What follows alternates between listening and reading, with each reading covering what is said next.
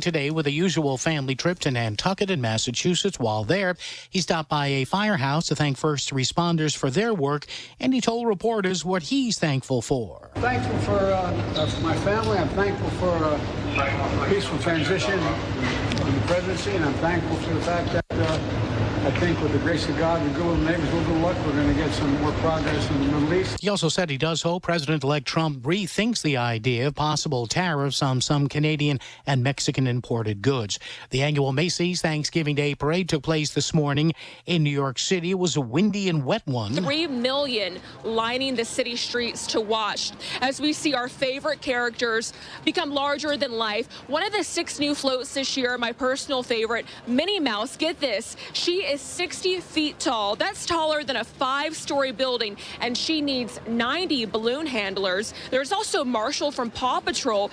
This parade first debuted 100 years ago in 1924, and then 4 years later, balloons were introduced because apparently the live animals were scaring the children. And that's Fox's CB Cotton in New York. A lot of people, of course, on the road. A record 71.7 million folks expected to travel by car over the holiday period. That officials say is about 1 million more than last year. The president of Mexico, Claudia Sheinbaum, denies President-elect Trump's claim that she's agreed to, quote, effectively shut down the border, unquote. But she says the two leaders did have a good conversation about working together on security issues, while noting that Mexico has taken care of the caravans or gathered at the southern borders. Mexicans, though, many worried U.S. tariffs could affect a wide range of products, some of which support entire regional economies in Mexico. America's listening to Fox News. So this new dose is, nope, that's not it. The price is nowhere to be found. Mr. Green? Hi, it's all good. We've got this. This is not just help from a Walgreens pharmacist. Oh, new prescriptions. Cool. Let me check to see if these are the lowest cost options covered by your Medicare plan. Oh, that's great. Thank you. This is someone supporting you every step of the way. Chat with a pharmacist today to find help saving. This is the human kind of help. Walgreens. An official message from Medicare. Medicare plans change from one year to the next. And this year, it's important for you to review your current coverage and compare all your options during Medicare open enrollment.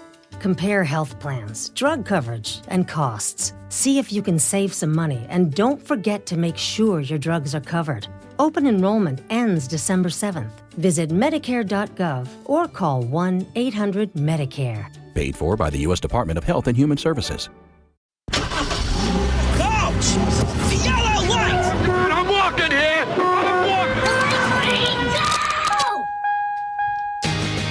Good afternoon and welcome to the Jason Rantz Show. We're here on AM 770 KTTH, streaming on the KTTH smartphone app.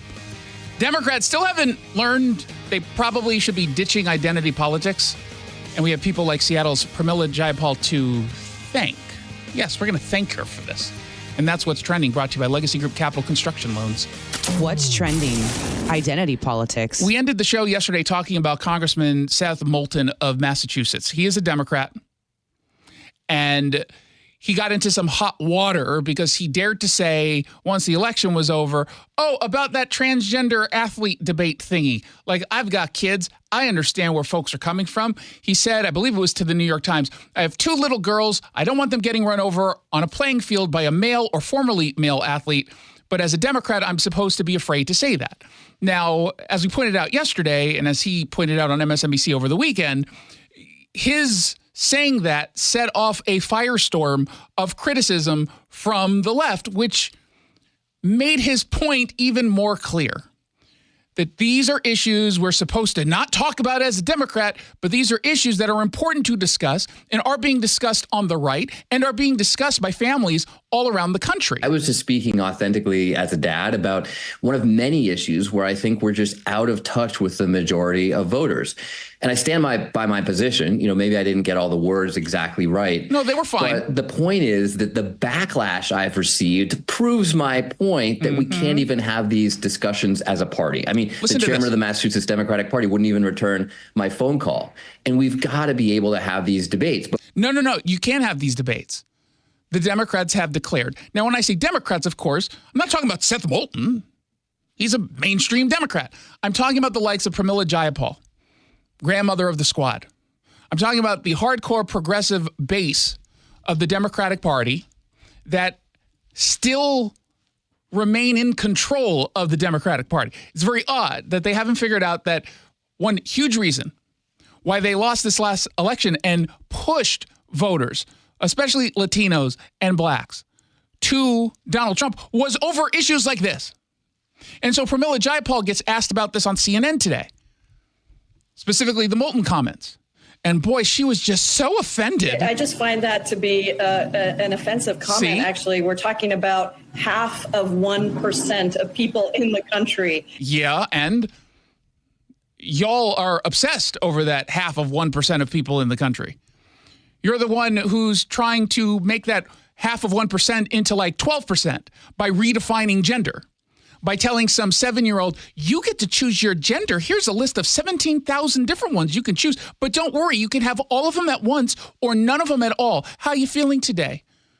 Timmy, are you feeling like Tammy? Because we can change your pronouns. How about this? We'll do That could be your new pronoun. Oh, you're confused? That's the intent. And I think that we have to really be clear. There was one party that tried to initiate a culture war, a so-called culture war against a tiny group of people. That was the Republican Party. That is the new talking point. I've heard that over the last 24 hours be mentioned by people almost word for word. This exact line. The only ones who are turning this into an issue, into a culture war issue, are the Republicans. They spent all this money in ads. Well, what were they responding to? What were they bringing up in those ads? Did they just make stuff up? Did they pretend that there were instances in which young girls got injured playing sports against young boys who present as girls? No, they were pretty specific. We've had a whole bunch of very specific instances around the country in which this was a significant issue impacting families. Oh, well, it's just 0.5 percentage point of people. Yeah, then why is it that you are completely upending women's sports to accommodate the 0.5% of the population? It's such a small issue. Why are you focused on them? Well, why are you changing laws? Why are you changing the culture? Why are you changing our understanding of gender for the 0.5% of population? You tell us, oh, you're focused so much, they represent so little. Okay, well then why are you changing so many things? Why are you bending over backwards here? That poured billions of dollars into this. Billions? We poured billions into the campaign? That's okay. Kind of felt like it was the $1 billion failure on Kamala Harris's part. Did we spend billions and billions of dollars on this? I don't think so. I mean, I don't even think if you count up all the money ever spent on this issue, period, gets to billions and billions of dollars. I go back to the fact that we can have an economic agenda that allows people to feel good and safe about their lives and that is inclusive so that everybody gets to live their life out. I don't think that just trying to instill fear and joining a party that is instilling people for a tiny, tiny group of population, group of people that we're talking about is the right way to go about this. What is it that Seth Moulton said that creates fear? Other than, I suppose, on a playing field when you've got a biological boy or man spiking a volleyball in your face as a girl or a woman. That's scary. I'll give you that. I don't think they're scared of the person for being trans. They're scared of the person for having physical capabilities that far, and I mean far, outdo anyone else's who happens to also be a biological female facing a biological male. The clear differences is, I don't even know how many more times we can list out. It's not controversial to say that men and boys, when we're talking about athletic competitions, people who are either at their peak or close to it, have an advantage over women. Their skills exceed those of women and girls. There's going to be one-off cases every here and there where you can say, well, look, that woman beat that dude. Yeah, I'm not saying in every single case, but this is just a biological reality. There is a reason to fear for your safety in those circumstances, but no one's going around saying, oh, it's a trans, run, hide. They might change our personal pronouns. No one is doing that, period. But you've got Jayapal there saying Seth Moulton, I guess, is trying to fearmonger. I mean, I read you the quote. It didn't seem all that. I have 2 little girls. I don't want them getting run over on a playing field by a male or formerly male athlete, but as a Democrat, I'm supposed to be afraid to say that. He's right. He is supposed to be afraid. And for that, I thank Pramila Jayapal. Because she's going to be one of the voices, the loud voices. This is the chair of the Progressive Congressional Caucus. She's going to be out there ensuring that this is an issue that stays top of mind for Democrats. You better support the non-binary community or we're going to label you a bigot. Now, that might work on a local level depending on where it is you live. In Seattle, that stuff works. It doesn't work when we're talking about national races. We're not going to see this work in many cases statewide. You might see it regionally, but that's about it. And the more she's focused on that, the better Republicans are going to be positioned. Because she and the others on the radical left will remind everyone just how radical they are. And there's not going to be a person who looks at this and says, oh, I can tell the difference between the progressive wing and the mainstream Democrats. I'm not going to judge the entire Democrat Party because of a loud minority. No, that's not how people generally view these things. You're being judged the same way the right gets judged by our lunatics, which is why we do what we can to, why don't you sit in the back over there and you can go on what's his name's podcast, the War Room podcast. You go every once in a while there because you're kind of only talking to other people who are already in that camp, but no one else listens to it. It's large, but it's not like it's a quote unquote mainstream. But we're not going to put you front and center on, Sean Hannity or Laura Ingraham. That's why you're called a backbencher. Yeah, 100%. Now, the smart ones, they start to maneuver their positions a little bit, massage their positions so they can maybe get on the bench and be considered for a pitch hitter. And who are some of the ones who are like that? Marjorie Taylor Greene, oddly enough, has moderated. What's the Colorado woman who's Lauren Boebert, who it's so funny because I have defended her many times despite some of her craziness because I've spoken to her off air. She's very smart. Like she really knows what it is she's talking about, but she was leaning into some of the cray-cray. She stopped that. Although weirdly, you never hear from her anymore. But she stopped that. We try to moderate our people while still having as wide of a tent as possible. They embrace and amplify on the left the crazy.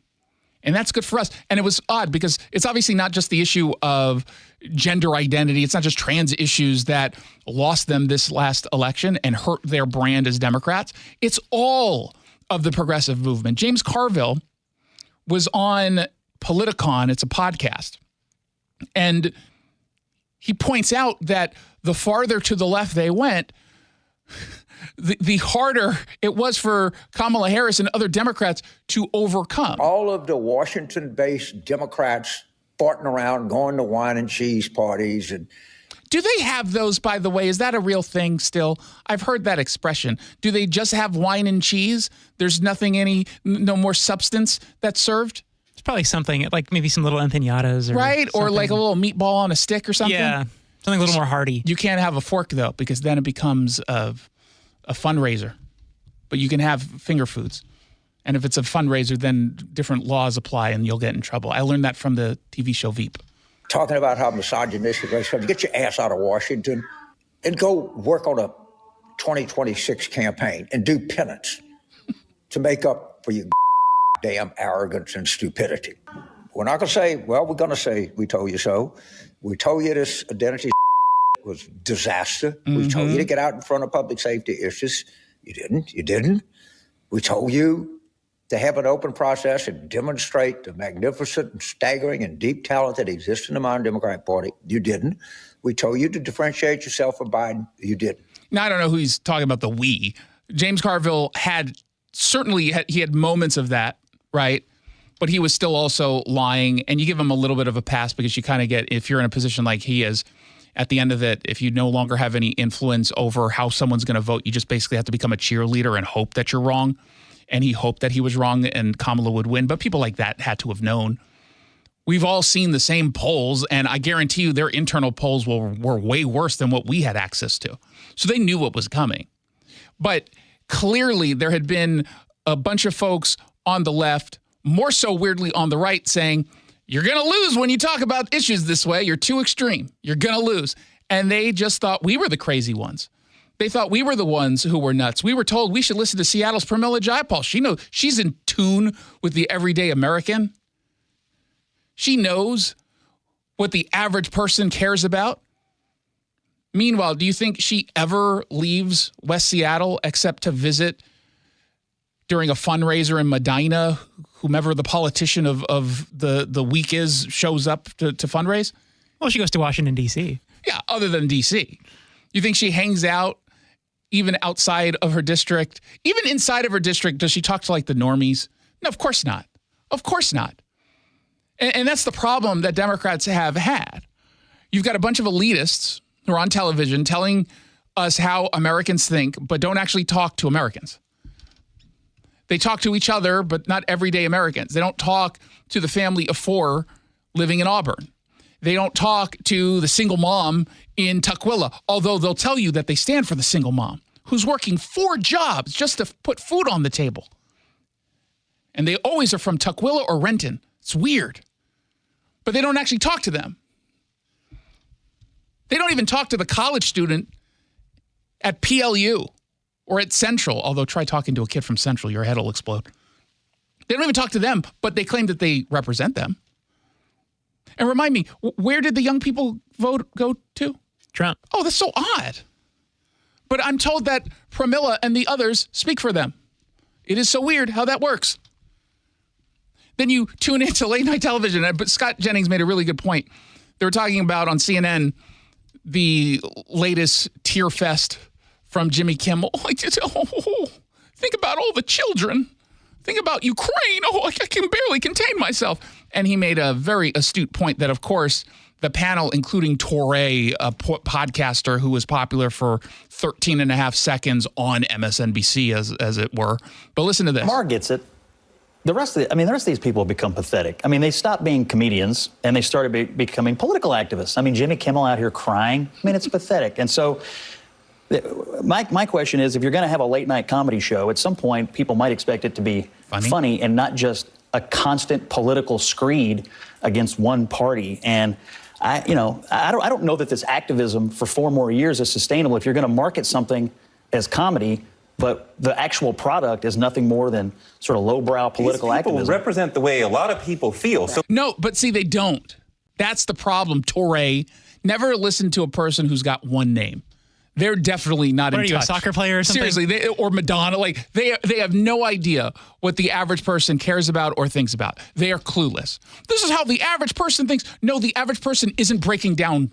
They didn't break down on the 6th, and they're not breaking down on the 12th. They're not breaking down. The crazy people break down. The crazy people who only surround themselves with other crazy people who break down, break down. But I guarantee you that the liberal voter in Wisconsin or Michigan or Pennsylvania, even if they voted for Kamala Harris, didn't wake up the next day and say, oh my God, what are we going to do? Let's find out what else is trending. What's trending? Let's get political. Of course, we just had to suffer through a really painful election here in Washington. We did well federally, nationally, but unfortunately, we get Bob Ferguson. And unfortunately, Bob Ferguson is smarter and slimier than Jay Inslee. We know he's going to do what he can to go after the Trump administration. He'll be partnering with the future Attorney General Nick Brown. But what about here at home? What will he do as it relates to our gun rights? Joining me on the line, Dave Workman from the Second Amendment Foundation. Welcome back to the show. Well, Jason, glad to be here. And, I wrote a story in the Gun Mag yesterday about what could possibly happen with Bob Ferguson being the new governor, and will he carry on his what seems to be an obsessive dislike for Donald Trump in terms of litigation. And you and I did not have to wait very long for the answer to that.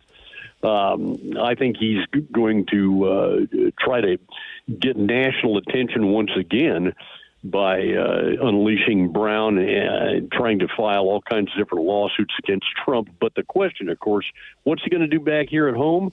Well, he's already established the fact that he is vehemently anti-gun. Mm-hmm. And, he lobbied real hard and finally got past bans on so-called large-capacity magazines, on so-called assault weapons.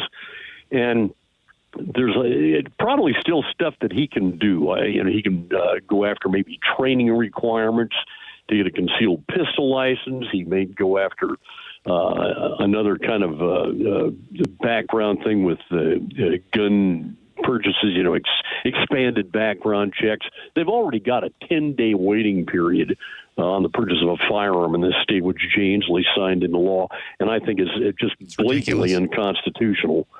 A right delayed is a right denied. So we're going to batten down the hatches, I think, because the next couple of years, unless the legislature decides to step in, and I doubt that they will, he's going to try to do everything possible to make life miserable in this state for gun owners because he knows they did not vote for him. We're also dealing with Nick Brown, who is no friend to gun rights and gun owners. I mean, he talked about how he had drafted and helped to defend 1639 several years ago, which raised the age to purchase a semi-automatic rifle from 18 to 21. Yeah, and he actually bragged about it. I wrote a story that appeared in the Gun Bank this morning. I posted it at 5 a.m., which explains what I do all night long for people. But he really does have a history of this stuff. Not only did he help write Initiative 1639, but according to his own statements, he's represented them in the Alliance for Gun Responsibility. He's represented in the battle to defend that. So here we have two unfriendly people once again in the highest offices in the state of Washington. Now, fortunately, we've got most of the sheriffs in this state are not going to be cooperative with him. I just don't see it. Most of the sheriffs supported Dave Reichert. And Reichert, I think, would have been an excellent governor. I've known Dave for, 30 years maybe, and he is not an enemy of gun owners. Hell, I've even shot with Dave over at Wade's Gun shop there in Bellevue. So, the outlook, at least for the next couple of years, and we'll have to see what really shakes out in the next legislative session, we're going to find out just how unfriendly Bob Ferguson might get. So my advice to gun owners is between now and January, you better start talking to your local state legislators and just make it plain, hey, look, we're going to be watching how you vote on anything remotely related to guns, and we're going to remember that. We are going to remember that. I hope people start waking up. This is not going to be easy with Bob Ferguson. He's a lot different than Jay Inslee. I think he's more devious. He's certainly smarter. He's a lawyer who, actually has practice subverting our rights, unfortunately. Dave Workman is the editor-in-chief over at thegunmag.com. Of course, he's with the Second Amendment Foundation based in Bellevue. Thank you so much for stopping by. Really appreciate it. You bet, Jason. Take care. You as well. You're listening to The Jason Rantz Show. If you have unfiled taxes or are in debt to the IRS, this is important news. Did you know the IRS has programs specifically designed to help people struggling with tax debt? Powerful tax assistance programs that can save you thousands if you qualify. No one knows these programs better than the experts at Optima Tax Relief, America's most trusted tax resolution firm, A-rated by the Better Business Bureau. Their award-winning team of tax attorneys and licensed professionals have resolved over $1 billion of tax debt for their clients. clients. One call to Optima can start the process, helping to end your worries about wage garnishment, asset seizure, and other IRS actions. Make sure you're getting the best options to solve your tax problems. Call the experts at Optima today for a free confidential consultation. Call 800-343-6460. 800-343-6460. 800-343-6460. Optima Tax Relief. Some restrictions apply. For complete details, please visit OptimaTaxRelief.com. Cougs versus everybody. Let's go. Lots of communication. Here we go. Set your mind right with the right intentions. Let's go get it. WSU finishes regular season play at home this Saturday when they meet Wyoming. Kickoff is set for 3:30. You go into any local restaurant, bar, whatever it is, you're going to see a Coug logo, and it means something to everybody here. It's all on your home for Cougar football. The Washington State Sports Network from Learfield. Catch the game this Saturday on AM 770 KTTH and the Seattle Sports app. Brian loves the outdoors, and then one day his knees told him no. I did have to stop hiking and skiing. Diagnosis? Arthritis. I went to my doctor now, and he wanted to replace my hips, and I did not want that to happen. That's when Brian learned about stem cell therapy and went to see Dr. Mark Wagner, MD at Seattle Sports and Regenerative Medicine. I researched it. You hear you talking on the radio, and it worked. How long did it take to work? Within 3 days, I could do squats. I could walk downstairs. And just 4 months after that, I went skiing yesterday at Crystal Mountain. We skied most of the day with no pain whatsoever on my knee. So, does he recommend this to others? I've recommended so many people, I just can't remember. Sounds like he does. So before you choose surgery, consider stem cell therapy with Dr. Mark Wagner, MD at Seattle Sports and Regenerative Medicine. Schedule your consultation at drmarkwagnermd.com. I never realized that I'd be taking care of a 2-year-old and a 9-year-old on my own. I think men can be a little stubborn sometimes where pride gets in the way and they may want the help, they may not know how to ask. With my traditions, with the family support in line, and just with my mind frame, I was able to turn a negative into a positive. I knew I needed more tools in my toolbox to take care of these little girls that had just lost their mother. It's time for me to be that father that I knew I could be. I think just being that good role model as well, that models good behavior in front of them, going to work every day, coming home and being able to put on that smile. The biggest reward about being a dad is sitting back and watching your kids be happy. Never stop being a dad. That's dedication. Find out more at fatherhood.gov. Brought to you by the U.S. Department of Health and Human Services and the Ad Council. In sitcoms, when someone has a problem, they just blurt it out and move on. Well, I lost my job and my parakeet is missing. How was your day? But the real world is different. Managing life's challenges can be overwhelming. So, what do? We get support. The Huntsman Mental Health Institute and the Ad Council have mental health resources available for you at loveyourmindtoday.org. That's loveyourmindtoday.org. See how much further you can go when you take care of your mental health. Out here, in the middle of all these acres, it can feel like you're the only person on Earth. And sometimes, that's how it feels when you're going through tough times. Stress builds up, you have trouble sleeping, maybe your mind is racing and you just don't feel like yourself. So what do? We get help. Lots of people are struggling with their mental health. It's more common than you think. The good news is, there are people in our community who are here for us when times are tough. Sometimes, just talking to someone can make all the difference in the world, so we don't feel so alone. One thing you can do is visit loveyourmindtoday.org for simple steps you can take to find the right solution for you. Whether it's hearing stories about what other people are going through, or finding the resources we need to navigate the stresses in our lives. Visit loveyourmindtoday.org. That's loveyourmindtoday.org. Brought to you by the Huntsman Mental Health Institute and the Ad Council. Bonneville International radio station contests are open to participants 18 years of age or older that are residents of Washington State unless otherwise specified. Employees or agents of the station, Bonneville International Corporation, other area radio stations, or any entity associated with the contests are not eligible to win unless the station otherwise specifies at its own discretion. Persons who have won in the last 60 days from a station contest or event may not be eligible. Full general contest rules are available on ktth.com or in person at the station during regular business hours. listeners. Happy Thanksgiving. You're listening to the best of the Jason Rantz Show.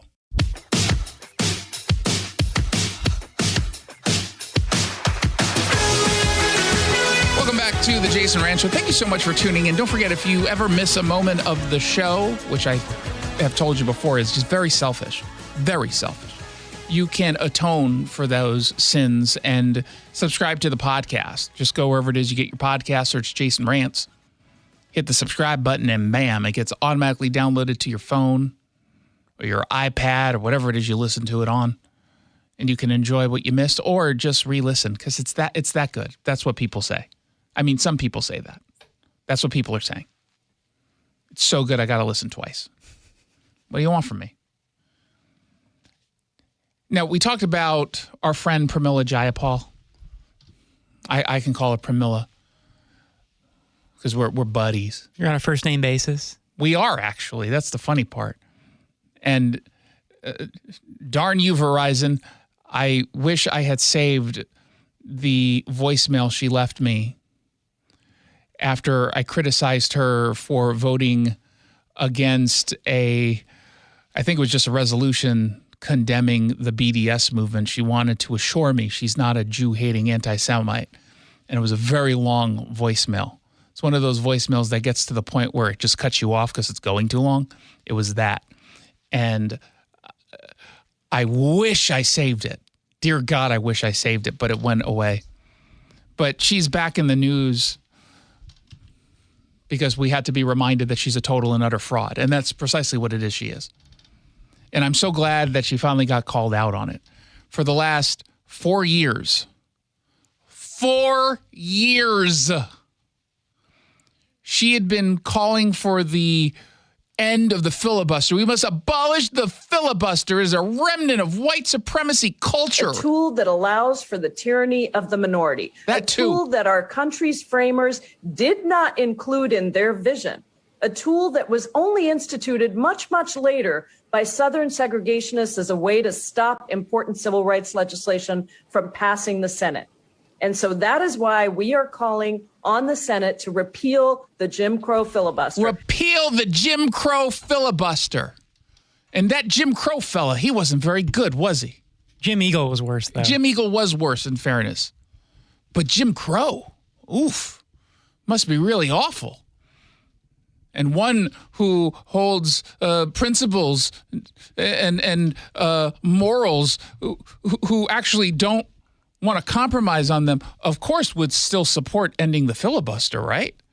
Oh, but she's a total partisan fraud, and the only reason she wanted to end the filibuster was because then she could have total control, which is ironic because she was the one who was calling Donald Trump an authoritarian and a tyrant who's going to abuse his power. Meanwhile, Pramila over there was saying, ooh, we've got power right now. Let's rig the system so we never, ever, ever, ever lose anything. Kind of sounds like you were the authoritarian because yesterday she got called out.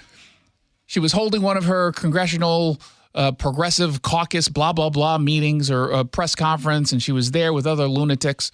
And someone finally said, hey, Pramila, remember that whole thing about abolishing the Jim Crow filibuster? Do you still want to do that now that y'all don't have power in the Senate and the White House is now under Donald Trump and Republicans seem to be poised to keep control of the House? You're still in favor of that, right? Because who would want to keep a Jim Crow filibuster? I think this is where it goes back to before this election, right? If we had had control of the trifecta and gotten rid of the filibuster to pass minimum wage, to pass paid sick leave, to pass many of these things that are passing abortion access, that are passing on ballot measures that are so popular, those aren't going to the state legislatures either. Those are going to the ballot. Then I think we would have built some trust with the American people. So I'll let her finish in a moment, but just to translate. If we were able to pass all the things we wanted to pass, then of course we would want to get rid of the filibuster. When we had control to pass a whole bunch of things that, even though might be unpopular with the American people and hurt our economy and whatnot, but, you know, we'll put that aside and debate it another day. But, yeah, I mean, if we had the trifecta and we could just completely abuse the system and pass everything we wanted to pass, Of course, I would want to still get rid of the filibuster, but Republicans, don't forget, already got rid of the filibuster for taxes. The tax scam didn't require 60 votes. And so I think that I don't think it's in opposition at all. I think, obviously, would I be, am I championing getting rid of the filibuster now when the Senate has the trifecta? No. Okay, well, then I'll be the champion, because you know what? You really inspired me. I want to get rid of something that's Jim Crow. I heard that was a bad thing. Did we change that, or is it still a bad thing? I think it's still bad. Right? I think so, too. Jim might be Jane now. I don't know if we're following Democrats on this, but it kind of feels like that's bad. Shouldn't we then get rid of the filibuster? Or is it only bad when you stand to gain a whole bunch of power? Oh. The irony is that we have procedural norms like Jim the filibuster. Crow filibuster. Oh, sorry, the Jim Crow filibuster exists because of people like Pramila Jayapal. Precisely. Which is exactly why I don't want to get rid of the filibuster. I want Republicans to pass legislation the good old-fashioned way, which is consensus building, actually listening to the American people, and not ramming through a whole bunch of really dangerous and extreme policies. I know, shocking. But had we had the trifecta, I would have been, because... She's not even hiding it now. Had we been in control, of course I would want to pass the filibuster abolition bill, because we would then be able to stay in power forever. I think we can even cancel all elections at that point. The thing we said that Donald Trump would do. I mean, dear God, is this not the biggest fraud? And she says it almost with a level of, I don't know if I would call it ego, or overconfidence.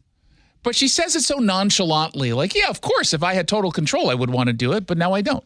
As if that isn't something that should be called out and criticized. I guess when your legislative district is Seattle, you can say stuff like that. Yeah, she doesn't care. She's never going to be under threat of losing her gig, ever. There's no position that she will find herself in, even if there's some massive scandal. Look at those photos. Nothing would get her to lose this position. Until she's ready to retire, she's golden, okay? And so of course. She just doesn't care. But in fairness to her, she does now still support court packing, and I can't wait to do that with the Senate. Let's just add, and just for the diversity's sake, let's add 47 different justices to the court. Just, it could represent different groups of people, different demographics. But then that would give us an even number. Okay, 48. How about that? Okay. Is that fair? Yeah. Okay, let's go with 48. Because you know what? I was thinking I forgot on my list, I didn't have bald person represented. And now we can get a bald justice, finally. At long last, the bald people have someone to look up to. It's not fair that the bald look at the Supreme Court and say, there's no one there that looks like me. You've had bald justices. Not now. That's true. We don't have one. Thanks a lot, Stephen Breyer. Yeah, God. And he wasn't even frumpy, and that's what they want. I don't make the rules. I'm not bald. What do you want? No one asked her about court packing. You know that's going to come next. Mostly because I pre-wrote and scheduled my tweet that will go up on January 21st at 6:13 a.m. It's already in my scheduled tweet because I knew I was going to forget. God, these people are such frauds, and it's so incredible that they think they can get away with it. And you know what? One could argue she is going to get away with it. This will go away after that, and like you said, she's not going to lose her position in Seattle. She's certainly not going to get called out by Seattle media outside of us, outside of conservative media. We'll call her out. Speaking of being called out, Chuck Schumer was getting called out. He finally relented. He refused to allow Dave McCormick to go to orientation, the senator-elect from Pennsylvania, because Bob Casey has yet to concede, which is just a crummy thing for Chuck Schumer to do. Even if it was a close race, it's already been called. But let's say it gets even closer and closer and closer, and Bob Casey has reason not to concede. You should still allow the guy to go to orientation. Just for the experience alone, it's kind of a big deal when you get elected senator. And maybe you forget that when you've been a senator for, the last 73 years.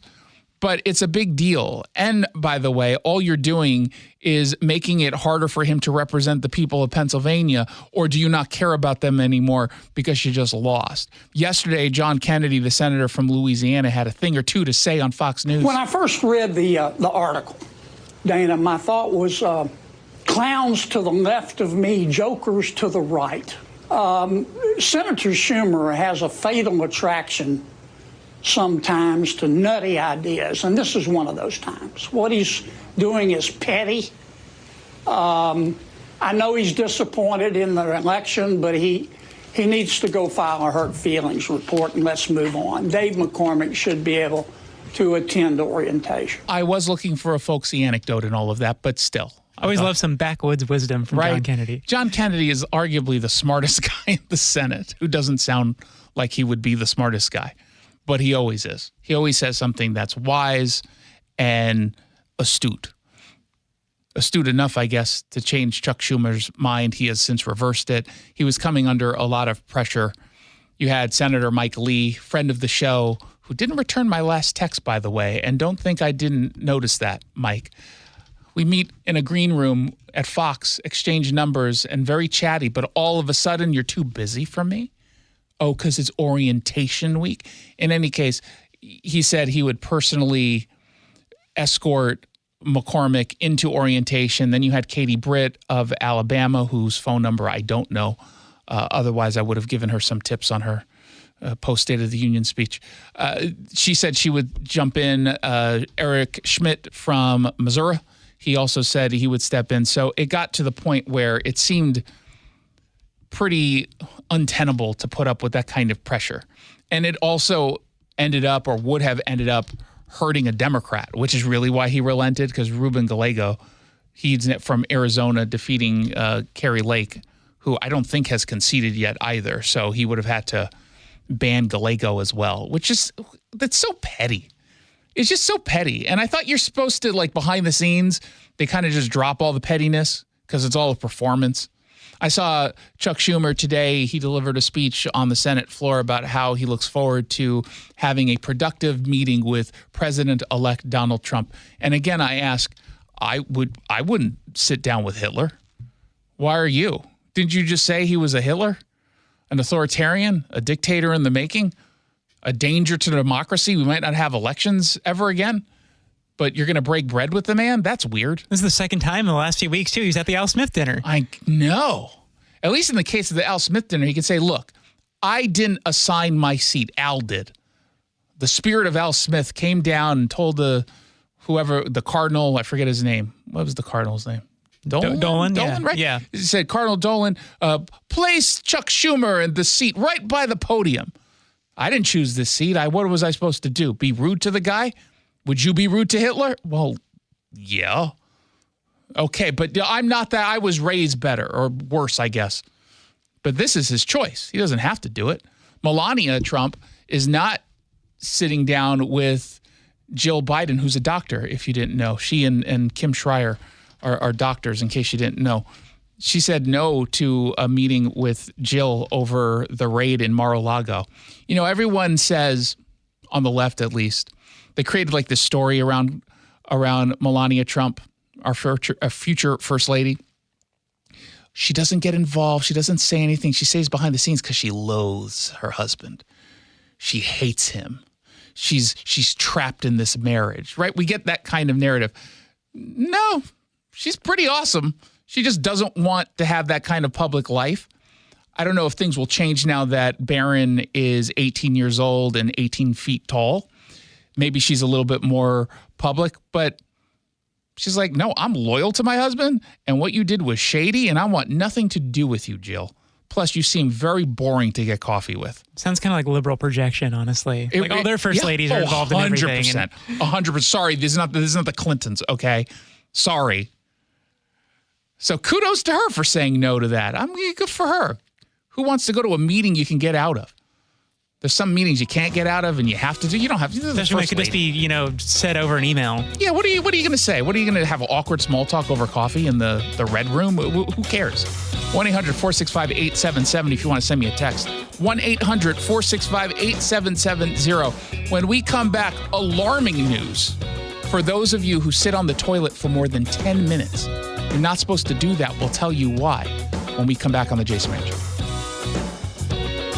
Are you prepared for emergencies? Northwest Security and Sound ensures your home, business, and family are safe and prepared for anything, from natural disasters and political unrest to home invasions. Northwest Security and Sound's state-of-the-art security systems include video security, fire security, and emergency alerts. Stay one step ahead of any crisis with their 24/7 monitoring services. Protect your family, home, and business today. Visit nwsecurityandsound.com right now to schedule your free, no-obligation assessment. Need to hire quality candidates fast?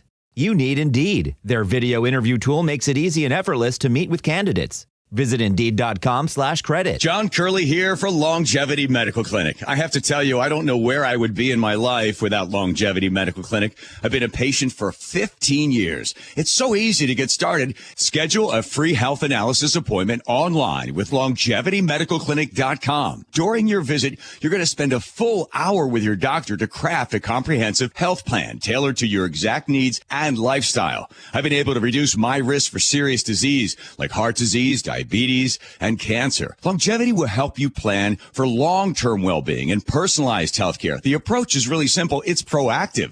It focuses on prevention, going beyond the traditional model of just merely managing your symptoms and treating conditions as they arise. Let's face it, just because you're getting older, we're all getting older, it doesn't mean you have to fall apart. Get started with your free health analysis at Longevity Medical Clinic. That's LongevityMedicalClinic.com. Again, that's LongevityMedicalClinic.com. Jason Rantz here with our local tax expert and advocate, Greg Nunn from Nunn Better Tax Resolution. So, Greg, not all tax resolution companies are the same. There are some that are definitely not local. There are others that don't quite know what they're doing even. Well, I tell you, these ads that all of us hear, Fresh Start program, they make you feel like, hey, man, I can just easy peasy get my taxes written off. No. And I've had several clients actually come to me after going through that process, and they just get no response after a while. They're passed around from person to person. That doesn't happen at my firm. You are familiar with the cases that come in. You're working on them. I'm familiar with every case that comes into our office. And I know what's going on and have the ability to really advise our taxpayers very well on what to do. If you're having trouble with the IRS, then call Greg Nunn. Nunn Better Tax Resolution, from stress to success with IRS Solutions. 425-947-1967 or Google NUNN. Nunn Better Tax Resolution. Most people out here think that taking care of one another is important. And most people would step up for a neighbor going through a tough time. Most people around here help out friends and family when they need it. But the funny thing is, most of us won't look for help when we need it. If you're struggling with mental health, you should know that there are resources out there that can help. And it's okay to talk about it if you need to. One place to get started with information is loveyourmindtoday.org. Loveyourmindtoday.org offers a range of guides, instructions, and insights for dealing with difficult situations or getting through a tough time. If you're struggling with mental health, get the help you need, because most people out here really care. Visit loveyourmindtoday.org. That's loveyourmindtoday.org. Brought to you by the Huntsman Mental Health Institute and the Ad Council.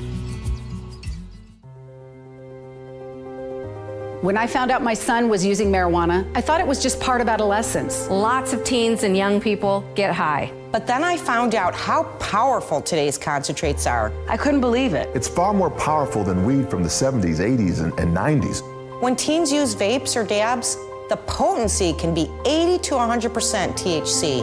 THC can cause addiction, hallucinations, paranoia, anxiety, and cannabis-induced psychosis in youth. For teens and young adults, marijuana use comes with increased risks of suicidal thoughts, planning, and attempts. And these high THC products can be bought almost anywhere. From gas stations to dispensaries, I had no idea. Talk to your children well before they experiment with today's potent THC products. Get educated. Help them understand the dangers are real. Just Say No, KNOW. Go to justsayno.org today for the facts. A public service message from Johnny's Ambassadors. Happy Thanksgiving. You're listening to the best of the Jason Rantz Show.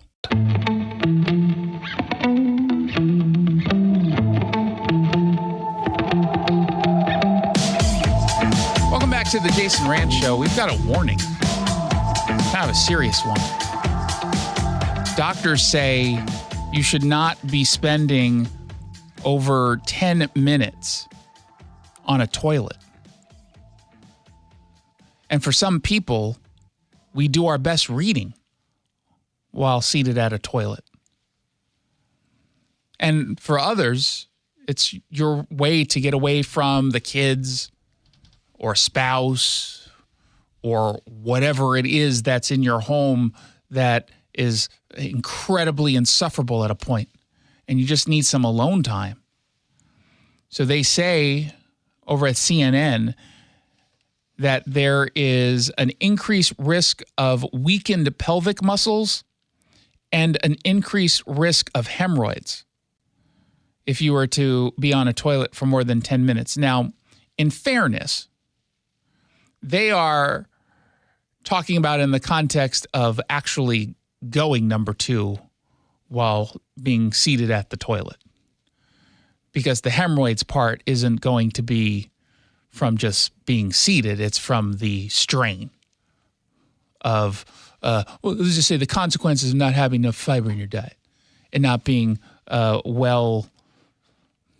is it regulated? Well, no, I think if you're dehydrated, doesn't that cause problems too? Don't you have to be hydrated? I think so, yeah. Yeah, I was going to say lubricated, but that didn't sound right. That sounded gross. Dr. Lai Zhu, a colorectal surgeon at the University of Texas Southwestern Medical Center in Dallas, said, when patients present to me with complaints, one of the main areas we have to delve deeply into, pardon the pun, is spending a lot of time on the toilet. You don't have to say delve deeply into when we're talking about backside issues, man. They say people should spend an average of 5 to 10 minutes on the toilet, according to Dr. Farah Manzoor, an assistant professor of medicine and director of the Inflammatory Bowel Disease Center at Stony Brook Medicine on Long Island. They say, why is it a problem if you stay longer? They say, gravity keeps us grounded on Earth, but that same gravity also forces the body to work harder to pump blood back up to the heart. The open oval-shaped toilet seat compresses the buttocks, keeping the rectum in a lower position than if you were sitting on the couch. With gravity pulling the lower half of the body down, the increased pressure affects your blood circulation. The first thing I thought of when I saw that was, you know how some people have I don't know what they're called, but it's a special padding that almost looks like a toilet that you put on your chair.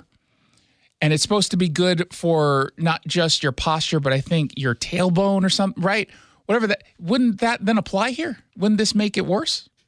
Maybe it's because it's padded? I don't know. But there's an opening in the padding that it almost makes it look like it's a toilet. It's like a reverse toilet. I wonder if that, put that down on the list of questions to ask a colorectal physician when I come in contact with one at some point. There's like 17 questions there. They're great at parties, though. Well, I mean, imagine getting stuck next to that person at the wine and cheese party. Probably hear some funny stories. Would you, though? I don't know. I feel like they have to take it really seriously to make it in that industry. You can't be jokey about it because who wants to go see a jokey colorectal doctor? Right?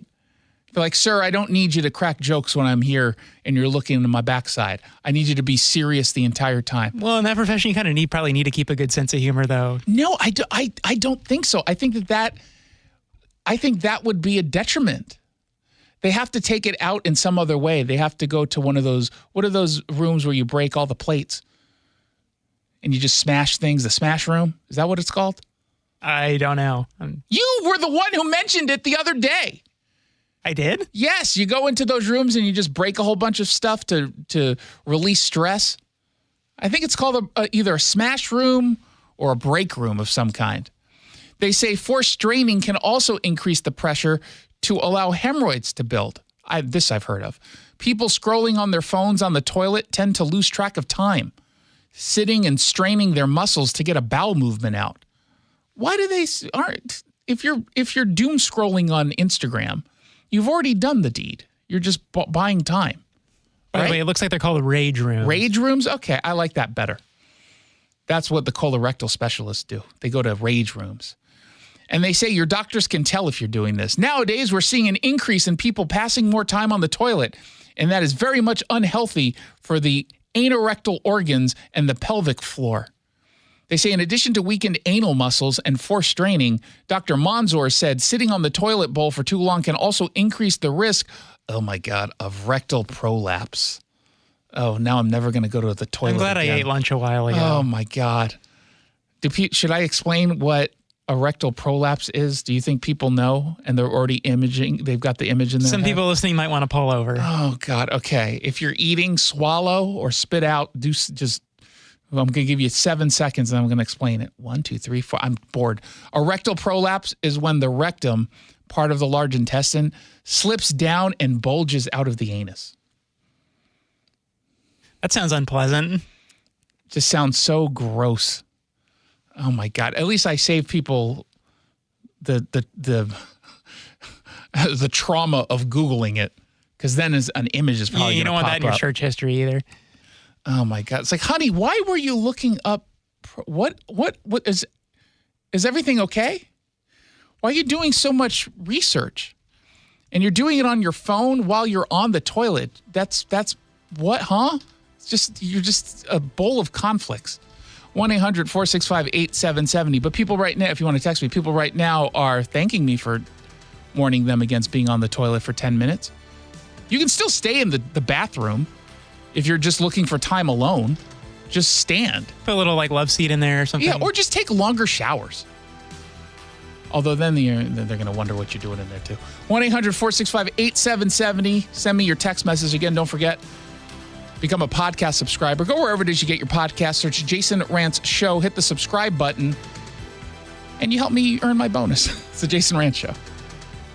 Apparently, I have the ankles of a 70-year-old person instead of a 45-year-old person. This is Carrie, and her love for gymnastics and dance was starting to take a toll on her body. There's a group of us that actually did adult gymnastics. I'm sure that wasn't good for my body either. So, of course, she sought treatment for those rapidly aging ankles. I started seeing a new podiatrist. Even those treatments weren't working. And that's when someone close to her recommended Dr. Mark Wagner, MD, at Seattle Sports and Regenerative Medicine. It was my therapist that told me about Dr. Wagner. I did not know there was such a thing as stem cells. I started researching. I thought it was super fascinating. And how has the treatment worked so far? I used my crutches to leave the office. After that, I never used my crutches again. Whether it's a shoulder, hip, knee, or old ankles, consider stem cell therapy with Dr. Mark Wagner, MD, at Seattle Sports and Regenerative Medicine. Schedule your consultation at drmarkwagnermd.com. If I won the lottery, I would get stem cells from Dr. Wagner on every joint in my body. I don't feel so good. You do feel hot. Dayquil Kids will take care of that fever. What about my cough? Dayquil Kids has that covered. Will it make my throat feel better? Yes, that too. But will it taste good? Yep, Dayquil Kids comes in your favorite flavor. Purple? Well, yes, it's grape. Try new Dayquil Kids Plus Fever, the daytime coughing, aching, sore throat fever just for kids medicine. Safe for kids 6+. Use as directed. Febreze. As a rideshare driver, I love keeping my car smelling fresh and clean. So when I'm driving, I only trust Febreze car vent clips, featuring 3 distinct intensity settings, because it's that little touch that sets me apart. I can turn the intensity down for subtle freshness, or I can turn it up for when I want lots of scent. So whether it's set to low, medium, or high, with Febreze car, I know my car's going to smell amazing. Which keeps my driver rating right where it belongs. Picking up! Oscar! This Christmas, skip the toys and gift cards. Instead, give a chicken. Yep. A goat, a chicken, school supplies, and more. How? At the Light the World Giving Machine, it's a chance to help those in need, both locally and around the world. 100% of your donation goes to the item and charity you select with a simple push of a vending machine button. Visit the Light the World Giving Machine today at the Alderwood Mall near the Lego Store and the South Hill Mall near the Golden Corral. Go to givingmachinewa.org.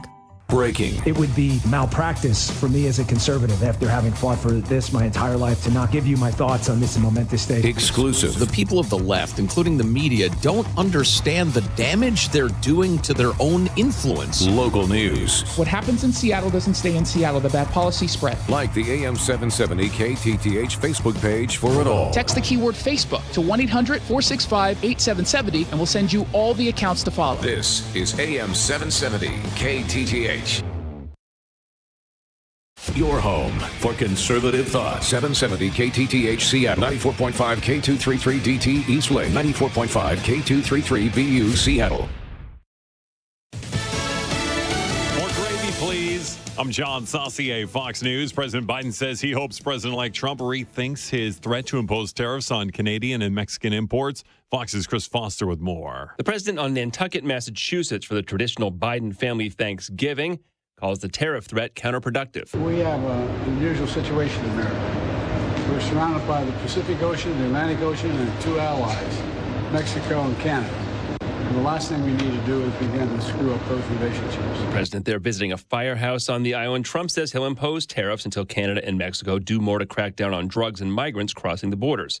Chris Foster, Fox News. It was a rain-soaked Macy's Thanksgiving Day Parade in New York City. Fox's CB Cotton out there on 6th Avenue checking out the balloons. The soggy weather did not stop the smiles. Millions of people lining the streets to watch the parade here in the Big Apple. All of our favorite characters turning larger than life. My personal favorite, Minnie Mouse, she made her parade debut today. She is taller than a 5-story building. Minnie is one of 6 new balloons. And get this, when the parade debuted 100 years ago, there were live animals, but in 1928, the balloons were introduced because the animals were actually scaring the kids. For 2 years in a row now, the NYPD had to arrest some pro-Palestinian protesters who tried to disrupt the parade route. NYPD officials tell us 25 people were taken into custody. And it may be Thanksgiving today, but retailers are already thinking about tomorrow's Black Friday. The National Retail Federation estimates 131 million Americans will shop tomorrow, 2/3 of them in stores. Analysts envision a solid holiday shopping season, though perhaps not as robust as last year's, with many shoppers under financial pressure. Retailers will be even more under the gun since there are 5 fewer days between Thanksgiving and Christmas this year. America's listening to Fox News. So this new dose is, nope, that's not it. The price is nowhere to be found. Mr. Green? Hi, it's all good. We've got this. This is not just help from a Walgreens pharmacist. Oh, new prescriptions. Cool. Let me check to see if these are the lowest cost options covered by your Medicare plan. Oh, that's great. Thank you. This is someone supporting you every step of the way. Chat with a pharmacist today to find help saving.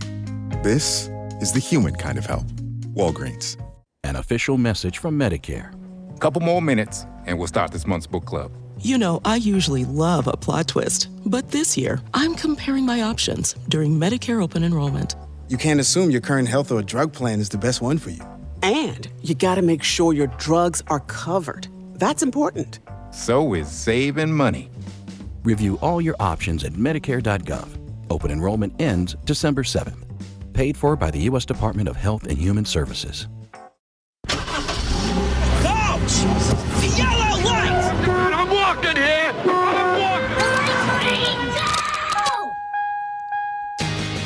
Good afternoon and welcome to the Jason Rantz Show. We are live on AM 770 KTTH. We are streaming live on the KTTH smartphone app. Seattle's most insufferable columnist has another hot take. Kamala Harris had more experience than Donald Trump, and that she lost proves you're all racist and sexist.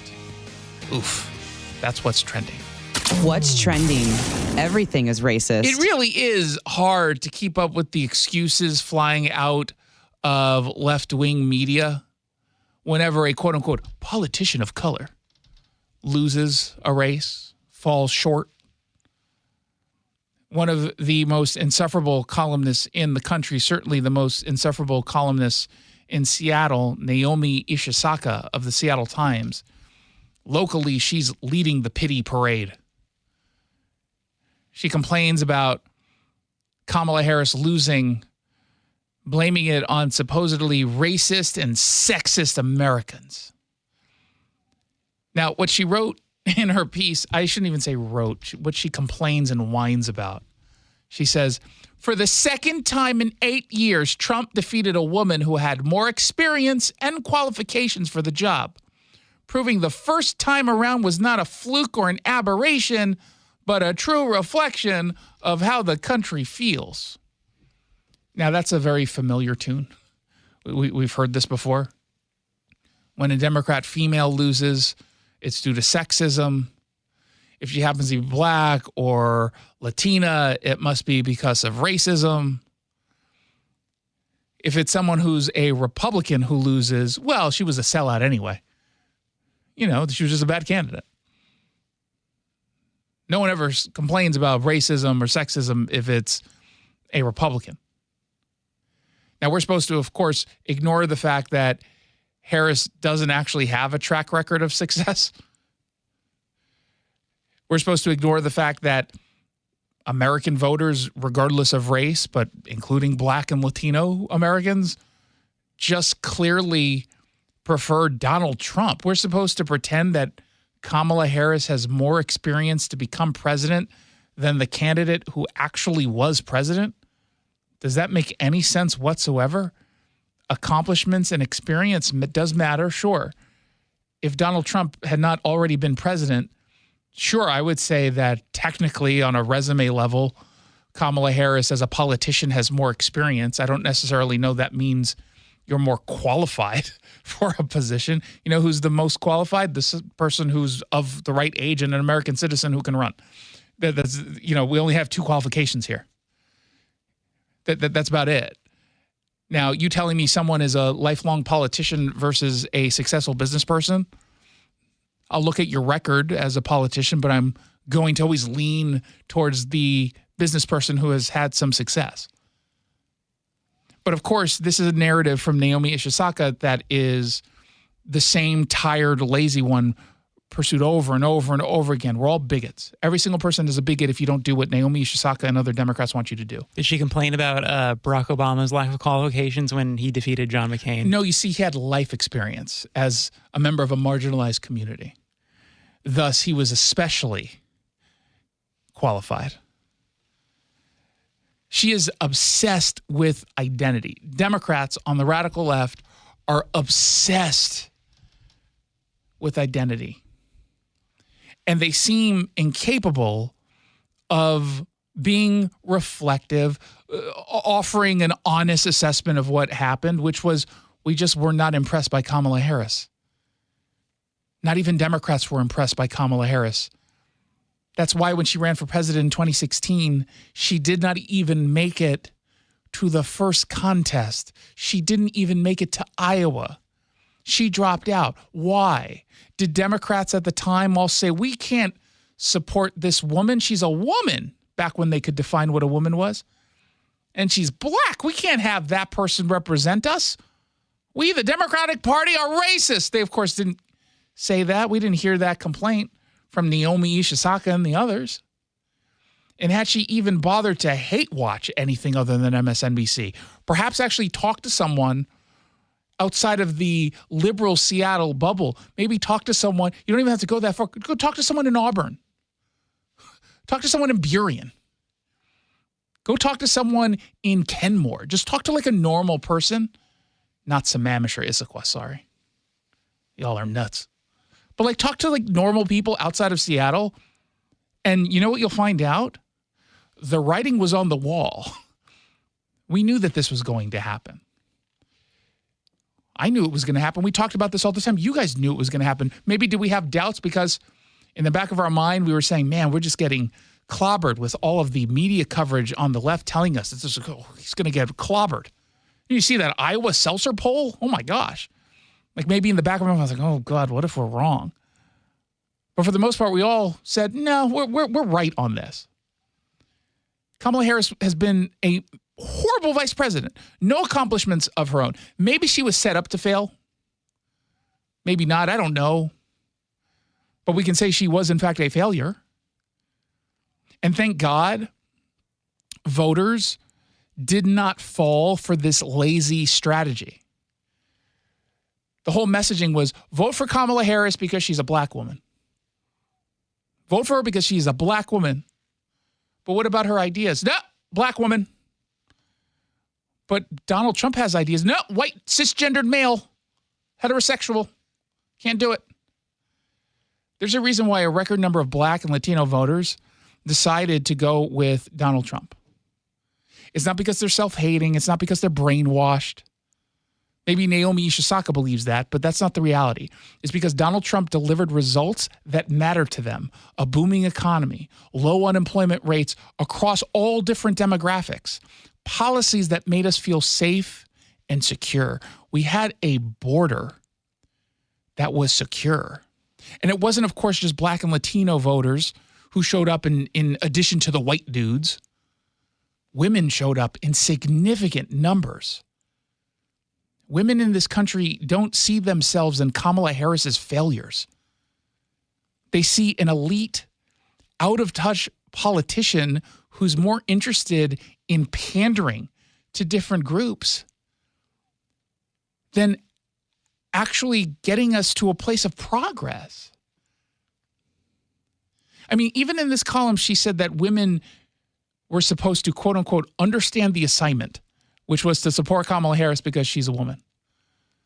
It's just so disgusting. And of course, it's not just Naomi Ishizaki who's pushing this garbage. You do have some people now at least saying the right things, but trying to revise history. Joe Scarborough is a perfect example of this. And maybe because so few people watch his stupid show on MSNBC, he thinks he can get away with this, but we do have the interwebs and we have access to clips. He went off today about how I told you so. I told you so. If you would lean into all this crazy, we would lose this.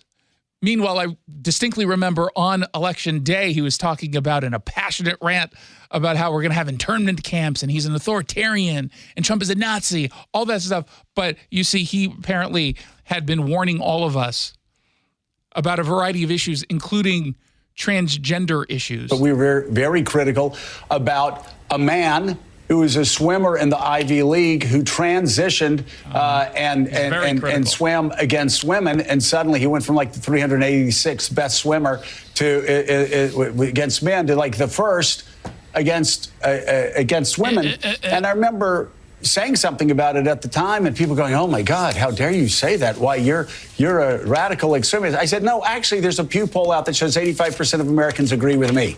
And it's so fascinating, Zanny. It's so fascinating that all of these people who have been championing women all of these years sort of abandoned girls who had been waking up and their parents have been driving them to go swimming or running track and field from the time they were 5 years old at 5 o'clock in the morning on Saturdays and Sundays. And suddenly they abandon them and won't say a word because they're afraid they're going to be canceled. It's insanity. Yeah, you know, one thing that Joe Scarborough and Morning Joe was known for was really pushing back against the woke madness. Always a voice of reason. Always, every single time, whenever it came to either gender identity or policing issues.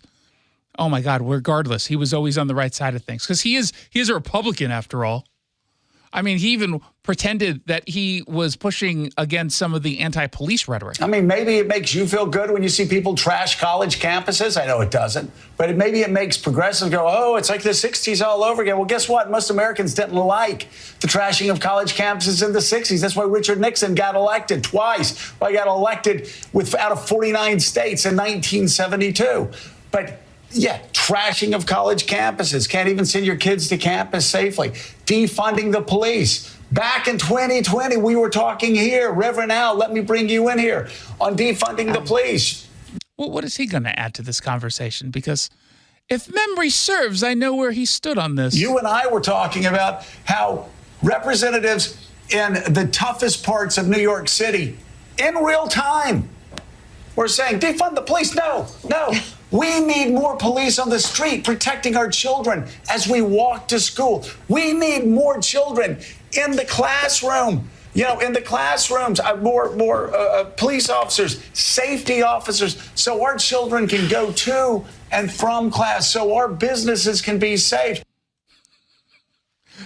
I don't you remember all those impassioned speeches pushing him back against the insanity on his network. I remember distinctly when he said, hey, remember what that racist Joy Reid just said last night about all cops being bastards? It's nonsense.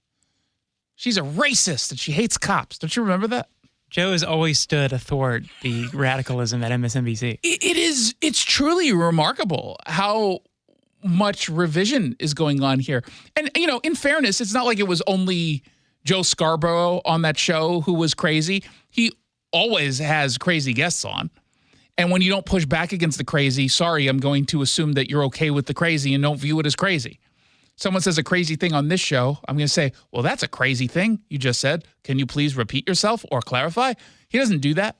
Really, the only issue that he kind of pushed back on was anti-Semitism. That was it, but barely. Yeah. He started to do it, and then he stopped. Yeah. He did start. I'll give him that. He was okay on that until he got, I guess, a little bit of maybe Joy Reid was giving him that evil look in the hallway. He got some notes. He's just like, hey, Joe, I heard your commentary about Zionists this morning, and I don't appreciate it.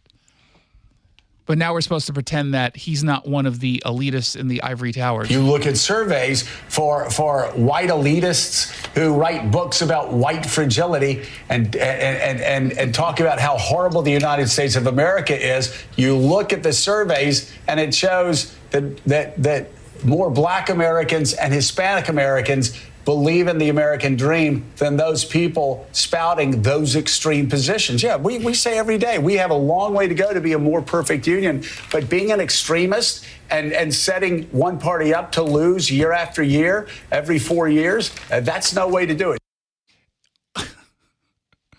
it. You truly got to love Joe Scarborough. He's kind of like Mark Cuban. In case you didn't see the news over the weekend, he got caught deleting some of his pro Kamala Harris posts on X. He got caught deleting it. Why? Because he knows that people have short memories. He knows that folks aren't going to just instinctively remember, but he also knows that there's some people who are sleuths who do remember things, who will then go on his account, let's say 8 months from now, and do some keyword searches and find some of the posts that he made that were embarrassingly false and nonsensical and then get used against him, right? So he started to delete some of the stuff, hoping people wouldn't find out. Why would he do that? Because he's embarrassed that he was such a shill for Kamala Harris. And it was odd because Mark Cuban, while he does tweet politically, I've never seen him be so political in the sense of like showing up to events and basically being a surrogate for a candidate, which is precisely what it is he became. Like he never did that before, but he chose to do. Of all the people to choose to do that for, Kamala, really? You would do it for Kamala Harris? Like, I get it if you do it for Pete Buttigieg, because at least he's bright. He's a smart guy. He's incredibly dishonest, but he's very smart. I think we can say that about Pete. He's a smart guy. Yeah. He is. He's a Rhodes Scholar, wasn't he? I believe so, yeah.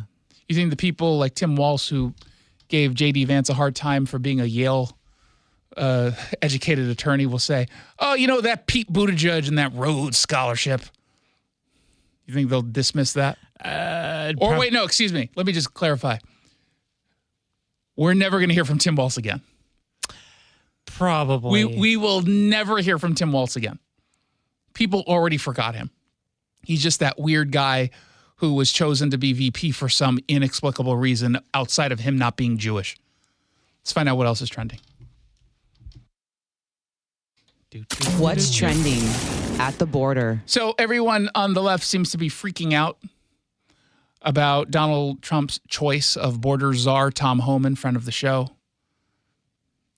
And one of those voices is Maria Cardona, who gets the title Democrat Strategist.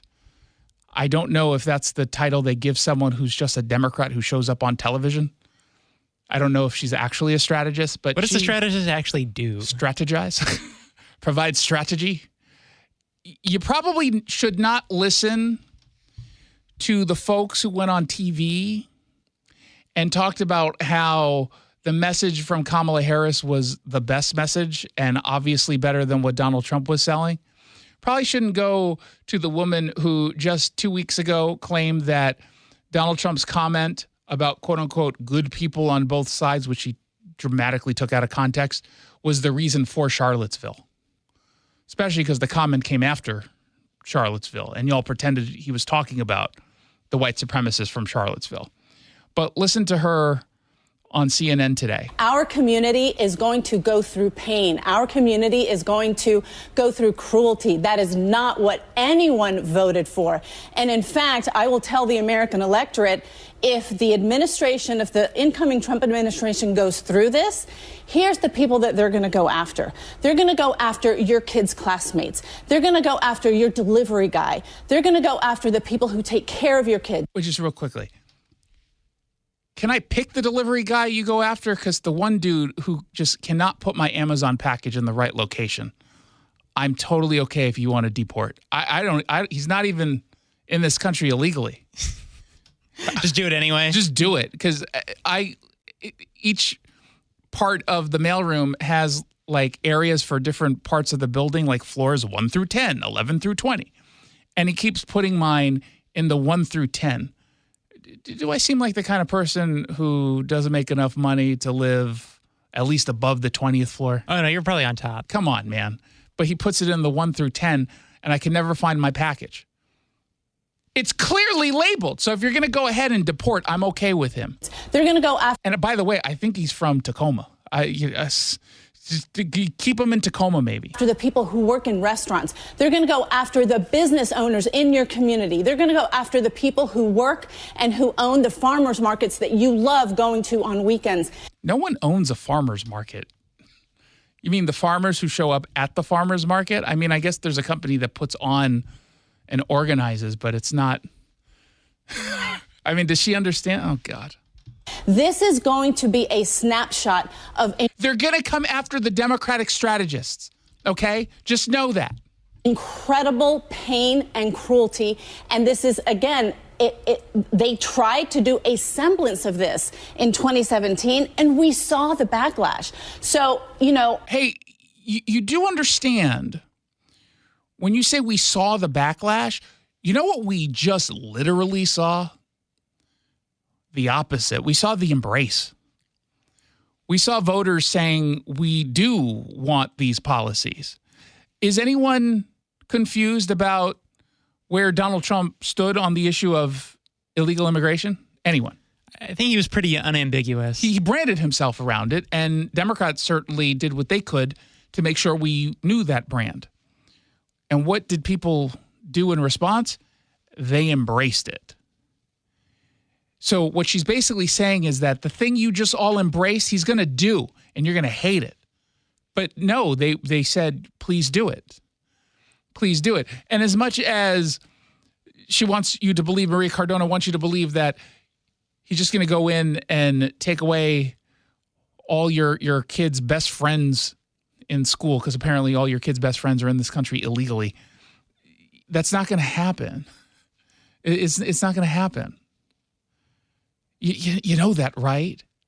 And they keep selling us this doomsday approach to immigration policy that no one views as doomsday. And the stuff that she says is going to happen that people might object to isn't actually going to happen. They don't have the mechanisms in place to do that.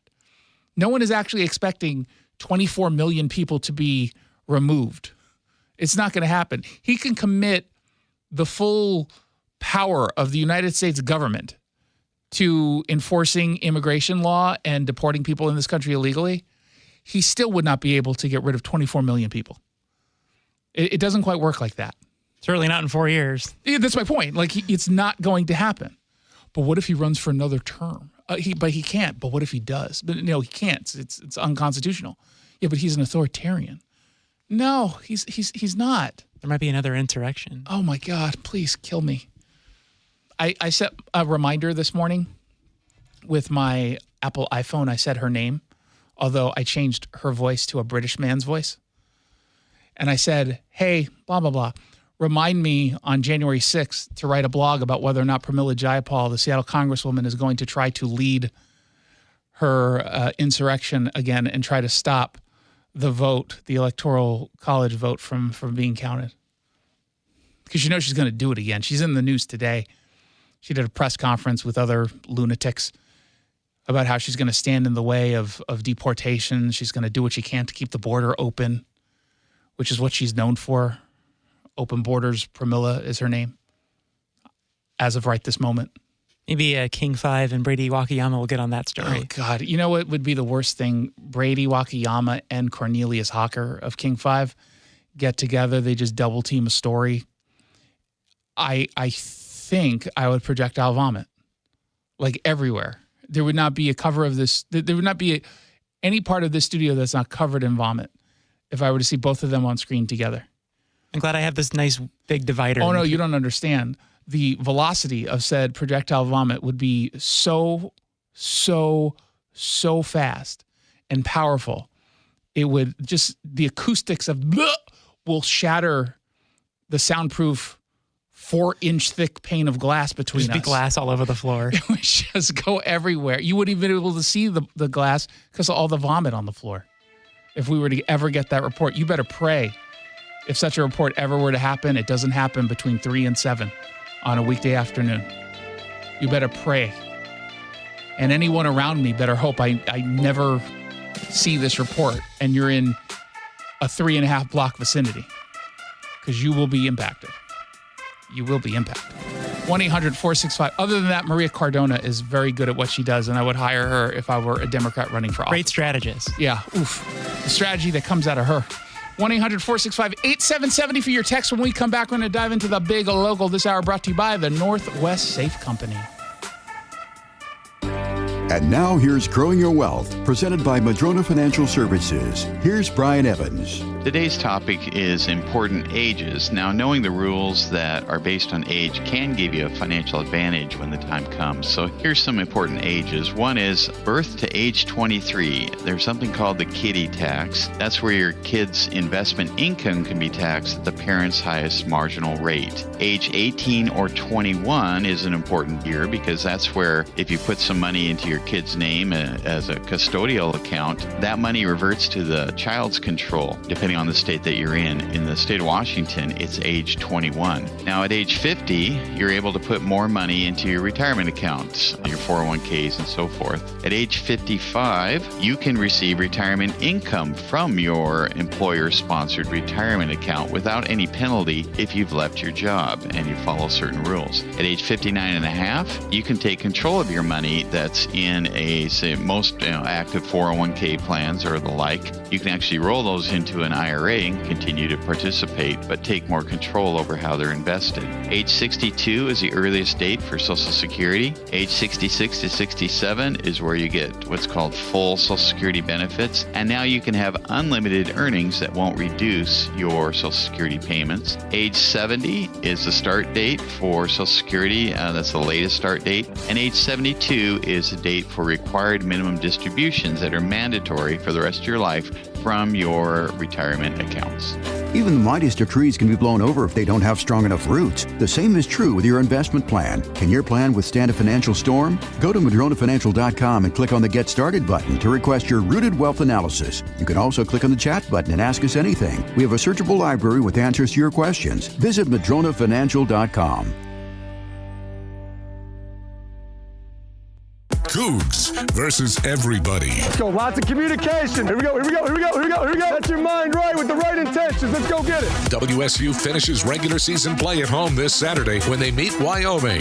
Kickoff is set for 3:30. You go into any local restaurant, bar, whatever it is, you're going to see a Coug logo, and it means something to everybody here. It's all on your home for Cougar football. The Washington State Sports Network from Learfield. Catch the game this Saturday on AM 770 KTTH and the Seattle Sports app. Ron is a musician. Guitar is my love, and the thought of losing that ability was devastating. You see, Ron was suffering from osteoarthritis. I was starting to have pain, especially in my right thumb. I had gone to an orthopedic specialist, and they were coming up with options like fusing the joints together. That's when Ron decided to see Dr. Mark Wagner, MD, at Seattle Sports and Regenerative Medicine for stem cell therapy. The results are astounding. I couldn't have imagined it working as effectively as it has. You'd recommend this to other people? Oh, wholeheartedly. I am quite the fan of the stem cell therapy. So, whether it's a shoulder, hip, knee, or even your thumb, before you choose surgery, consider stem cell therapy with Dr. Mark Wagner, MD, at Seattle Sports and Regenerative Medicine. Schedule your consultation at drmarkwagnermd.com. I'm singing from rooftops. Go see Dr. Wagner. This time next week, I'll be sick in bed with West Nile virus, thanks to a mosquito bite right in front of my house. In 8 minutes, my daughter will be in an ambulance, having an asthma attack, triggered by cockroaches. I'm going to be bitten by a tick today. I won't even know it until Lyme disease turns my life upside down. Learn how to protect your family at pestworld.org. A public service message from the National Pest Management Association and the CDC. If you're living with dry age-related macular degeneration or dry AMD, you may be at risk for developing geographic atrophy or GA. GA can be unpredictable and progress rapidly, leading to irreversible vision loss. Now there's something you can do to slow it down and get it going slower. Izervay is proven to slow GA progression. Izervay gets GA going slower. Izervay or avacincaptad Pagel is a prescription eye injection used to treat GA. Don't take it if you have an infection or active swelling in or around your eye. Izervay can cause eye infection, retinal detachment, or increased risk of wet AMD. Izervay may temporarily increase eye pressure. Your vision may be impaired after an eye injection or exam. Don't delay. Ask your doctor about Izervay today. Izervay gets GA going slower. Visit Izervay.com. That's IZERVAY.com. Take AM 770 KTTH on the go with the KTTH smartphone app. Get Jason Rantz on demand. We have laws that make it easy for criminals to get away with their crimes. Generally not a good thing and leads to what it is we're experiencing now. Stream Dan Bongino live. As conservatives, we become almost a product of our own knowledge base. You know, we don't realize that a lot of people out there, they're not paying attention as much to politics. Download the KTTH mobile app. Text app to 800-465-8770 for a link to download. Happy Thanksgiving. You're listening to the best of the Jason Rantz Show.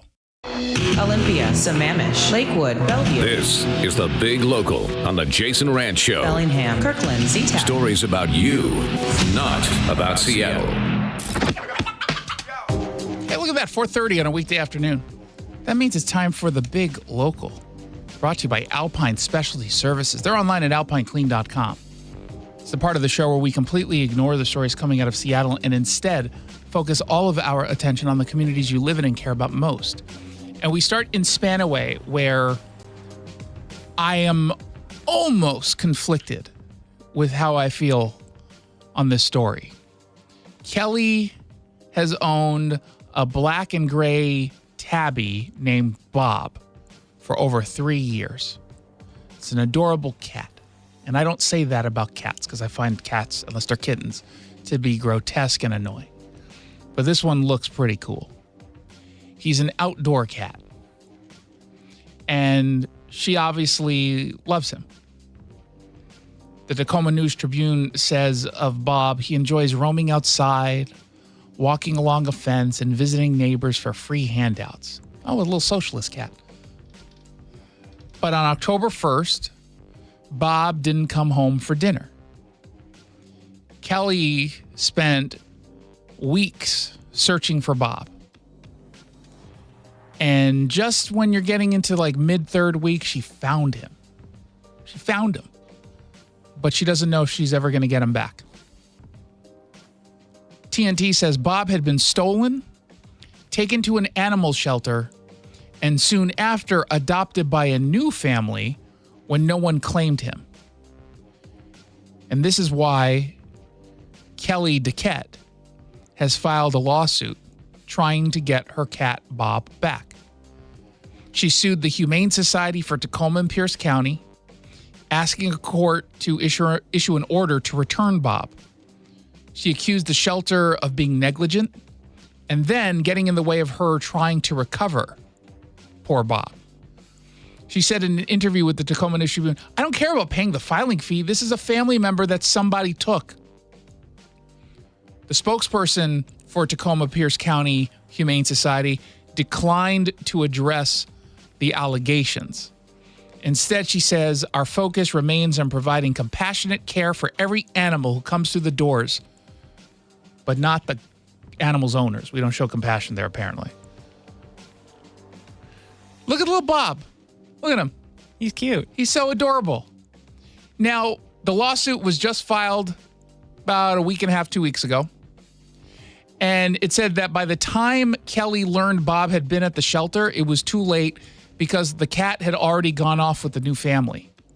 She blamed the shelter for not recognizing that Bob appeared well cared for, unlike a typical stray, accused them of inaccurately describing Bob on its website, which she says caused her to dismiss the missing cat as her own while she was searching for him. TNT also says she criticized the shelter for declining to provide her with the contact information of the adoptive family. Instead, the shelter had tried unsuccessfully as of last Thursday to reach the family to see if they would be willing to return the cat. So here's the part of me that's almost in conflict. I'm 100% on her side, but in the back of my mind, I have concocted a story. I don't know if this is true of the family that adopted, but let's say it's a family who's got kids who adopted the cat, and now the kids are in love with the cat. You're putting that family in a tough spot. They should still do the right thing and return Bob to his owner. But if you've got the kid in the background saying, I love this little guy, it's my favorite, I will die without him. Like, that's kind of a tough, crummy spot to be in as a parent. Now, if it turns out that this is just some, lonely woman or lonely dude who's got Bob, tough luck. You know how many cats are out there? Seriously, do you know how many cats you can get right now at this shelter alone? They're always complaining about having too many. Oh, yeah, there's always tons of cats at The animal cats shelter. are everywhere. You can get another cat. Bring Bob back. Isn't that going? BBB? Bring Bob back? I feel bad for Kelly, who just wants her cat back. And again, think of it in terms of whatever kind of animal you have. Dog, cat, emu.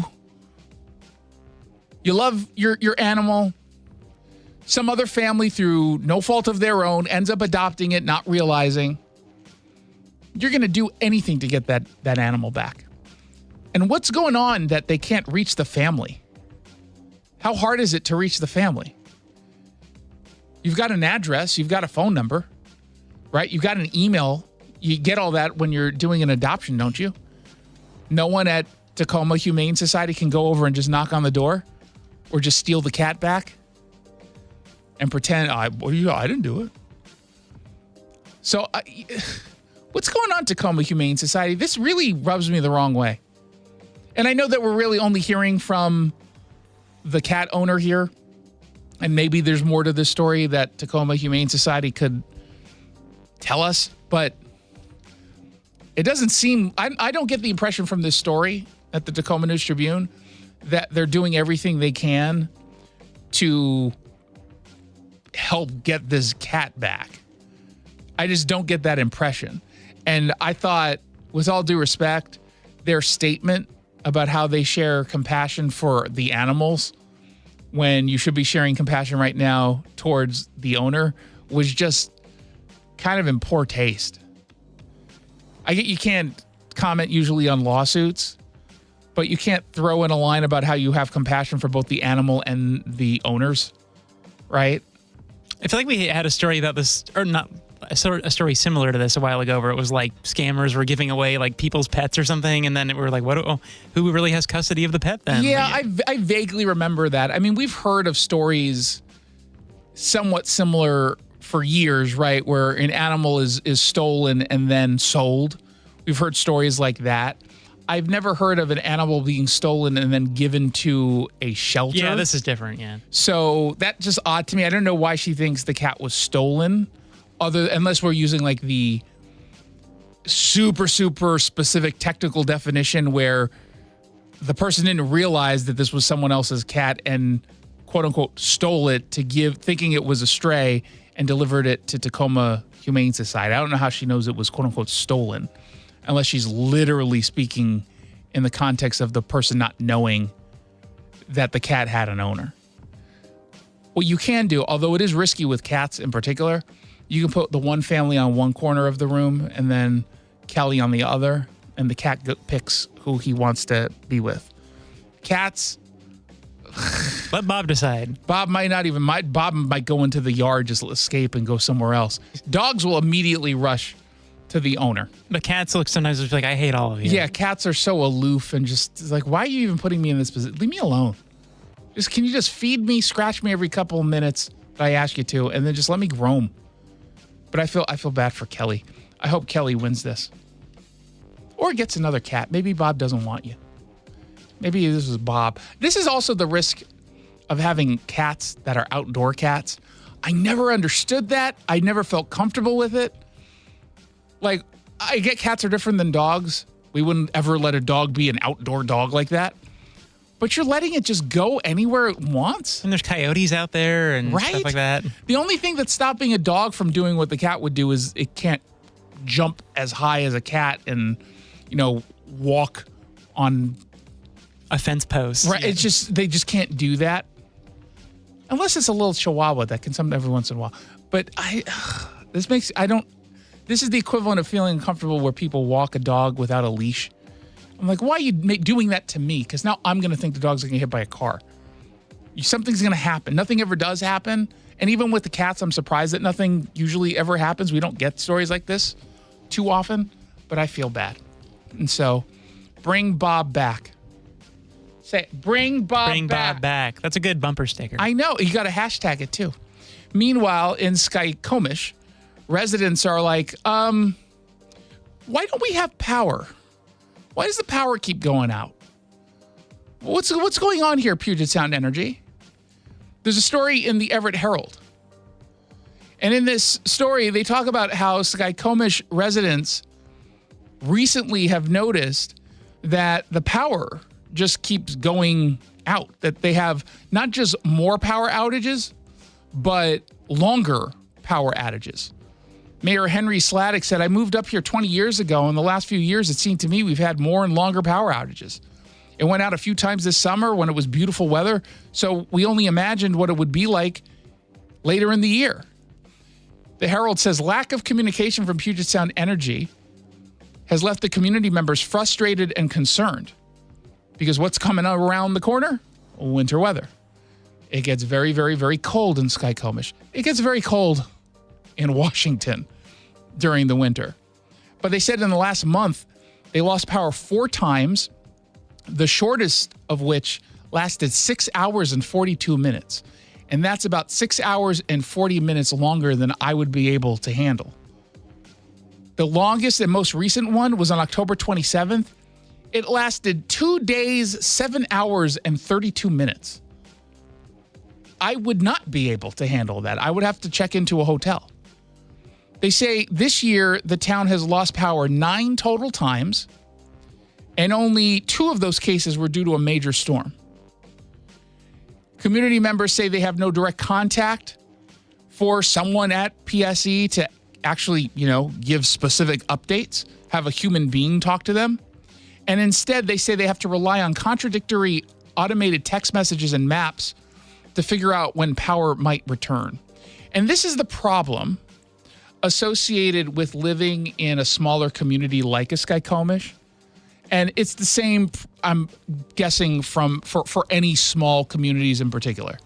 They don't really care. They don't. They care about Everett because there's a whole bunch of people who live there. They care about Tacoma, although it's different company, but the big companies, they care about the large areas, and they will, do what they can to quickly address those issues. But if we're talking about a small community like Skykomish or Union or even Sultan, the gem of Snohomish County, they just don't seem to care. And you know how I know they don't care? Because they're acting like they don't care. If they cared, you wouldn't have to rely on an automated message that is apparently contradictory. If they cared, there would be someone somewhere within the company that you can contact and can be a point of reference for customers. Some spokesperson somewhere who would be able to help out. And that it got to the point where the Everett Herald had to do a story, things are pretty bad. to get to that point. So hopefully this spotlight on Puget Sound Energy will put more pressure on them to actually do something. And by the way, because we don't know what's behind this, something tells me the reason why it keeps going out is just because they don't have the capability of handling the amount of people who are demanding energy.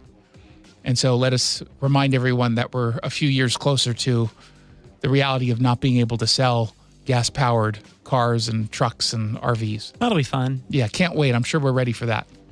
And then finally, a shuttle service has just been announced between Bellevue Hotels and SeaTac Airport. It launches this month, and there'll be hourly pickups between 7 a.m. and 10 p.m. The shuttles from Bellevue to the airport will be operating between 4 and 9 p.m. So 7 a to 10 a or 10 p, that's from SeaTac.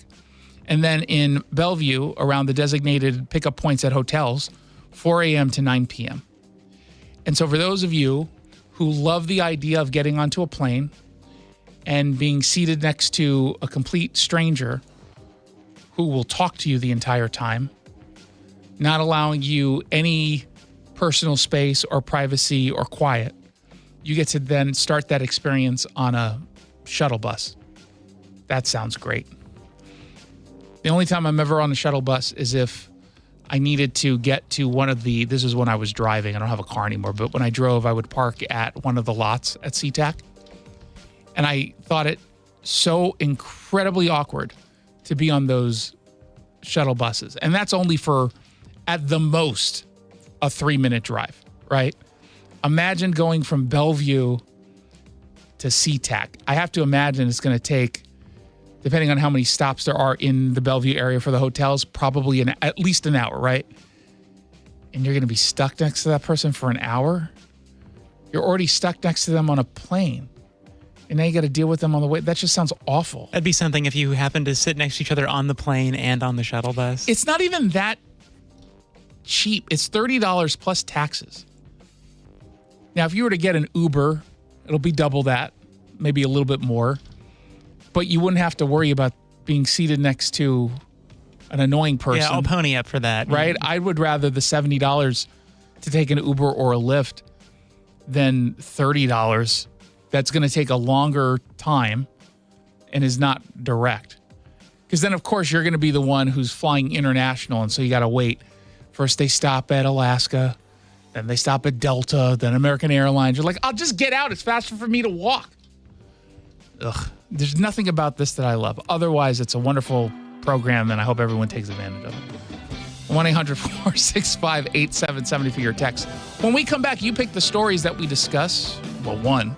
Story number 1, liberal women withhold sex and shave their heads in protest of a Donald Trump victory. Oh, dear God. I'm sure all of those women, never mind. If you pick it, we'll get into it. Or story number 2, Bill Burr, the comedian, angers social media users because of his SNL monologue. I don't know why I listened to it, unless they're just mad it wasn't very good. Because it wasn't very good. He's much funnier than that. 1-800-465-8770 for your text. 1-800-465-8770. You pick the news when we come back on the Jason Rantz Show. At Sound Pain Solutions, some of the most difficult cases we see are patients suffering from failed back surgery syndrome. Bill is an avid golfer, but his pain got so bad he couldn't play and was considering surgery. My back was killing me. I could not play any more golf. I could not walk more than half a block. I did not want surgery on my back, and I researched many different ways of getting this fixed. Behind that was horror stories from my friends who had back surgery, but it wasn't worth it, and I just made conclusion to that. There's got to be another way. I'm Dr. Mark Shelley, a chiropractic neurologist at Sound Pain Solutions. We were able to get Bill back on the course without the risk of surgery. We did this using non-invasive, FDA-cleared procedures like non-surgical decompression, laser, pressure wave, and bioelectrical treatments. Now, Bill is back to playing golf and enjoying life. Schedule a free consultation to learn if you qualify for our non-surgical and drug-free treatment by calling Sound Pain Solutions or visiting soundpainsolutions.com. So this new dose is, nope, that's not it. The price is nowhere to be found. Mr. Green? Hi, it's all good. We've got this. This is not just help from a Walgreens pharmacist. Oh, new prescriptions. Cool. Let me check to see if these are the lowest cost options covered by your Medicare plan. Oh, that's great. Thank you. This is someone supporting you every step of the way. Chat with a pharmacist today to find help saving. This is the human kind of help. Walgreens. An official message from Medicare. Couple more minutes, and we'll start this month's book club. You know, I usually love a plot twist, but this year, I'm comparing my options during Medicare open enrollment. You can't assume your current health or drug plan is the best one for you. And you gotta make sure your drugs are covered. That's important. So is saving money. Review all your options at Medicare.gov. Open enrollment ends December 7th. Paid for by the U.S. Department of Health and Human Services. An airliner without warning plunges into the Gulf of Alaska. No one knows why. There are no survivors. Then loved ones are left to wonder, what happened to Flight 293? Unsolved Histories. What happened to Flight 293? Listen wherever you get your podcasts. How was your drive to school? Let me tell you, I had to get my iced coffee first. I just can't seem to put it down. My favorite rapper just announced a tour. My phone was buzzing like crazy. I'm so excited. I had to text all my friends right then to talk about it. Then someone started calling me and... Let's try that again. I turned my phone off right away. I never drive distracted. Visit StopTextStopWrecks.org. A message brought to you by the National Highway Traffic Safety Administration, Project Yellow Light, and the Ad Council. Many families are struggling to rebuild after the recent hurricanes. Join Bonneville Seattle in our Hope After the Hurricanes initiative, partnering with the American Red Cross to deliver vital relief. Visit mynorthwest.com to donate and bring hope back to hurricane victims. Happy Thanksgiving. You're listening to the best of the Jason Rantz Show. You picked the topic on the Jason Rantz Show. Indeed, you do pick the news. Unsurprisingly, you went with liberal women withholding sex and shaving their heads because they think that's going to punish men. Comes to us from the New York Post. They've seen a lot of TikTok videos of narcissists who can't get dates to begin with, saying they're not going to provide men with what it is they're looking for because they feel betrayed. They write, liberal women are withholding sex from men and shaving their heads to protest President-elect Donald Trump's landslide victory over Kamala Harris. The demonstration was inspired by South Korea's 4B movement against gender-based violence, where some women in that country have vowed to follow the 4 no's: no sex, no dating or marriage, and no having children with men. I feel like no dating or marriage counts as 1 no, not 2. But they're counting it as 2. It doesn't say anything about doing it with women, though. The trend took off in the U.S. on TikTok after Trump's win on Tuesday. Many women posting about the refusal to engage with men romantically or sexually over the next 4 years, making them angrier and angrier and angrier than they already are. This is not new. They did this during the last election. And there was a Spike Lee movie that had come out at the time. And it was based, I think it was based on a Shakespearean play about withholding sex from the soldiers or something. Do you remember that? I think there's like a Greek comedy about this. Maybe it wasn't Shakespeare. It was a Greek, but it was definitely, look it up. It was a Spike Lee movie. And now I'm just curious because I remember watching it and thinking, I can't finish this movie. It's awful. And so I turned it off, which is why I can't remember the name of it. But here's one of the videos that a woman posted on her TikTok. Just woke up this morning feeling spicy. You guys feel spicy? Because I do. All right. I don't know how to use this thing. Let's see what happens. Is this cutting off hair? I'm going to have to cut it shorter than that. Buzz it down, right? I think that this is too... It's getting hair. Let's see here. Oh my God. It's insufferable. The name of the movie is She-Rack. Do you remember that? No, I don't. How does no one remember? Is it pronounced that way, or is it Chirac? Or I don't know. It's CHI. Chirac, right? That's what I was thinking, like Chicago. But it is based. It's based out of Chicago, so that's why I'm assuming it's correct. But it's based on an ancient Greek play. Oh, Lisa Strata by Esther. Yeah, it was about like women withholding sex so that the men will make peace and the war. Yeah.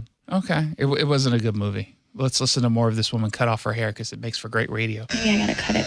Here we go. Have I given up on America? I've also given up on coloring this hair because, right? Coloring my hair. Yeah. Having my hair be long and luxurious. Being ugly now. All that. Being skinny. Ugly. Being hot. Hideous. Being all the things that the patriarchy wants us to be. Oh, dear God. Clearly. Yeah, because this is the kind of person who you want to date. The person who's interested in her, just based on her complaining about the patriarchy, that dude voted for Kamala Harris. Okay? There's not a Trump supporter who is saying, oh, all this patriarchy talk really turns me on. I'd love to date you. I feel like you'd be a wonderful partner. It feels like the only women who are doing this are women who are only hooking up with men or dating men who are feminists, who are only taking that position, frankly, so that they could, in fact, sleep with you. So I don't know who's being punished here. You're punishing yourself, I guess. You're just going to get angrier. And let's be clear, you check in with this woman in how long does it take for women's hair to grow back when it was her length? Because it was pretty long. It wasn't crazy long.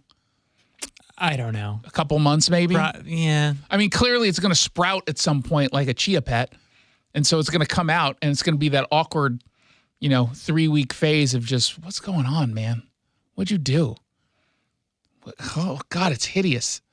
But after that, it'll start to come in. It'll be fine. And she's not going to cut it again. Because no one ever, whenever we do any of these kinds of stories or any of these people come out and pull this kind of stunt, there's never a follow-up. They never check in like 2 weeks later even, say, and here's how it's going. They never do that. The other trend I've seen are videos of people filming themselves as they leave the country. Of course, they're just going on vacation and it was already planned around this time, so now they just film themselves going perfect. on a plane. Like, oh, I'm leaving this country and I'm moving to insert whatever city. It's usually a city in Canada where they just happen to be going to visit a friend. It's just, and so now they're filming it with the sad music in the background. I saw this one that went viral. Everyone was posting it yesterday. I think it was. I'm actually not. This is not meant as an insult. I don't know the gender. I couldn't quite tell because of the angle.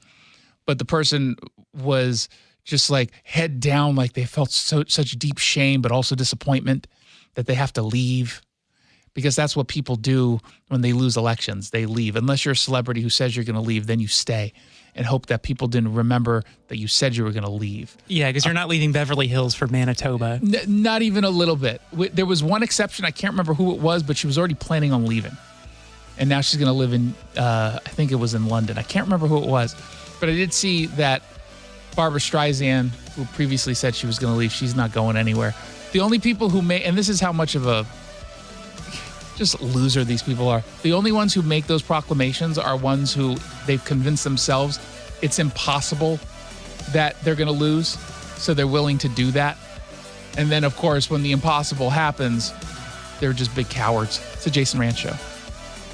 Cougs versus everybody. Let's go. Lots of communication. Here we go. Set your mind right with the right intentions. Let's go get it. WSU finishes regular season play at home this Saturday when they meet Wyoming. Kickoff is set for 3:30. You go into any local restaurant, bar, whatever it is, you're going to see a Coug logo, and it means something to everybody here. It's all on your home for Cougar football. The Washington State Sports Network from Learfield. Catch the game this Saturday on AM 770 KTTH and the Seattle Sports app. If you've been thinking about surgery or even joint replacement, here's something to consider. Hi, it's Dave Ross. I've talked to over 100 patients of Dr. Mark Wagner, MD, and many of them have told me about life-changing results. Their words, after treatment at Seattle Sports and Regenerative Medicine. These are people with severe osteoarthritis, even bone on bone, and they're back to hiking, jogging, playing tennis, skiing, golfing, walking up and down stairs, playing with the kids and the grandkids, and they're doing it without pain and without surgery. Dr. Wagner's 60-minute outpatient procedure uses your own stem cells, and because they're your own stem cells,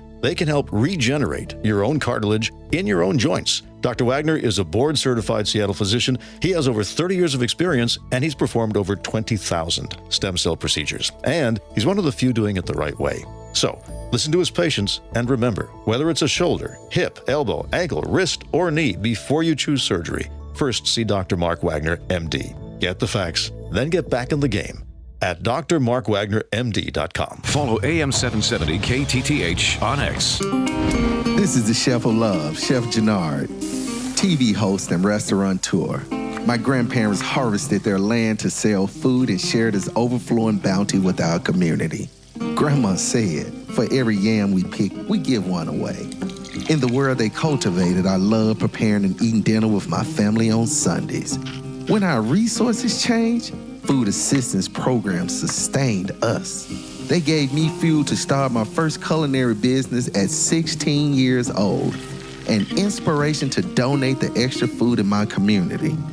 Through my life, I've developed an appetite to work with others to ensure everyone has access to the nutritious food we need to thrive.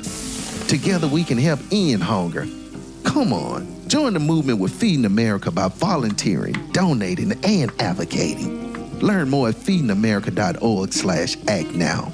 Brought to you by Feeding America and the Ad Council. Your home for conservative thought. 770 KTTH Seattle, 94.5 K233DT East Lake, 94.5 K233BU Seattle. Swap with China. I'm Paul Stevens, Fox News. President Biden observing the Thanksgiving holiday today with his usual family trip to Nantucket in Massachusetts. Among other places, he stopped by a firehouse to thank the first responders there, and he told reporters what he's thankful for. I'm thankful for my family. I'm thankful for a peaceful transition in the presidency, and I'm thankful for the fact that I think with the grace of God, with good little names, with good luck, we're going to get some more progress in the Middle East. Mr. Biden also said he's thankful for the release of 3 Americans that were held in China. President Biden speaking about the 3 American citizens who were wrongfully detained in China, arriving back to the U.S., saying he's really happy they are home. I spoke with all 3 of them. You know, one was there only 3 years, but he was for a life sentence. Other one was there for, I think it was a total of 20 some years. Anyway, a long stay. 48-year-old Mark Sweden was facing a death sentence on drug charges, while 60-year-old Kai Lee and 78-year-old John Lung were imprisoned on espionage charges. Their release, part of a rare prisoner swap with Beijing. The Chinese government announcing the U.S. returned 4 people to China, including at least 3 Chinese citizens it says were held for political purposes.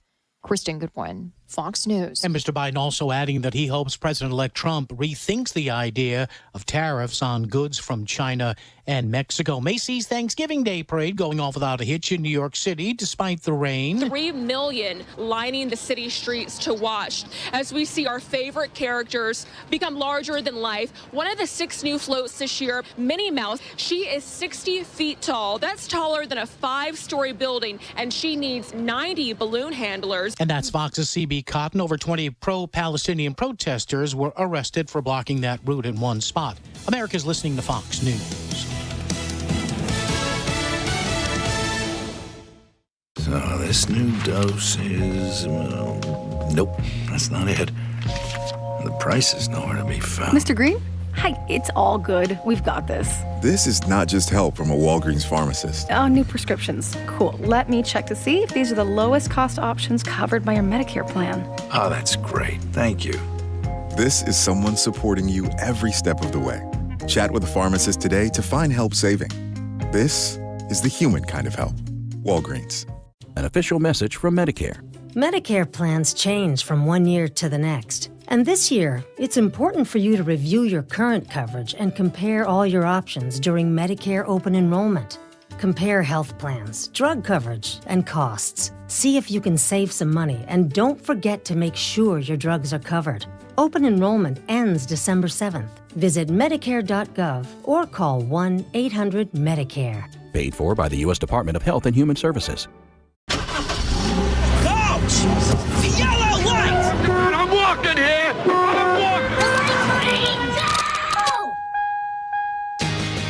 Good afternoon and welcome to the Jason Rantz Show. We are live on AM 770 KTTH. We are streaming live on the KTTH smartphone app. A really disturbing murder in the city of Seattle that at one point was described as being influenced by Election Day. But is that true? That's what's trending. What's trending? Crime. According to police, A woman, 31 years old, named Corey, killed her father with an ice axe. That's what they say. They say she even admitted to it. She was apparently having some sort of mental health crisis. Her father, the victim, Timothy, rarely left the house that they were living in. It's in Rainier Valley. He had a whole bunch of health issues. And on November 5th, Election Day, 8 p.m., so before the election was called, police got reports of someone breaking out windows of the home. Officer gets there at the time that they say Corey exited the home with blood on her face. She ends up getting taken to Harborview for a mental health check. Police then searched the house. They found Timothy's body in the basement. This according to the charging documents. Seattle Times has a story. And that's where they say they found a silver and blue ice climbing axe on the floor that was covered in blood. He had wounds on his head, his torso. The next day, Corey told police that she used the axe to kill her father, and then she also strangled him. This again, according to the court documents. Now, in the report, it said she believed that there was, quote unquote, something important about Election Day, and that she felt overwhelmed with emotion. I looked up the report, the actual document from the police, and it does not indicate that this had anything to do with Election Day or Election Day results. It mentions Election Day, but actually makes it sound like the father was focused on that. So I'm not entirely sure why they picked that up. And I read the report, and I had our staff here read the report, and none of us can quite figure out where that came. So I'm pretty sure that this is incorrect, but we'll continue to look into it. What did, in fact, start this argument, according to police, was they started arguing about the lights being shut off. And depending on the family you're in or the relationship you're in, it always seems like someone's always, shut the lights when you get out of the room. You're wasting energy. Like one of those kinds of things. The bill is too high. Maybe you just irk someone. You're not in the room. Why are the lights still on? Just close them. Some people don't do that at all. It doesn't bother them. Others, it bothers. But it sounds like that was the impetus for whatever the rage was that allegedly led to this attack. But at the end of the day, it just sounds like she was dealing with a mental health issue, and she allegedly killed her dad. I don't know why people want to make this into anything other than that. It's just a really tragic story of someone who was, according to police, going through some sort of mental health crisis, and whatever that mental health crisis was led to the alleged murder. They say she had been working on setting emotional boundaries with her father. The Times reports she wanted to help people, quote, change their attachment to their parents, but that she felt, quote, hyper-focused and disorganized about her own dad. After she killed him, Corey Burke reported she went upstairs and broke the windows of the house as a, quote, unquote, act of liberation. So there's something not quite going on upstairs. At least that's what this report has us to believe. But I already saw some of the headlines. I already saw some tweets claiming that this was somehow tied to Election Day. As best as I can tell, it has nothing to do with Election Day. She mentions in the report, maybe if you're just reading it quickly, she said that now Donald Trump is the president. The reason why she said that was a detective was trying to ascertain if she knew her whereabouts and what was going on.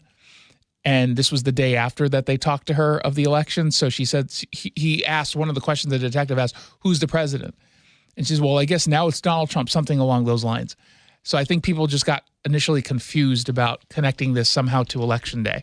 Because it certainly, if I were to tell you that an election night outburst led to a murder, you would say that tracks. People are broken. People react in unhinged ways. They're clearly unreasonable, and there's some people who look like they're going to go on a murder spree because of how angry they appear to be. So I think that that's what this story was about. So anyone who said that this was Election Day related, I think initially the reporting has been a little bit off. It was a little confusing as I read the thing, so I'm not going to blame reporters too much. But the more I read it, there's something, I don't know what about this story got me to reach out to the King County Prosecuting Attorney's Office for the documentation. Just something about it just didn't seem right in my head, and I was right to question it. That's why you're Detective Rantz. That's why they call me the detective, and by they I mean I call myself it. Push the button. What's trending? Bad guy alert. Yeah, Donald Trump was correct when he said that his supporters were not getting the support after the hurricanes that they deserved. He was correct. Now, at the time when he made the statement, he was told by left-wing media that you're lying, you're making this up, there's no reason to believe this. Now, I don't know if Donald Trump had any inkling about the story that the Daily Wire was first to report on over the weekend, but it turns out he was right, because in this case, and this has all been confirmed, a FEMA worker directed her staff to not help hurricane survivors if the homes had yard signs supporting Trump Vance. FEMA Administrator Deanna Criswell said, "This is a clear violation of FEMA's core values and principles to help people regardless of their political affiliation. This was reprehensible." Now, they didn't identify the employee. They didn't say where it happened, but Governor Ron DeSantis called it targeted discrimination. So the implication is that this happened in Florida, which was what I believe the Daily Wire also initially reported. DeSantis had directed the Florida Division of Emergency Management to begin an investigation. He called it blatant weaponization of government by partisan activists and the federal bureaucracy. Now, there were no details in FEMA's statement, but the reporting has been that this staff member, who has since been identified by some outlets, she's been fired as a result of this. That's not enough. Sorry, that's not enough. This person needs to be terminated. This person needs to be then prosecuted. It's not okay just to simply say we're firing her and then just let her move on with her life. No. This person needs to be prosecuted for this. There are text message exchanges that show what it is that she was telling people to do. She instructed workers canvassing Lake Placid in Florida to, quote, avoid homes advertising Trump. They report that the government employees told the outlet that at least 20 homes with Trump signs or flags were skipped from the end of October and into November due to the, quote unquote, best practice guidance from the official. The houses were skipped over by the workers who wrote messages such as Trump sign, no entry per leadership, according to the Daily Wire. Now, again, all of this has been confirmed. And I say it should be prosecuted. In fairness, FEMA did refer this to the Office of Special Counsel.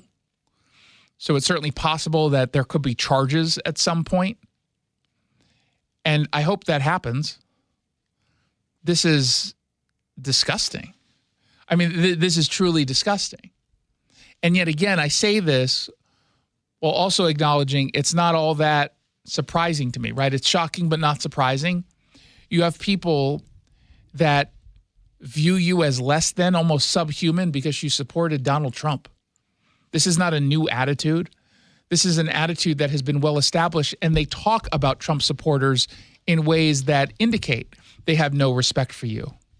They dehumanize you because you support someone they don't like, someone that they despise.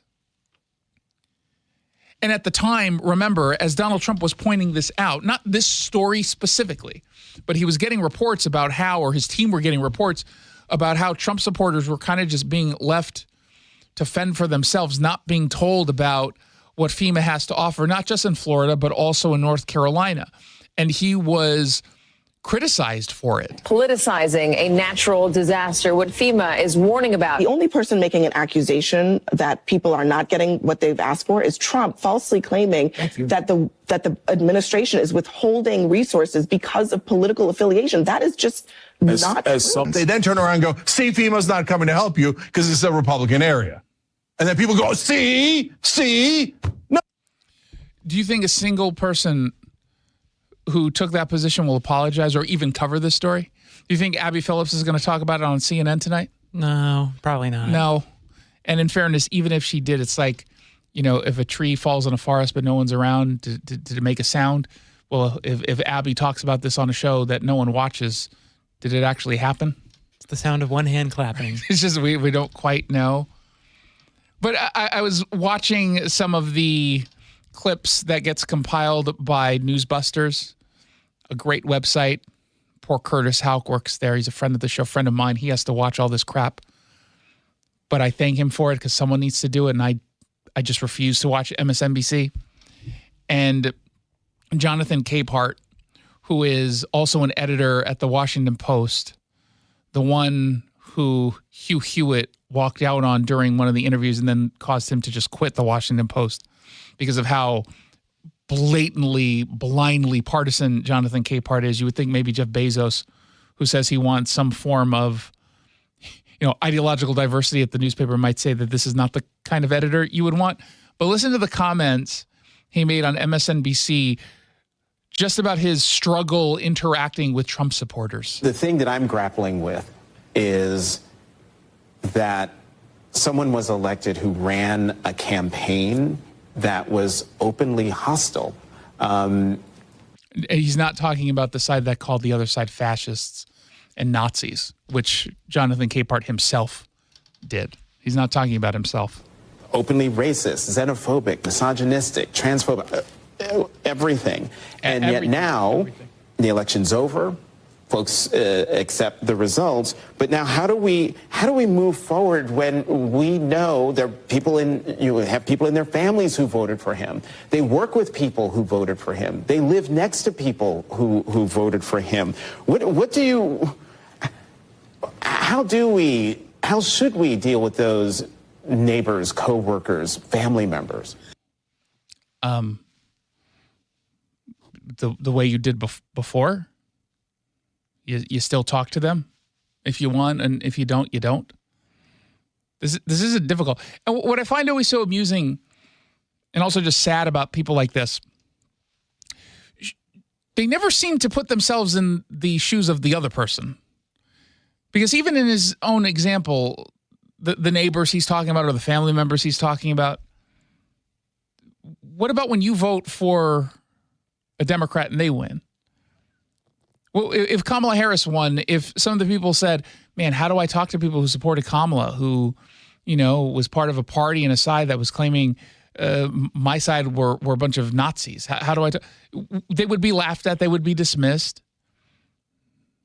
And the thing is, the Trump supporters, we just don't normally say that. I mean, I suppose there's a handful of people who have that kind of response, right? But those are the kinds of people who will call you a rhino because you maybe disagree with them on 0.5% of all the issues. So they're like a small fringe group. Democrats talk like this a lot, it seems. Republicans don't. And there was a segment on Friday night on Joy Reid's Racist Hour. And it involved the psychiatrist who had some ties. She's the Yale University chief psychiatry resident, Dr. Amanda Calhoun. And they were talking about the same issue that Jonathan Capehart was talking about. Like, well, what do you do in this election cycle, or now that it's over? You have family members who previously you kind of knew were Trump supporters, and now you're living in a world in which their vote mattered. It actually put Trump over the top. Now what? How do you deal with them? If you then meet somebody and they voted for the people who called you trash, or if you're Puerto Rican, someone voted that way, do you recommend, just from a psychological standpoint, being around them? We got the holidays coming up. So I love that you asked this question because, there is a push, I think just a societal norm that if somebody is your family, that they are entitled to your time. And I think the answer is absolutely not. And by the way, I agree with that. Just because someone's a family member does not mean you owe them your time. I mean, I haven't spoken to my mother since 1987, I think. Okay, well, not that bad. But I haven't spoken to my mother in a long time. So if you are going into a situation where you have family members, where you have close friends who have voted in ways that are against you, like what you said, against your livelihood, and it's completely fine to not be around those people and to tell them why, to say, I have a problem with the way that you voted because it went against my very livelihood and I'm not going to be around you this holiday. I need to take some space for me. Something tells me that if you're that person who would even say something like this, they don't want to hang out with you anyway. But that's horrible advice. But can you expect anything different from the family from the group of people who seem to actively support breaking up families and keeping secrets between families, especially given the advice they provide around kids who have gender identity issues? Oh, wait, the parents shouldn't be looped in and all, they're all going to be abusive anyway. The school shouldn't tell the kids' parents. Like, that's coming from the left. I don't understand that. Like, I have insufferably liberal family members who, in fairness, I don't talk to, but for different reasons. It has nothing to do with that. I don't care about their politics. I live in Seattle, so pretty much everyone I know, everyone, from friends to, I'm assuming, my dog walker, to my vet, like all the people, both professionally, my dentist, to personal friends of mine, they're liberal. And there was never a part of me that said, simply because of who they vote for, I wouldn't talk to them.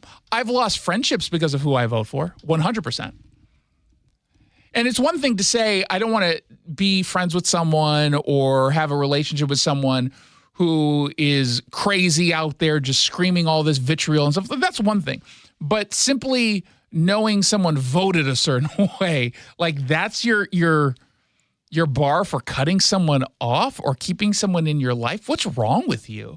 That's just sad, right? It's not even just sad. It's pathetic. It's pathetic. And it feels like that's becoming the norm. We get a story every so often about some poll looking at whether or not a Republican would date a liberal or if a liberal would date a Republican. And it's been pretty consistent in telling us that liberals have a higher likelihood of rejecting someone on the basis of a political identity than a Republican. And, I don't take a deep dive into some of the numbers. Maybe it's based on their sample size, that if you went into a hardcore conservative community, maybe the reverse would be true, that Republicans would be the ones unwilling to date a liberal. Maybe, I don't know. But maybe it's just that the conservatives they speak to come from larger cities where there are not many conservatives and you have no choice, really. But that's another thing. Like, I don't understand it. What happened to having healthy disagreements? What happened to being able to navigate that? Isn't that a part of relationships anyway? The idea that you're going to disagree on some things, and that's okay. That's normal. Here's how you navigate some of those, tricky subject areas. There's some things that you're not going to be able to get around, I suppose. Usually that has to do with one person wants kids and the other person doesn't. Okay. But simply saying one person wants to vote for a Republican and the other one, you really can't get over that? How do you get through life? That'd be tough. Right? Seriously, like how do you get through life? And what else is it? Because I can't imagine that's the one issue that is the bar leader, right? There's got to be a bunch of other issues. That can't be the end all be all. Everything else they're totally okay with. Whatever else you do where there's a disagreement, they don't care. Except that. There's got to be other issues that are deal breakers. And I have to imagine it's a lengthy list for someone who's willing to say, I will not date someone who's a Republican or a liberal. Something tells me you also have a long list. I can't date someone who likes pop music. I can't date someone who likes steak. Probably going to be very particular, yeah. And they're the ones who still date people, and I'm still single. Talk about how now this story just got really depressing. Thanks a lot. Why'd you pick this story here? Jerk. I don't think I did. What a jerk. No, I did. I remembered that I saw the audio over the weekend and I wanted to talk about it. By the way, if you've got a kid who's looking for a psychiatrist, skip that woman. Don't go to her. Oof. 1-800-465-8770 for your text messages. When we come back, Bob Ferguson hasn't even left the Attorney General's office. He's getting ready to. And he decided he's going to leave with a controversy. One that he's actually going to take into the governor's mansion. Bob Scales, CEO of Police Strategies, he stops by to explain what that controversy is. You're not going to want to miss it on The Jason Mann Show. This hour brought to you by Johnny Tsunami, online at getjohnny.com. Are you prepared for emergencies? Northwest Security and Sound ensures your home, business, and family are safe and prepared for anything, from natural disasters and political unrest to home invasions. Northwest Security and Sound's state-of-the-art security systems include video security, fire security, and emergency alerts. Stay one step ahead of any crisis with their 24/7 monitoring services. Protect your family, home, and business today. Visit nwsecurityandsound.com right now to schedule your free, no-obligation assessment. You can't escape a traffic jam. Know what else you can't escape? Seasonal allergies. And you might think you can avoid that coffee stain until... Oh, really?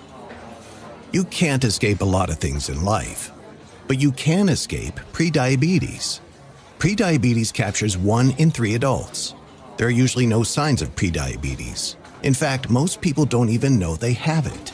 But with early diagnosis, you can change the outcome and prevent or delay type 2 diabetes. Take action by taking the 1-minute risk test at doihaveprediabetes.org. You might not be able to escape having this song stuck in your head, but you can escape prediabetes. Go to doihaveprediabetes.org today. Brought to you by the Ad Council and the Centers for Disease Control and Prevention. You're losing your hair and you want a simple solution that works, and you want the best. Modern technology, top-rated physicians, something that's guaranteed to work. Guys, you need world-class Dr. Parango and his team at Advanced Hair. Advanced Hair has completely redefined hair restoration, from the experience itself to the unmatched results. Receding hairline, bald spot, thinning hair. Get your hair back with Advanced Hair's simple one-day treatment that begins regrowing your own natural hair the very next day. Advanced Hair has changed tens of thousands of lives, including mine. And get this, they were recently crowned 425 Business of the Year. For your free consultation, call 425-449-8185, 425-449-8185. If you qualify, get $250 off and 250 free hair grafts. 425-449-8185. Refine your hairline with a team that's redefined hair restoration. AdvancedHair.com. For most people, joint pain happens gradually. Craig's case is a little different. I was in a cyclocross race, which is a bicycle race, and I ran into a tree, and I tore my labrum in my shoulder. Craig had been through surgery before and decided this time to try stem cell therapy instead. You're talking about 2 or 3 minutes of discomfort versus a surgery where you're talking about painkillers for a week. It's not even comparable. He went to Dr. Mark Wagner, MD, at Seattle Sports and Regenerative Medicine. I like him because he's a sports guy, so he gets it. He gets that, you're not ready to be done. Some doctors will be like, you need to take it easy. And he's like, okay, what do we need to do to get you back where you want to be? And how are you now? I'm back to lifting. I can ride 5,000-6,000 miles a year. You just don't back down, do you? Not at all. Hopefully I'll be doing this when I'm in my 70s. So if you're not done yet, before you choose surgery, consider stem cell therapy with Dr. Mark Wagner, MD, at Seattle Sports and Regenerative Medicine. Book your consultation at drmarkwagnermd.com.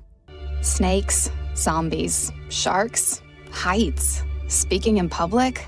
The list of fears is endless. But while you're clutching your blanket in the dark, wondering if that sound in the hall was actually a footstep, the real danger is in your hand, when you're behind the wheel. And while you might think a great white shark is scary, what's really terrifying and even deadly is distracted driving. Eyes forward, don't drive distracted. Brought to you by NHTSA and the Ad Council. If you're living with dry age-related macular degeneration or dry AMD, you may be at risk for developing geographic atrophy or GA. GA can be unpredictable and progress rapidly, leading to irreversible vision loss. Now there's something you can do to slow it down and get it going slower. Izervay is proven to slow GA progression. Izervay gets GA going slower. Izervay or avacincaptad pagel is a prescription eye injection used to treat GA. Don't take it if you have an infection or active swelling in or around your eye. Izervay can cause eye infection, retinal detachment, or increased risk of wet AMD. Izervay may temporarily increase eye pressure. Your vision may be impaired after an eye injection or exam. Don't delay. Ask your doctor about Izervay today. Izervay gets GA going slower. Visit Izervay.com. That's IZERVAY.com. JTV has jewelry styles and gifts for women and men. Shop on TV or online. New JTV customers save up to $50 when you shop jtv.com/radio. Happy Thanksgiving. You're listening to the best of the Jason Rantz Show. The Jason Rantz Show. Jason, I got to thank you very much indeed for bringing these stories to our attention. When you tell people they're a target, they'll act like a target. They will either live in fear or they'll act out. The more you allow, the farther the criminals will go. And that's why this behavior is allowed to continue. That's exactly right. Long form. Attorney General Bob Ferguson can't even leave office without bringing it into yet another controversy. He signed a $250,000 contract with the Pacifica Law Group, headed by a former employee of the Attorney General's office. And it's all to defend itself against a potential lawsuit from a $42 million tort claim filed by my next guest, Police Strategy CEO Bob Scales. Welcome back to the show. Thanks for having me once again. Yeah, so if you could give us the quick reminder on this tort that you filed, and then we'll get into the controversy. Sure. So the legislature passed a law in 2021 asking the Attorney General to conduct a competitive bidding process to hire a vendor to conduct a statewide use of force data collection project. So I was planning on, my company was planning on applying for that contract with Seattle University. The Attorney General's office knew we were planning on applying, and so they rigged the competitive bidding process so that only Washington State University was able to apply. And so throughout the process, I'd filed complaints and concerns with the AG's office. They were all dismissed. And the project has completely failed, and as I predicted, and WSU is basically embezzling all the money and using it for other purposes. So I filed on July 16th of this year, I filed a $42 million tort claim against the Attorney General's office and Washington State University, alleging RICO, organized crime, criminal profiteering, as well as a number of other claims. Mm-hmm. And that was filed with the risk manager's office, and you have to file a tort claim before you can bring any lawsuit against the state of Washington. Yeah, and the intent, of course, is to bring that lawsuit against the state of Washington. Now, the interesting piece here is that not only did this Attorney General sign a contract with a firm headed by a former employee of the Attorney General's office, but it turns out one of the law group's partners is Nick Brown, the incoming Attorney General. Yeah, so the Office of Risk Management for the state is supposed to review all claims against the state to determine if there's any merit to the claim. And if there is merit, then they will offer a settlement. And that is designed to prevent needless litigation and potentially higher damages at trial. And so what the risk manager did was they assigned my claim to the Attorney General's office to review. And I complained about that, and they said, oh, no, they can, because I said they're a defendant. They're the ones I'm accusing. And they're like, oh, no, their torts claim can do that. So what happened was I did a public records request, and I said, okay, give me all the communications about my tort claim. So what I just found was that Kristen Beneski, who's the first assistant attorney general, less than 1 week after I filed my claim, she sent an email to an attorney at the Pacifica Law Group. The email's redacted, but it's about it has my claim attached to it, and it's about litigation. And so rather than evaluating my claim, they are preparing a defense. And 1 month after Kristen Benesky contacted them, the Attorney General's office entered into a contract with the Pacifica Law Group for $250,000 to defend against a lawsuit that has not even been filed yet. What does that mean to you? What are the implications? What it means to me, well, there's a few implications. So number one, the lead attorney on this contract was an employee of the Attorney General's office from 2018 to 2011. I'm sorry, 2021. So obviously this attorney works for Bob Ferguson, is loyal to Bob Ferguson, and will do Bob Ferguson's bidding. So that's one aspect of it. The other aspect is that Nick Brown, the incoming Attorney General, is a partner at this law firm. So Bob Ferguson has essentially gifted a $250,000 contract to Nick Brown's law firm to essentially buy their loyalty, right? It is so outrageous that they are bribing this law firm to essentially defend, because Bob Ferguson's going to be out of office in January. He'll be the governor. And so he won't be there to defend against this lawsuit.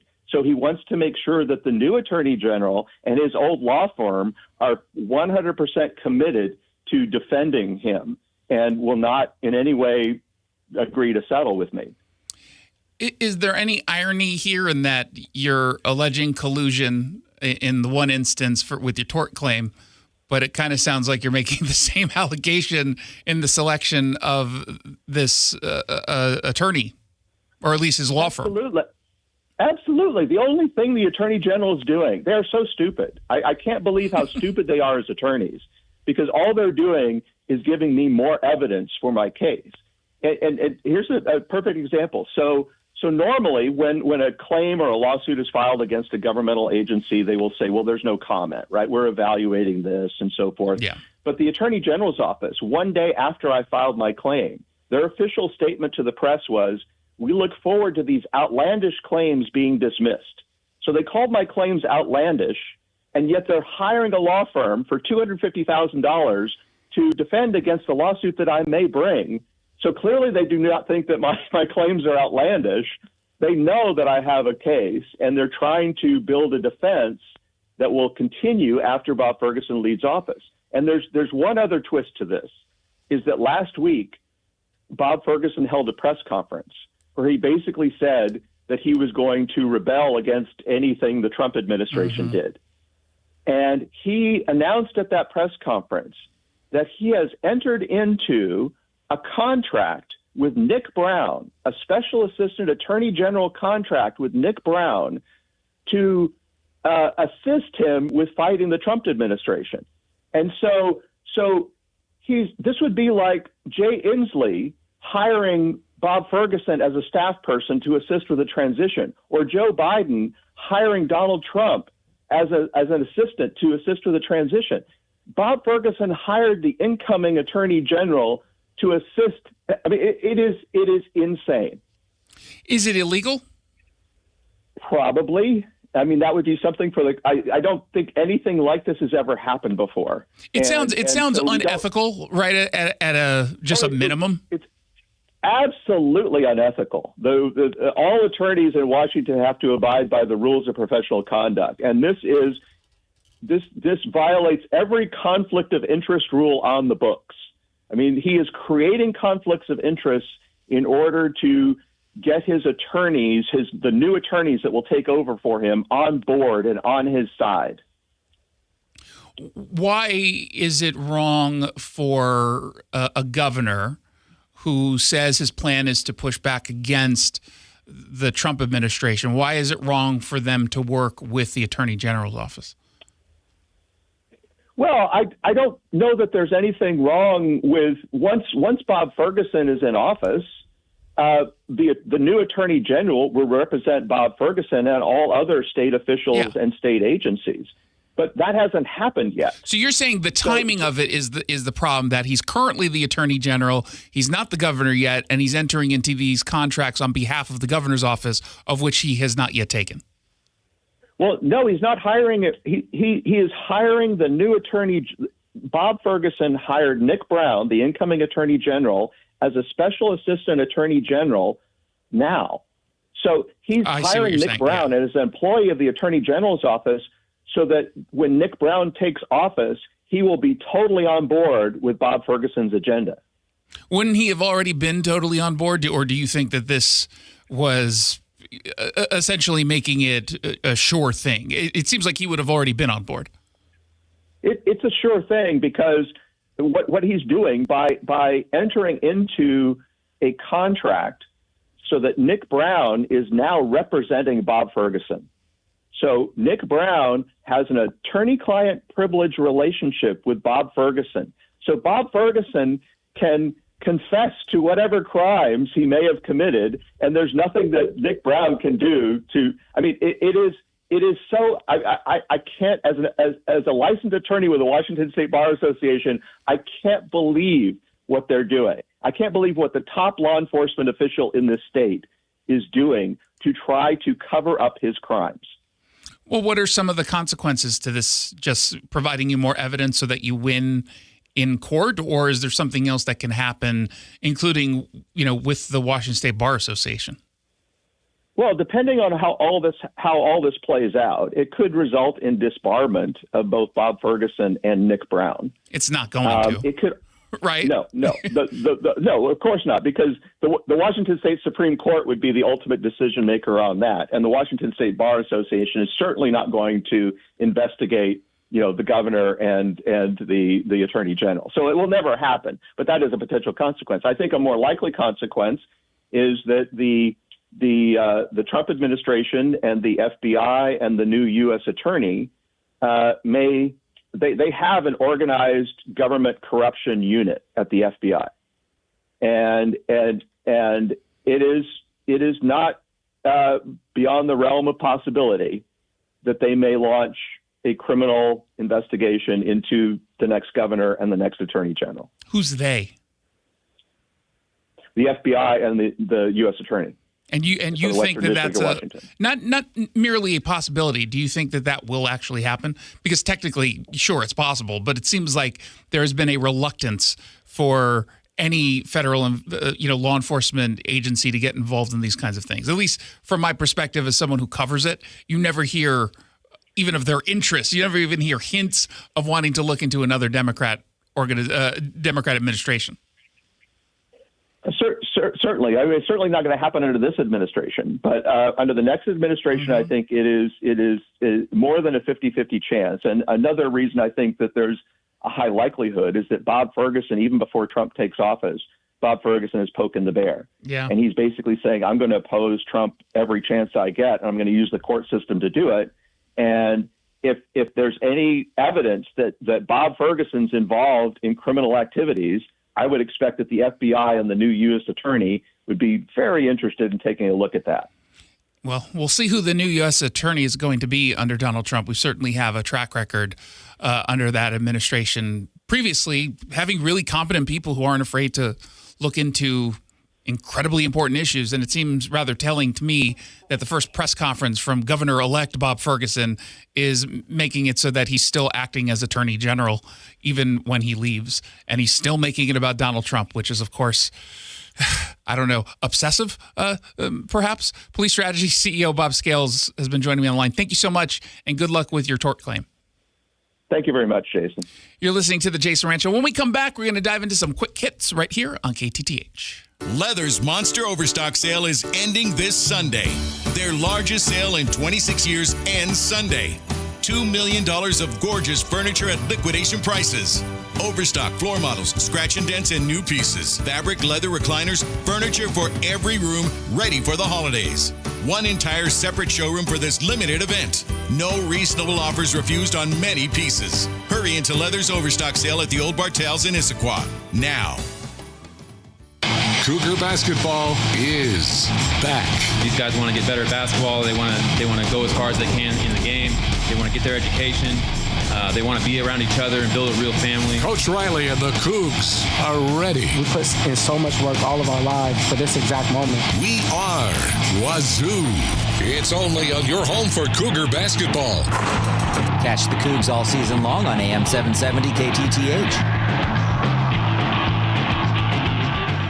At aimyourdigital.com, we'll help you target the right audience, build your leads, and crush your quota. Take your business to the next level. Our digital marketing strategies help grow awareness of your product or service, all while building trust in your business. Our approach involves leveraging multiple tools and strategies to deliver exceptional results that are customized to your unique business needs. Don't wait to run out of sales leads. Keep your business growing. Get started with aimyourdigital.com today. This Christmas, skip the toys and gift cards. Instead, give a chicken. Yep. A goat, a chicken, school supplies, and more. How? At the Light the World Giving Machine, it's a chance to help those in need, both locally and around the world. 100% of your donation goes to the item and charity you select with a simple push of a vending machine button. Visit the Light the World Giving Machine today at the Alderwood Mall near the Lego Store and the South Hill Mall near the Golden Corral. Go to givingmachinewa.org. I was having trouble getting up and down my stairs at home. And I thought, well, this isn't going to work because how am I going to go to Utah and do some hiking? When Judy came to Sound Pain Solutions, her knee pain was preventing her from enjoying an active lifestyle. She was diagnosed with osteoarthritis. She tried numerous treatments and was told she should have surgery. I'm Dr. Mark Shelley, a chiropractic neurologist at Sound Pain Solutions. We were able to get Judy back to hiking with our comprehensive, non-surgical, and drug-free treatment. I think that the Trigenics that they do along with the adjustment, the pressure wave, and the PRP are the best options for joint pain. And I would really recommend it to anybody who is suffering from joint pain and would like to avoid surgery. Schedule a free consultation to learn if you qualify for our safe, drug-free, non-surgical treatment by calling Sound Pain Solutions or visiting soundpainsolutions.com. Out here, in the middle of all these acres, it can feel like you're the only person on Earth. And sometimes, that's how it feels when you're going through tough times. Stress builds up, you have trouble sleeping, maybe your mind is racing and you just don't feel like yourself. So what do? We get help. Lots of people are struggling with their mental health. It's more common than you think. The good news is, there are people in our community who are here for us when times are tough. Sometimes, just talking to someone can make all the difference in the world, so we don't feel so alone. One thing you can do is visit loveyourmindtoday.org for simple steps you can take to find the right solution for you. Whether it's hearing stories about what other people are going through, or finding the resources we need to navigate the stresses in our lives. Visit loveyourmindtoday.org. That's loveyourmindtoday.org. Brought to you by the Huntsman Mental Health Institute and the Ad Council. A dog? I'm not. I was born for a purpose. To bring you hope. To guide you out of darkness. To stand by you as you rediscover life. When past battles cloud your mind, I push them away. You tell me I'm your hero, just as you are mine. You hold me when you're afraid, whisper that I saved you. With me by your side, no challenge is too great, no night too dark. I'm your guide, your companion, your friend, your light. A dog? I'm not. With me, you see the world again. Discover hope at Dogs Inc. Visit us at dogsinc.org to learn more. Happy Thanksgiving. You're listening to the best of the Jason Rantz Show. The Jason Rantz Show. Jason, it is always great to have you on the program. Where are they going to move the homeless to? People who impose these policies that lead to these outcomes, you are partly to blame, but the good news is you can fix this. Jason, this is kind of the last trend you want to be right about, but it was obvious, it seemed. The Quick Hit. So last week we told you about a Democrat congressman who suddenly proclaimed his opposition to trans athletes in competitions. And I'm not criticizing him for his position. His position is the correct one, that biological boys should not be playing sports against biological girls. So in other words, trans transgender girls should not be playing biological girls. It's inherently unfair.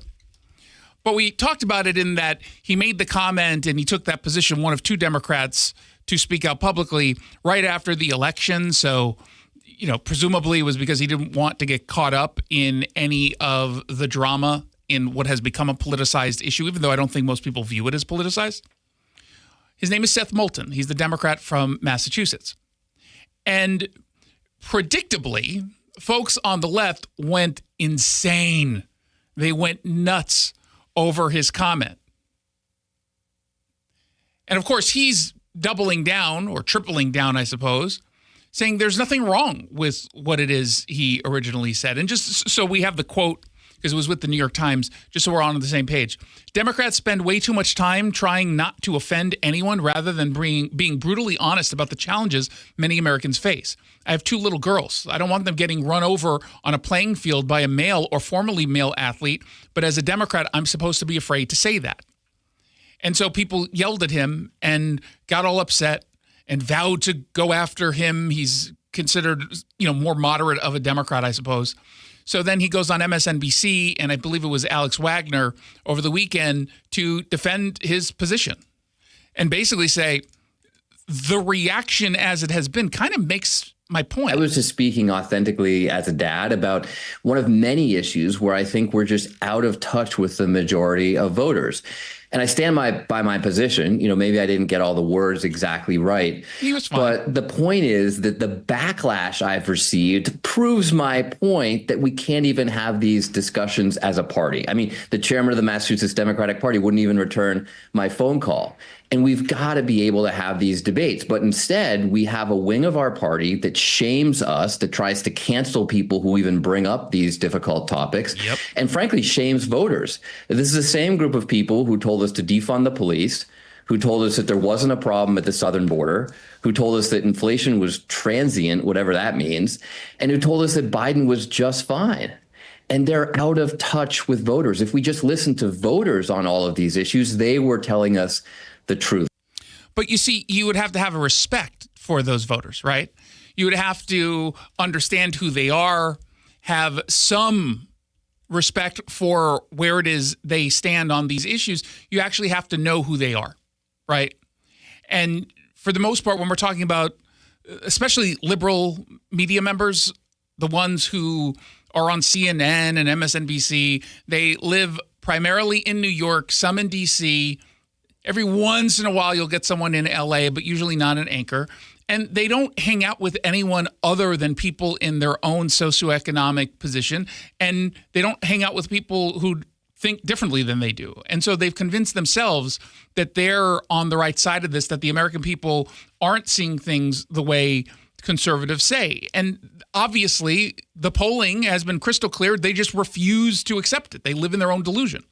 But polling on this issue on trans athletes has been clear. Listen to what happened on CNN, where one of the very few conservatives, his name is Shermichael Singleton, ended up getting called a transphobe by author far to the left dude, Jay Michelson. We've talked about him in the past when talking about this very issue.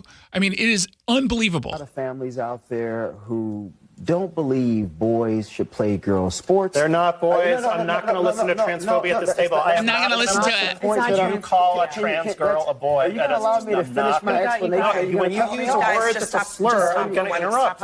When you use a word that's a slur, I'm going to interrupt, Jay Michelson says. And of course, it's the white dude coming to the rescue of the marginalized community, telling a black man to shut up. I'm not going to sit at this table using a slur. The slur was boy. That's a slur. It's not a slur. What is a transgender girl? It's a biological boy. I don't think Shermichael was being provocative in his commentary. He wasn't using any actual slurs. And then Abby Phillips jumps in to scold Shermichael. That's not how it is. Jay, they're not boys. They're not boys. They're not playing girls softball. They are boys. I'm not going to sit there and listen to that. Let's reset for a second because, look, this is a really heated issue, right? And Shermichael, I know you. I know that you understand that people have different views on this. I think out of respect for Jay, let's try to talk about this in a way that is respectful. Okay, so let me rephrase. It's just so absurd. It's absolutely absurd. She immediately says, "Oh, out of respect for Jay." Well, Jay's wrong. Why would you try to respect someone who's shouting you down as a transphobe? It's just disgusting. But again, Seth Moulton's point, again, exemplified, right? You can't even have this conversation without immediately being shouted down, without being scolded. They will not allow it on the left. You can't even really acknowledge that there's another side to this issue. Another perfect example of that is in San Jose. We've been talking about the women's volleyball team. They've got a transgender female athlete who's very dangerous because she is a man. And a whole bunch of teams, I think now we're up to 7 as of this past weekend, opposing teams saying, okay, we forfeit. We're not going to play. We're not going to put our girls, biological girls, in this position. It's not fair. It's not safe. Well, we found out today that an associate coach, Melissa Batty-Smoose, from the San Jose Spartans, ended up getting put on suspension indefinitely after she filed a Title IX complaint against the school, alleging that the team's transgender player conspired with an opponent to help the team lose a match and injure a teammate named Brooke Slusser. The coach spoke with Fox News Digital, saying safety is being taken away from women. Fair play is taken away from women. We need more and more people to do this and fight this fight because women's sports, as we know it right now, will forever be changed. Now, we didn't get much of a statement from the San Jose State School Administration. They said the associate head coach is not with the team at this time, and we will not provide further information on this matter, which is precisely what you do when you don't want to have the conversation. But the coach previously had told Outkick, this is just another form of what San Jose State has been trying to do, silence people that are speaking up for the First Amendment right, for their First Amendment rights, and for what's right. She said that she, quote, wanted to make sure I'm standing strong that only women should be in women's sports. That is not a controversial position. It is not outside the mainstream. But for anyone who was wondering whether or not progressives in and out of the media would learn any lesson from this last election, the answer is no. Certainly not on the issue of transgender topics, whether it's sports or locker room access, whatever it is. No one is taking a position that you should be mean-spirited or discriminate against people who are trans. No one is holding that position. The position that people are holding is really, really simple.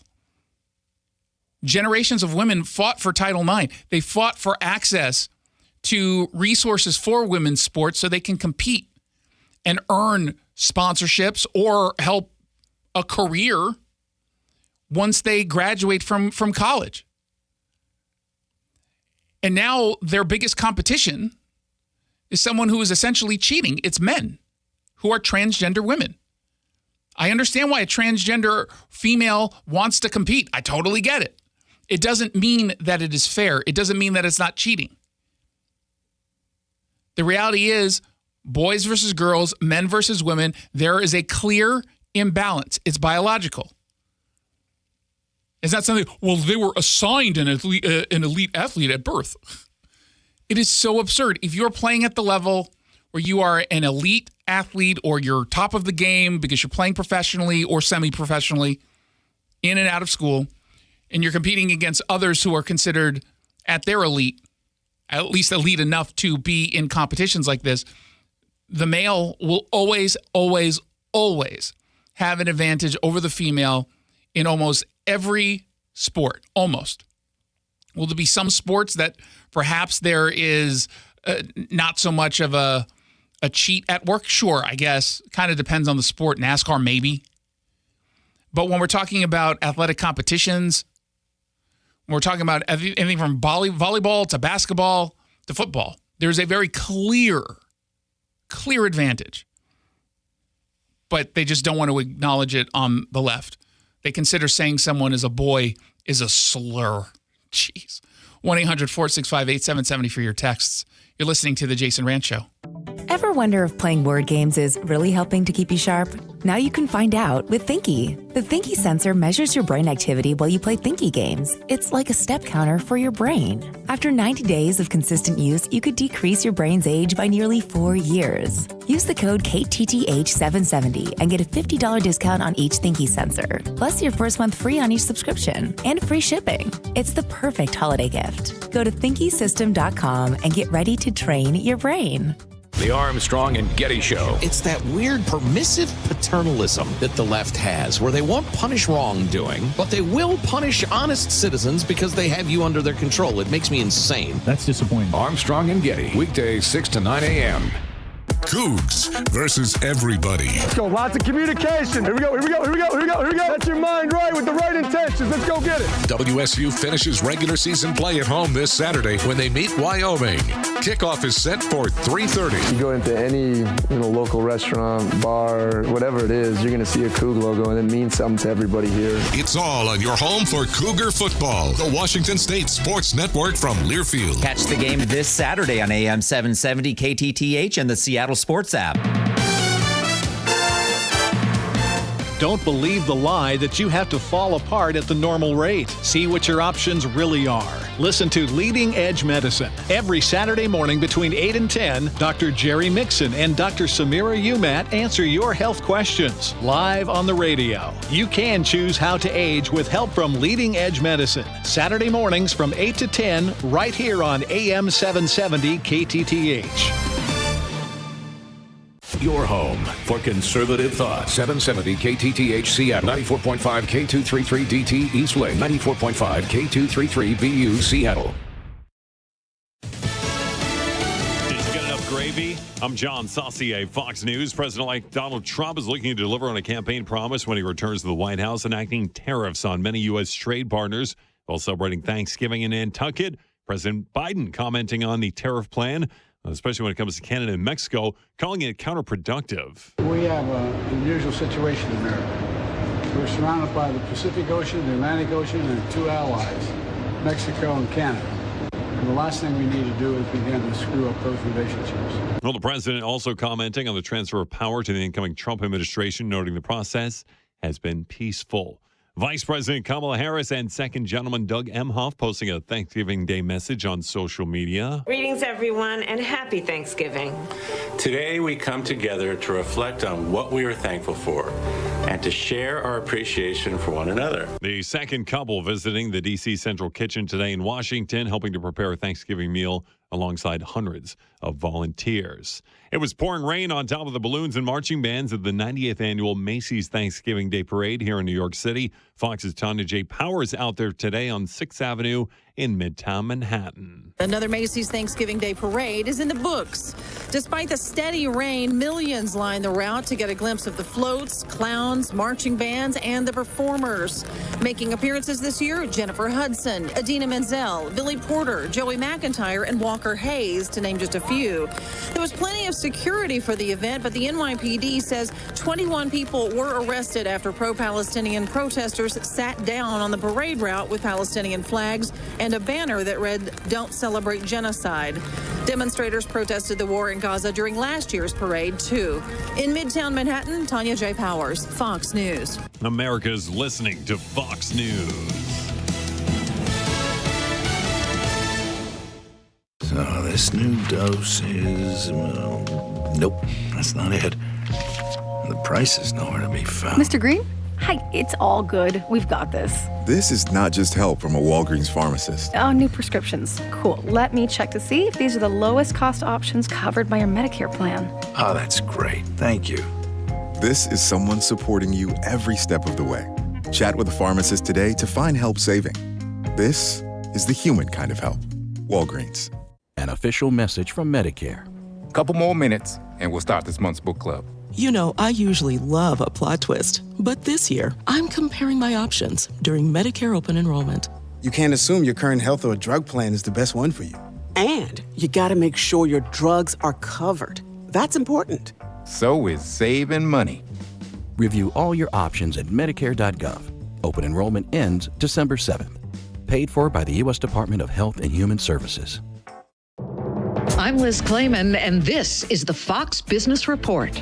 Inflation has gobbled up more of your Thanksgiving budget this year, but you may have noticed some improvement in your holiday shopping. The overall cost of a turkey is down about 16% from last year, and fresh cranberries cost about 20% less. Prices for some other holiday favorites are costing more. Russet potatoes are up 14%, sweet potatoes cost 4% more, and the price of both canned cranberry sauce and green beans is up between 7 and 9%. Canned pumpkin prices are up 30% from last year. Despite many higher prices, Aldi, Walmart, Target, and others were cutting prices for a holiday meal assortment they put together. No word on whether fresh deals will be emerging for the rest of the holiday season. That's your Fox Business Report. I'm Ginny Cosola, invested in you. Success. It's discipline. It's teamwork. It's the drive and passion inside of us that comes before all recognition. It's the best of each of us made better by the best in all of us. It's what Stifel's been doing for over 130 years. And it's why Stifel is one of the fastest growing global wealth management and investment banking firms in the industry. Stifel. It's where success meets success. Start your journey at stifel.com. That's STIFEL.com. Stifel Nicholas and Company Incorporated, member SIPC. The yellow light! I'm walking here!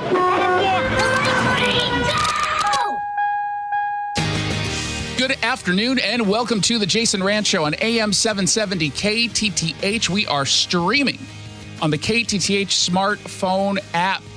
Pete Hegseth under fire for comments taken out of context, all about women in combat roles. But first, a controversial Seattle doctor caught the attention of libs of TikTok, and you know that's never, ever, ever a good thing.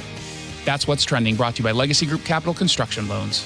What's trending in Seattle? This doctor is facing backlash because libs of TikTok posted a video to its very, very, very popular X account of the doctor declaring his intent to speed up and follow through with transgender surgeries before, quote unquote, Trump tries to stop me. Now, the context, you have to assume, is not about just your everyday transgender surgery, but in fact, specific to minors.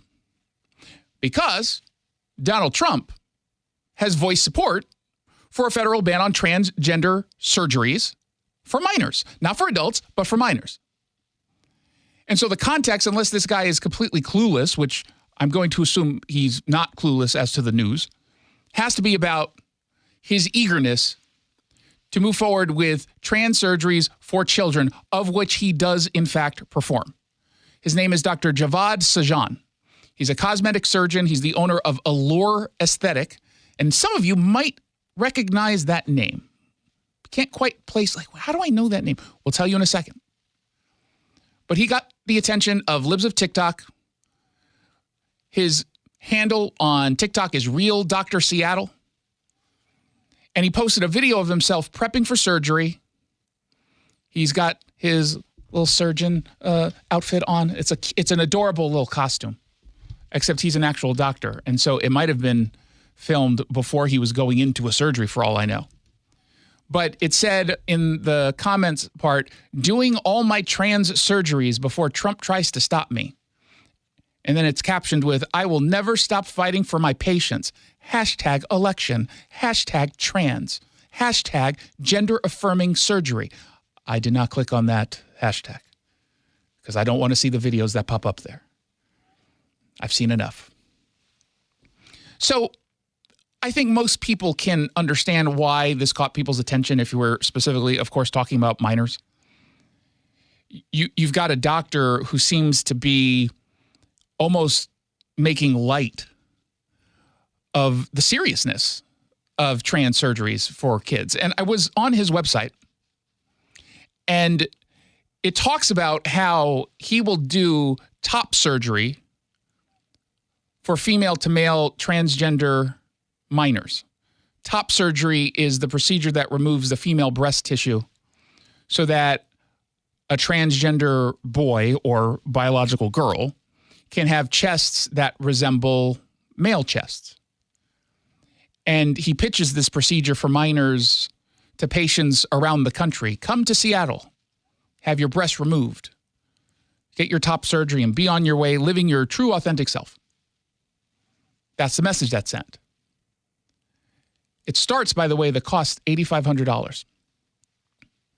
And I mean, generally speaking, unless there's something wrong with the breast that require removal, you're not getting this covered by insurance. I wonder if HSAs cover it. I doubt it. He says on his site, unfortunately, in many states, this is met with complete bans on minor FTM, female to male top surgery, and others have extreme requirements or poor gender care. Dr. Javad Sajan at Allure Aesthetic Plastic Surgery in Seattle welcomes patients from around the U.S., including minors and adults. Including minors and adults. Why'd you need the and adults part? Isn't it just including minors? We assume that adults are part of this? What's excluded? Yeah, that doesn't leave much left, I suppose. We do not handle animals. And dead people. And dead people. The website notes that minors over the age of 13 don't need parental consent for the top surgery, although he does say that he, quote, encourages parents to be involved whenever possible. But, you know, if not, it's all good, I guess. Whenever possible, okay.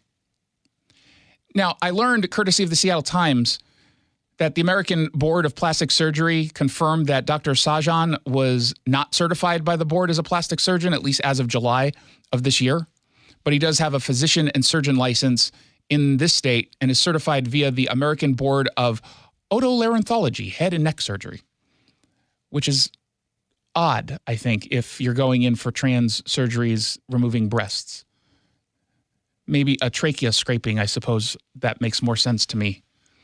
But I was looking into this guy after I saw all these comments. And as you can imagine, it's libs of TikTok, so you're getting mostly conservatives who are responding.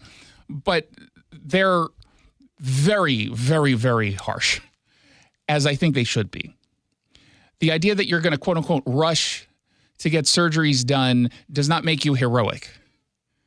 Maybe in your own mind, doctor, it makes you heroic, but to average people, it doesn't. It just kind of sounds like you're not taking seriously a life-altering surgery for a minor who is confused about his or her gender. And despite what some folks will tell you, a lot of the treatments and so-called gender-affirming care, whether we're talking surgical or hormonal puberty blockers, it's not something that can be reversed. This impacts kids as they become adults. And while there seems to be a disinterest from media, generally speaking, in covering stories of so-called detransitioners, there are quite a few of them. And they rightly are angry about how when they were kids, there weren't enough adults in their lives saying, whoa, whoa, whoa, whoa, whoa, slow down. We're not going to allow you to do this because you're just a kid. And remember, we're told by some folks that 13-year-olds don't get surgery. Shut up. What are you talking about? How dare you? Kids aren't getting these kinds. Well, kind of seems like there's at least a doctor who's willing to do it. And we already know that there are plenty of doctors. Now, some people recognize the name. I recognize the name Allure Aesthetic. I was like, where did I hear that before? I was like, okay, I didn't go through any surgical procedure. I'm not a client. Where did I hear that? And don't you remember the name? Yeah. It just sounds familiar.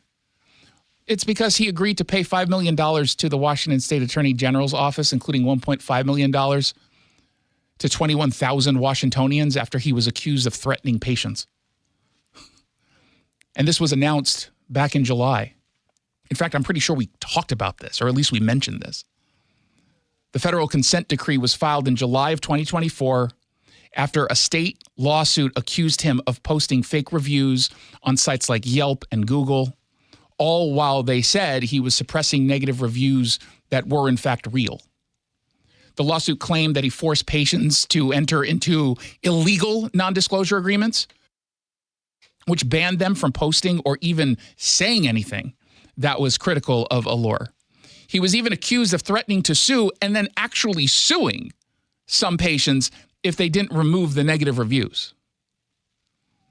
On top of that, they say he was accused of rigging best doctor competitions hosted by Seattle media outlets. I think King 5 does that.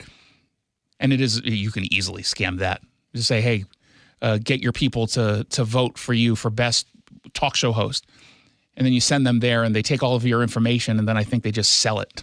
So it's all a big scam. Alleged scam. Keeping tens of thousands of dollars in rebates intended for his patients and then altering before and after photos of patients. In fairness on that one, I always assume before and after photos are fake. Don't you? Yeah. I can't be the only one who just doesn't trust them.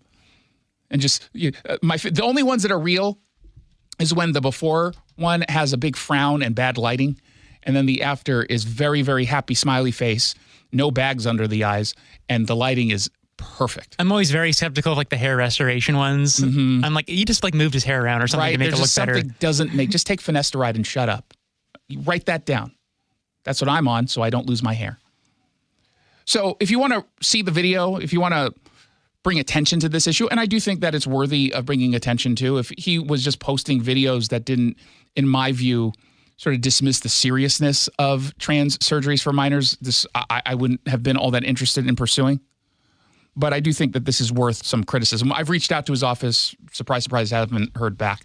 But you can go to KTTH.com or text the keyword Rantz, R-A-N-T-Z, to 1-800-465-8770. Let's find out what else is trending. What's trending? Let's get political. There's some Pete Hegseth fallout and Matt Gaetz fallout. We'll get into that in a bit. But my friend Pete, and you can tell we're friends because I went through my phone and I found all the photos of us together, most of which were on set. But there was one where we weren't on set. And so that proves that we are BFFs.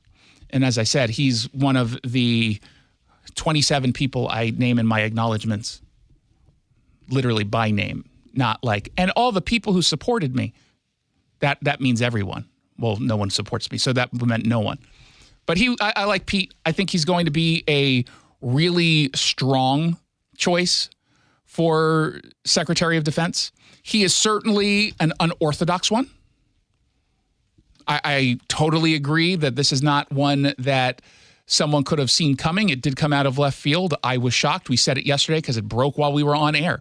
I was wondering if it was a joke. Not because I don't think he's qualified, but because who thought that Pete Hegseth would have been chosen? I am so glad that he was.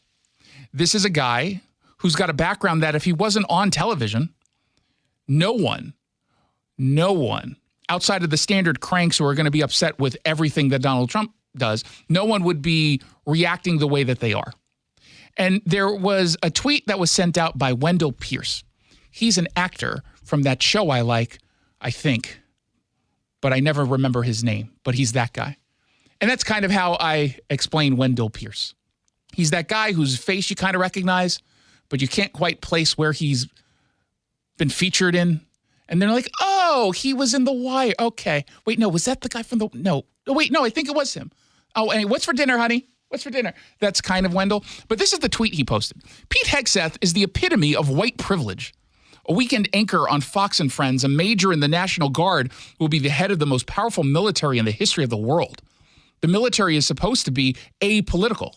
Pete Hegseth is purely political. Together with Trump, they want to purge woke generals. That's un-American. No, it's not un-American. No, that's actually quite the opposite. You want to get rid of the folks who are more interested in woke agendas that are inherently ideological so that you can focus on what it is the military is supposed to be about.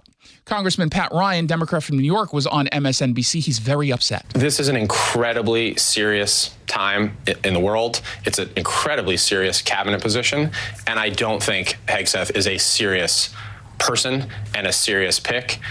And sadly, it's not surprising coming from Trump, who dodged the draft 5 times, called our troops suckers and losers, insulted Gold Star families, Medal of Honor recipients, trampled on the sacred ground of Arlington. And so he just goes down the list of most of which have been completely disputed by the people who actually were there or the so-called victims of some of the language. Like, no, that's not that didn't happen. That didn't happen. But I thought this was kind of curious. I was wondering, on our sister station, G and Ursula were talking to a retired General, Barry McCaffrey. And I assumed, and this is on me, that he was just going to rip into Pete Hegseth because Pete isn't one of them, meaning he's not a general. He didn't go through, the war college for 40 years just so he can talk about how he knows strategy, even though he's never been on a battlefield. He wasn't on the board of Lockheed Martin. Yeah, Politico had a story out yesterday, and it led with the quote, "Who the bleep is Pete Hegseth?" And then you go into the story, and it's a lobbyist. It's a defense lobbyist. I don't care what the defense lobbyist thinks. But this is what he actually said, General McCaffrey. This Fox TV host is eminently qualified to be Secretary of Defense. The question will be the policies that he supports. That's a fair analysis, because he doesn't seem all that thrown by the TV part. It might be an issue, sure, and it's of course going to be turned into an issue by folks on the left, but eminently qualified. This is a guy who's had tours first at Gitmo Bay, then Iraq, then Afghanistan. He earned 2 Bronze Star medals.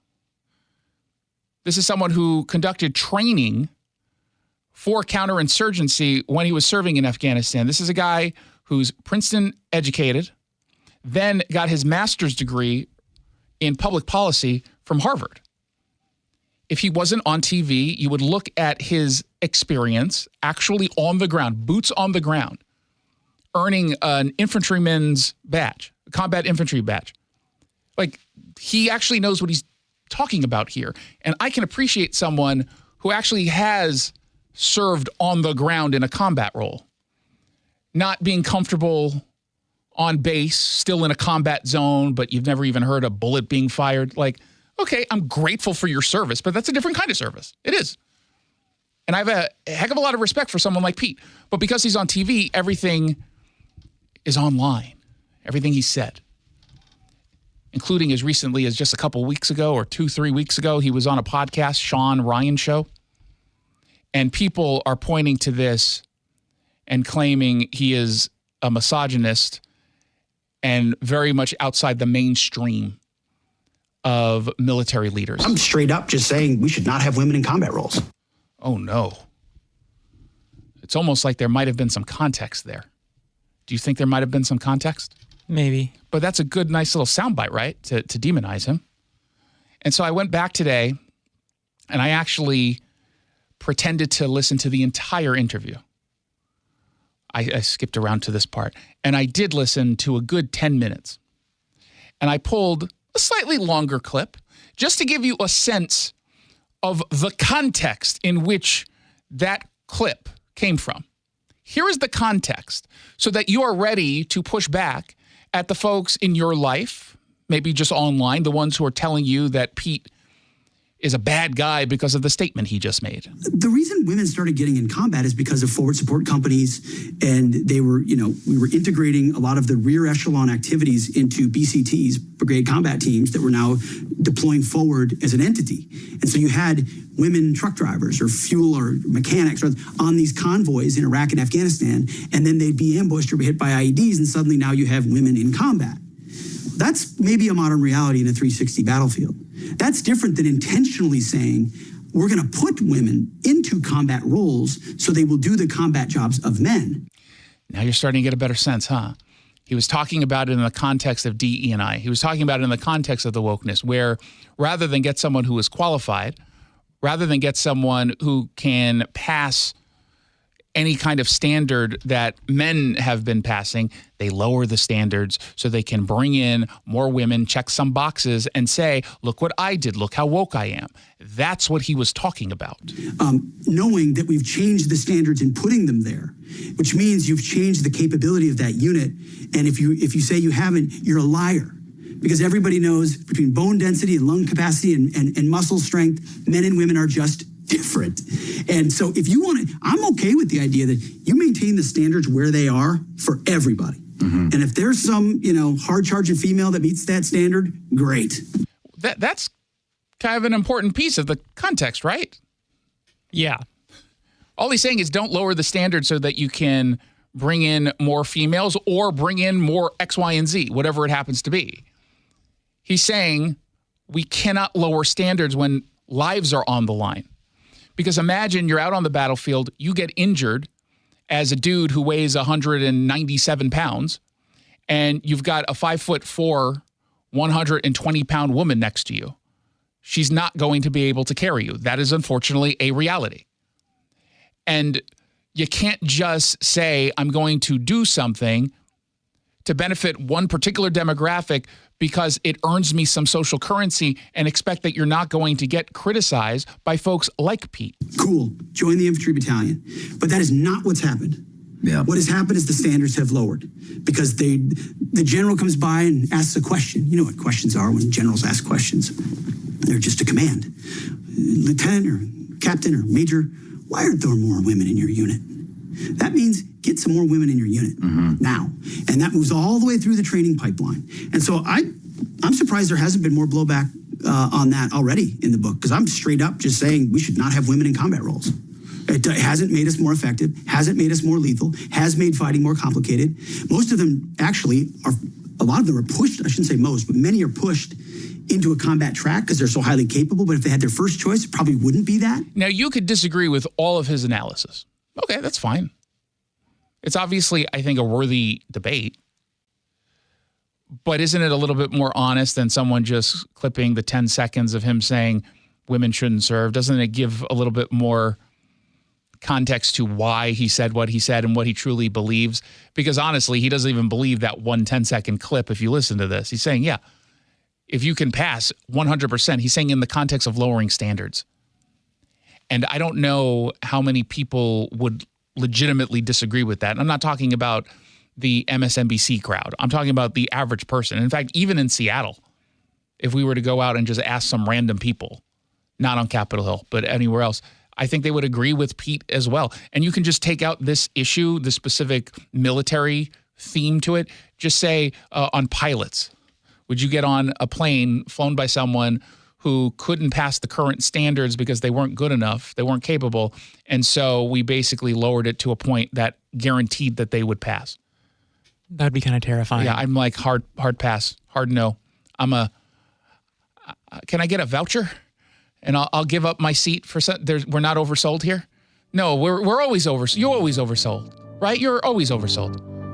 You don't even have to give me an Auntie M's pretzel voucher. I don't, just give me the ticket voucher and I'm good. 1-800-465-8770 for your text messages. 1-800-465-8770. Don't forget, you can go to ktth.com if you want to check out my story on the TikTok doctor. When we come back, we're finally getting a better sense of what the voter turnout was in Washington. And it's one of the more depressing stories we've read in a long time. I'll tell you why when we return on KTTH. Your gas light's on. We need to fill up. Gas around here is too expensive. Don't drive all over searching for the lowest prices. Just download the free Upside app and get cash back for every gallon of gas you buy. I've already made around $200. You can make that kind of cash back just for buying gas? I'm stopping now to download Upside and fill up my tank. Download the free Upside app to earn real cash back every time you buy gas. Cash out anytime to your bank account, PayPal, or e-gift card. Download the free Upside app now and use promo code RADIO for an extra 25 cents per gallon cash back on your first fill up. That's promo code RADIO. Old Spice Swagger Holiday Pack, perfect for a gift to treat yourself. 24/7 holiday freshness, with daily use can smell your bestest. I'm gonna be smelling great all season. Old Spice scents just can't be beaten. Chock full of value, saving that green. Got the essentials needed to feel clean. Deodorant, hair, body wash, and spray. Celebrate your holiday the Old Spice way. Ho ho ho ho ho ho ho ho. John Curley here for Longevity Medical Clinic. I have to tell you, I don't know where I would be in my life without Longevity Medical Clinic. I've been a patient for 15 years. It's so easy to get started. Schedule a free health analysis appointment online with LongevityMedicalClinic.com. During your visit, you're going to spend a full hour with your doctor to craft a comprehensive health plan tailored to your exact needs and lifestyle. I've been able to reduce my risk for serious disease like heart disease, diabetes, and cancer. Longevity will help you plan for long-term well-being and personalized healthcare. The approach is really simple. It's proactive. It focuses on prevention, going beyond the traditional model of just merely managing your symptoms and treating conditions as they arise. Let's face it, just because you're getting older, we're all getting older, it doesn't mean you have to fall apart. Get started with your free health analysis at Longevity Medical Clinic. That's longevitymedicalclinic.com. Again, that's longevitymedicalclinic.com. Out here in the middle of all these acres, it can feel like you're the only person on Earth. And sometimes that's how it feels when you're going through tough times. Stress builds up, you have trouble sleeping, maybe your mind is racing and you just don't feel like yourself. So what do? We get help. Lots of people are struggling with their mental health. It's more common than you think. The good news is there are people in our community who are here for us when times are tough. Sometimes, just talking to someone can make all the difference in the world, so we don't feel so alone. One thing you can do is visit loveyourmindtoday.org for simple steps you can take to find the right solution for you. Whether it's hearing stories about what other people are going through or finding the resources we need to navigate the stresses in our lives. Visit loveyourmindtoday.org. That's loveyourmindtoday.org. Brought to you by the Huntsman Mental Health Institute and the Ad Council. So this new dose is... nope, that's not it. The price is nowhere to be found. Mr. Green? Hi, it's all good. We've got this. This is not just help from a Walgreens pharmacist. Oh, new prescriptions. Cool. Let me check to see if these are the lowest cost options covered by your Medicare plan. Oh, that's great. Thank you. This is someone supporting you every step of the way. Chat with a pharmacist today to find help saving. This is the human kind of help. Walgreens. An official message from Medicare. Couple more minutes, and we'll start this month's book club. You know, I usually love a plot twist, but this year, I'm comparing my options during Medicare open enrollment. You can't assume your current health or drug plan is the best one for you. And you gotta make sure your drugs are covered. That's important. So is saving money. Review all your options at Medicare.gov. Open enrollment ends December 7th. Paid for by the U.S. Department of Health and Human Services. Take AM 770 KTTH on the go with the KTTH smartphone app. Get Jason Rantz on demand. We have laws that make it easy for criminals to get away with their crimes. Generally not a good thing and leads to what it is we're experiencing now. Stream Dan Bongino live. As conservatives, we become almost a product of our own knowledge base. You know, we don't realize that a lot of people out there, they're not paying attention as much to politics. Download the KTTH mobile app. Text app to 800-465-8770 for a link to download. Do you ever lose your balance or feel dizzy for no apparent reason? Do you hear ringing in your ears or have migraines? These are all signs you could have a problem with your inner ear or vestibular system. To learn more, call the Vestibular Disorders Helpline at 800-837-8428. That's 800-837-8428. Sponsored by the Vestibular Disorders Association. Happy Thanksgiving. You're listening to the best of the Jason Rantz Show.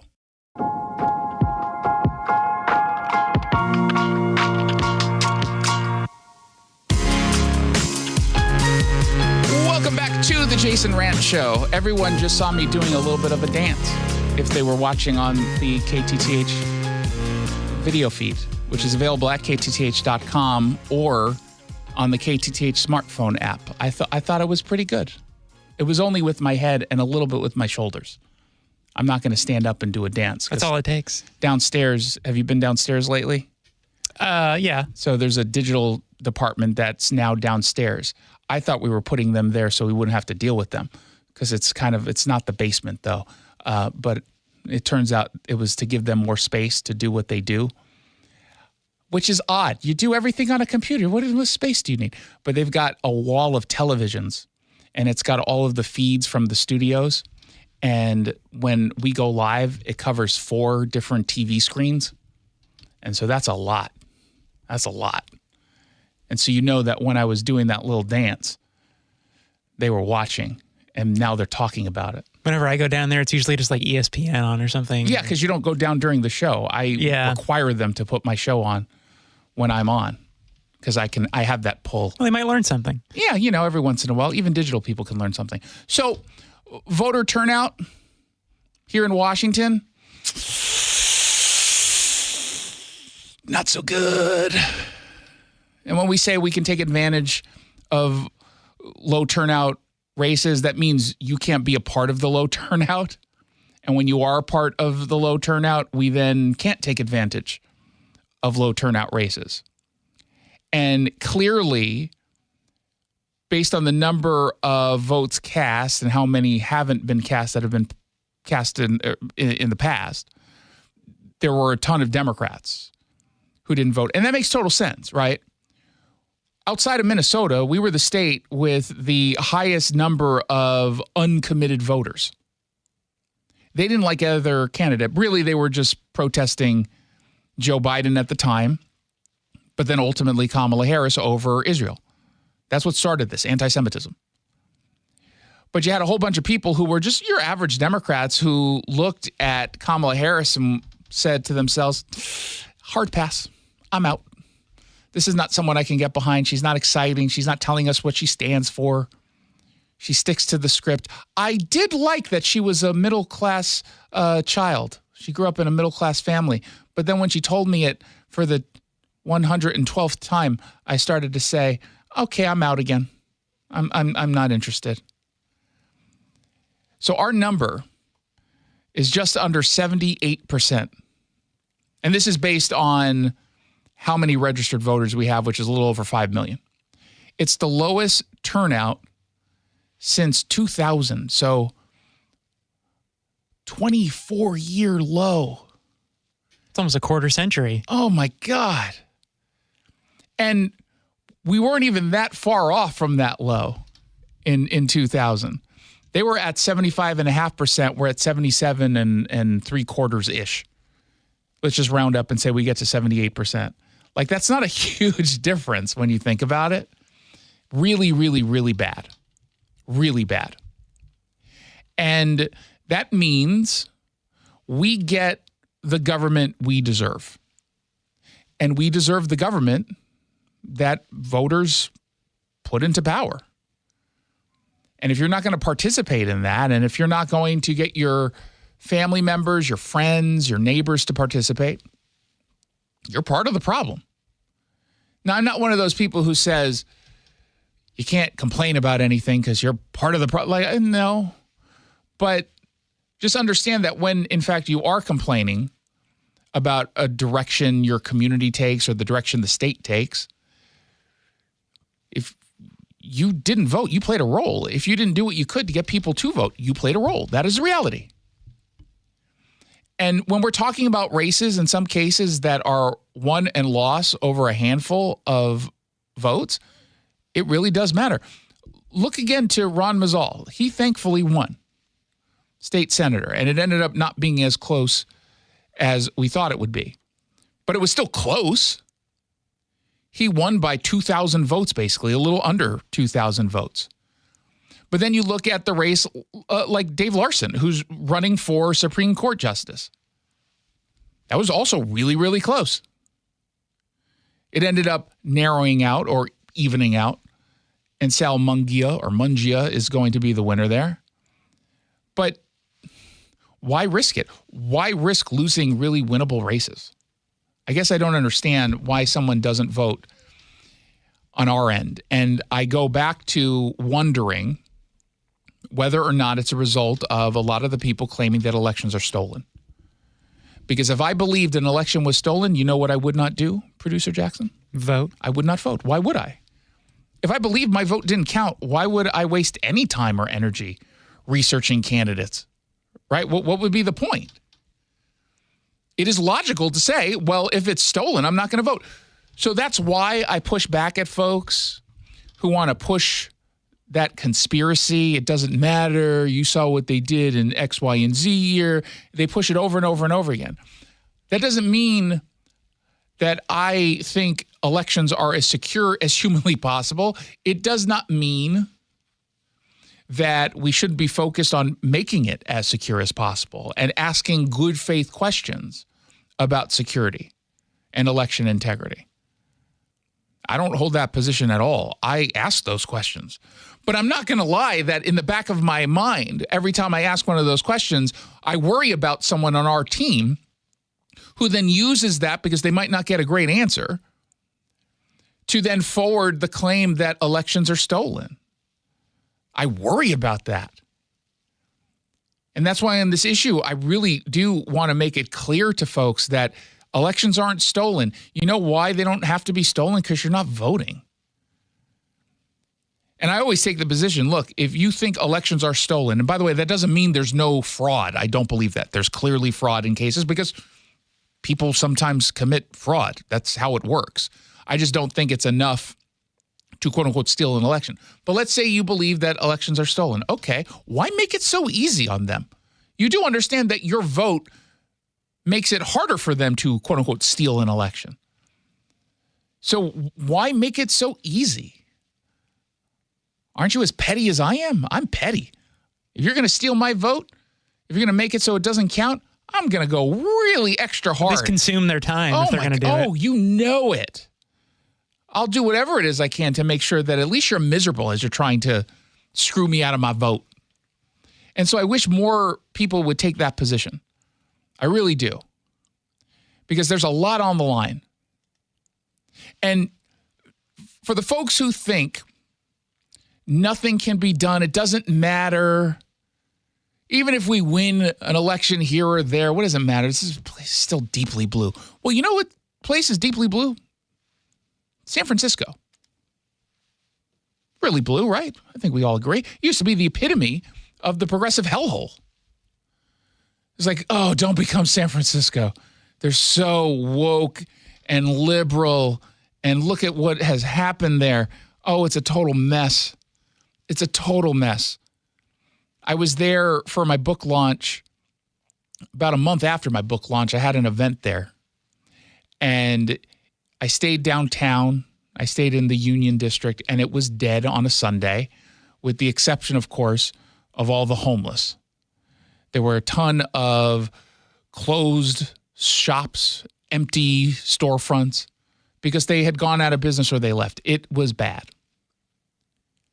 They just said, yet again, I'm not okay with this. I think we've gone too far.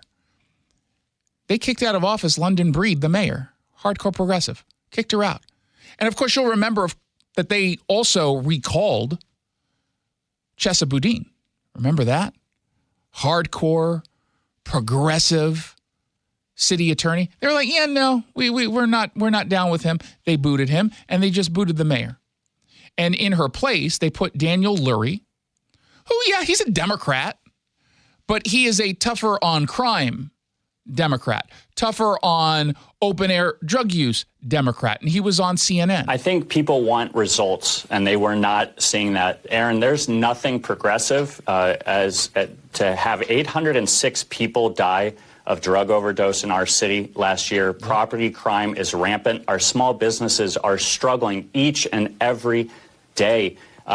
They want a mayor that is focused on delivering results. That's the mandate I was voted in with, and that's what I'm going to do. I don't believe that is anything more than those are progressive values. And so I understand I'm talking to a national audience here. This is not liberal, progressive, conservative. People want to feel safe walking down the street. We had so many instances of anti-Asian hate on our streets. Yeah. Those are things that we need to get addressed. Now, does he sound like a hardcore progressive? Not to me. And part of me wonders, because he's uber wealthy, if he's not coming off as a hardcore progressive, it probably means he's a conservative Democrat, if at all a Democrat. You know where he got his money? Where? Levi Strauss. Oh. Yeah, his uncle, I think. But when he died, this longtime executive from Levi Strauss, he gave him the money. And now he's independently wealthy. That's the way to go. Oh my God. I curse all my relatives. Not a single one. Why should I be the wealthiest? I don't want to be I want one of you guys to be wealthy so I don't have to take care of people when they need it in my family. The Great Gatsby got it right. Old money is better than new money. 100%. But you know what else happened in the East Bay area? You know what happened? People weren't paying real close attention outside of people who live there. Oh, no, don't tell me they elected Marshawn Lynch. No. They did the opposite of elect someone. They recalled their mayor, their hardcore progressive mayor, Sheng Tao. You know who else they recalled? Who's that? Pamela Price, district attorney for Alameda County, because she was so far to the left. These are not Republicans who did this. Republicans didn't boot Chesa Boudin. Republicans didn't recall the 3 Board of Education directors in, 2020, 2021? That wasn't Republicans. Republicans didn't all of a sudden say, let's all move to San Francisco and boot London Breed. That's not what happened. You're not going to find many Republicans in Oakland. These are Democrats. These are progressives who said, yeah, enough is enough. So if you don't think it's possible to change in blue Washington, look in San Francisco. Look at the Bay Area. They are a much deeper shade of blue than Washington State. We're very blue, no doubt. But they are way, way, way bluer. And then, of course, even though no one wants to, you can visit Portland. I mean, who wants to talk? Do we have to? Oh, my God. Keep Portland weird. You're not weird. You're just annoying. There's a difference. But what did they just do? They elected a new mayor. A mayor who vowed to take on the open-air drug use. A mayor who vowed to push back against all these tents that keep popping up. Now, I don't necessarily, his name is Keith Wilson. I don't necessarily like his promise of, we're going to bring everyone inside, because it's not going to happen. But he's also using the language of, we're going to be tough on this. We're going to say no more to the open air drug use. That's in Portland.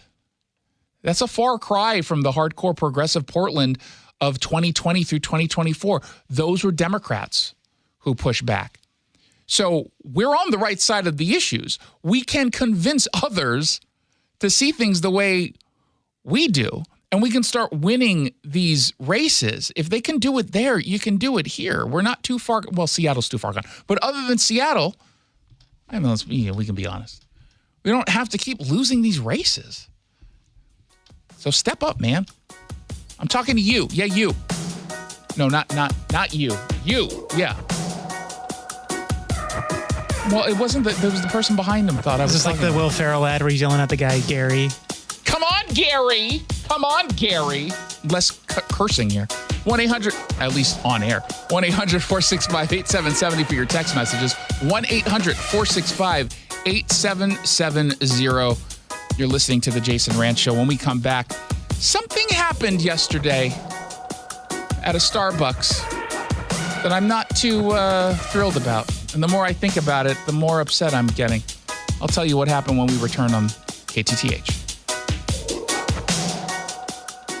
Hey, this is Pete from Home Matters, a show that covers everything having to do with your home. Tune in every Saturday from 2 to 3 on AM 770 KTTH, where you'll hear from local business owners who are experts in their industries. From foundation to flooring, roofing and windows, furniture, and financial planning, it's everything in and around your home, and we've got you covered on Home Matters. If it matters to you, it matters to us here at Home Matters. Saturdays from 2 to 3, right here on AM 770 KTTH, or listen to the podcast on mynorthwest.com. As veterans, we're no strangers to helping others. It's what we were taught, trained, and told to do. It could be for anything. Helping a friend move. Listening to a fellow veteran for hours, at any hour of the day. Or just simply making time for people. A neighbor, a loved one, or even a stranger. We're often the first to help others. There's no question about it. But we do have one question for the veterans listening. When was the last time you reached out for help? Perhaps it's time to do for yourself what you would do for others. If you or someone you know needs resources, whether it's for stress, finances, employment, or mental health, don't wait. Reach out. Find more information at va.gov/reach. That's va.gov/reach. Brought to you by the United States Department of Veterans Affairs and the Ad Council. I was in the hospital with my son for 18 months. When he got injured, I wasn't prepared, but I knew I had to be strong. When I was told about John's injury, I was in complete shock. I just remember rushing into his room and giving him a big hug and letting him know I was there. These veterans and families are just a few of the heroes we serve at Homes for Our Troops. For thousands of severely injured veterans, everyday life is filled with barriers. It was really the little things throughout the house. Counters that you can't roll up to. I had to drag my wheelchair down steps. I want to help, but he is so determined. At Homes for Our Troops, we build specially adapted custom homes with features like wheelchair access, roll-in showers, and automatic door openers that allow them to function independently and focus on their recovery and family. This house is freedom. It's hope. It's a new beginning. This house has given me my family back. To learn more, visit hfotusa.org. Now. We tend not to think about now. We dream about tomorrow, relive yesterday. But sometimes we don't see what's right in front of us. Victory over cancer is in front of us. Right now, cancer research is saving lives. Cancer research funded by the V Foundation is leading to new discoveries and new treatments, and ultimately, one day, victory over cancer. Give to the V Foundation. Right now, 1 out of every 2 men and 1 out of every 3 women will get cancer in their lifetime. Now is your moment. You may save someone you love. 100% of your donation goes directly to game-changing research. 100%. Donate at v.org. Because today's cancer research is tomorrow's victory. Don't give up. Don't ever give up. Not completing high school is more of a social thing than it was an academic thing. I came out in the 11th grade. Nobody was embracing you. The kids were cruel. It was very difficult to be gay. Even though all these years have passed, I still had that longing to have my diploma. The hard part was determining that I was going to do it, but I definitely didn't do it alone. At age 30, with the help of her mentor, Carissa finished her high school diploma. I have a mentor, Maria. She convinced me to continue my education and to finish what I started to get my diploma. Just never judges. She's a true role model. If you're even considering getting your high school diploma, go get it. You can do it. No one gets a diploma alone. If you're thinking of finishing your high school diploma, you have help. Find free adult education classes near you at finishyourdiploma.org. That's finishyourdiploma.org. Brought to you by the Dollar General Literacy Foundation and the Ad Council. Hi, I'm Dr. Shelley Flace with today's tip for kids from the American Academy of Pediatrics. Kids are full of energy, but keeping them active in their teen years can be a challenge. Aim for an hour of physical activity every day. If they like sports, that's a great place to start. Keep the focus on fun, not winning, and encourage your child to do a variety of activities. If your child isn't meeting that 60-minute goal, gradually increase their activity in ways they enjoy. For more, talk with your pediatrician or visit healthychildren.org. Happy Thanksgiving. You're listening to the best of the Jason Rantz Show.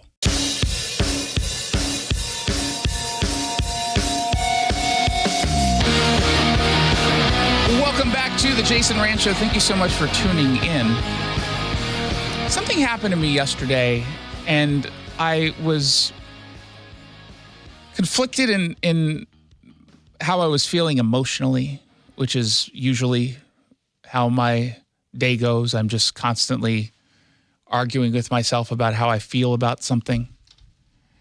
And sometimes I change after I decide, no, you're upset. And then I change it to seething rage. It's usually in that direction. I was walking D'Artagnan, my dog. Did I tell you I got a dog? Really? Yeah, he's a Malinois mix. He's 17-ish months old now.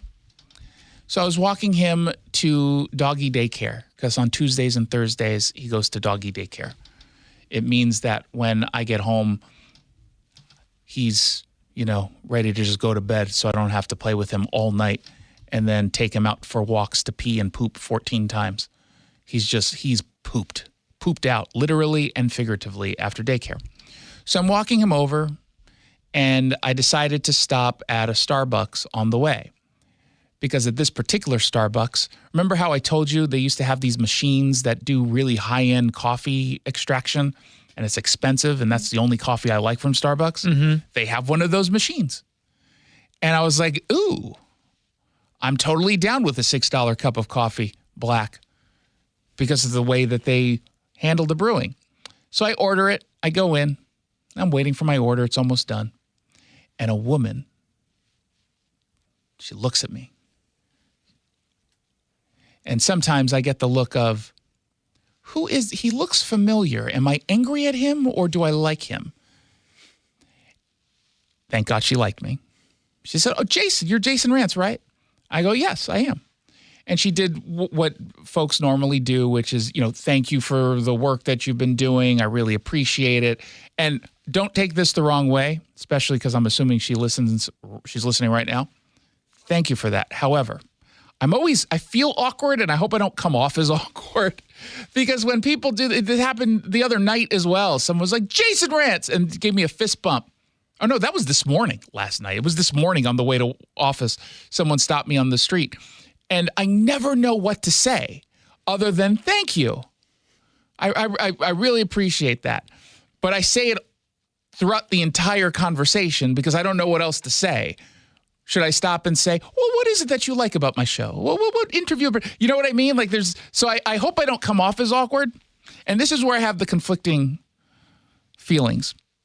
She then looks down at D'Artagnan and she says, this must be D'Artagnan.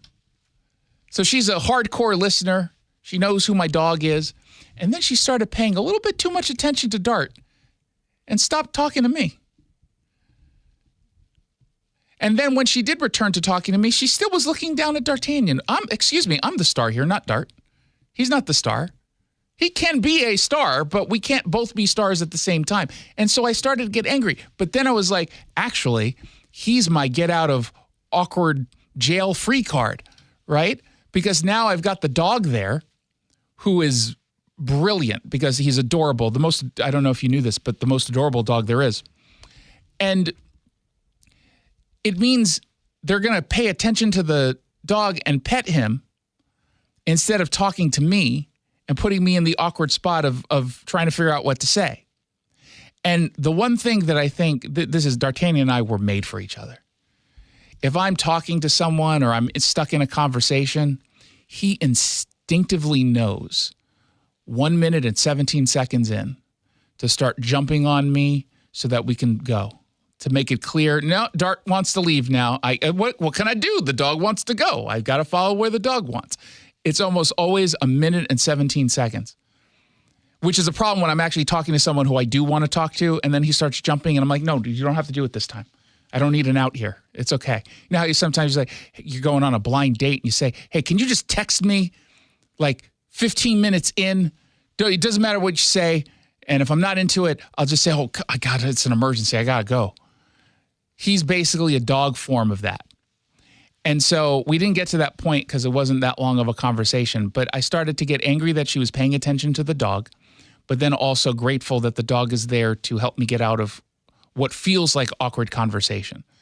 So I don't know how to feel in the end about this. You know what I mean? Yeah. I mean, as a dog lover, I can kind of empathize with her putting a lot of attention onto him. Oh, I would too, but I'm the star. I'm the one who talks into a microphone. What does he do? He just sits there looking pretty. I could do that too, but I choose to go one step forward and actually talk for a living and write. You think he can do that? Well, he's still young. Maybe he will. Well, maybe, yeah. But he doesn't. He barely barks. He barked this morning because he went into the bathroom and saw his reflection in the shower door. And he started barking at it. I was like, what are you doing? And then I realized what it was because the lights were off. So he was getting like the reflection from a light in another room. That's how I woke up this morning. So there's that. Otherwise, Dart is the most amazing dog in the history of the world. What's his Twitter or no, his Instagram account? It's like the dog D'Artagnan. The dog D'Artagnan. I think so. Yeah. So if you want to follow him on Instagram, I mean, you can also give me a follow, if you're already there, Jason Rantz. But if you want to see what my dog looks like, just go to Instagram and then search the dog D'Artagnan. It's all one word. Good luck spelling D'Artagnan. Doesn't he have an apostrophe? No, can't do that in a. Oh yeah, that's right. In an Instagram name, so it's just Dart. That's how you remember it. It's Dart and then Agnan, Agnan. Give it a like. He posts lots of videos and photos there. It's sometimes obnoxious because I'm like, okay. You said you wanted to go for a walk, but now you're on the phone. What are you doing? And he puts up a paw like to shush me. Just wait, I'm finishing this Instagram post. And they're not even all that interesting, like the content. It's just a lot of hashtags. But he's got a lot of great videos and photos up. He's cuter than your dog. Why you give me that look? I didn't say anything. No, you were giving me a look like, oh, he's not so hot over there.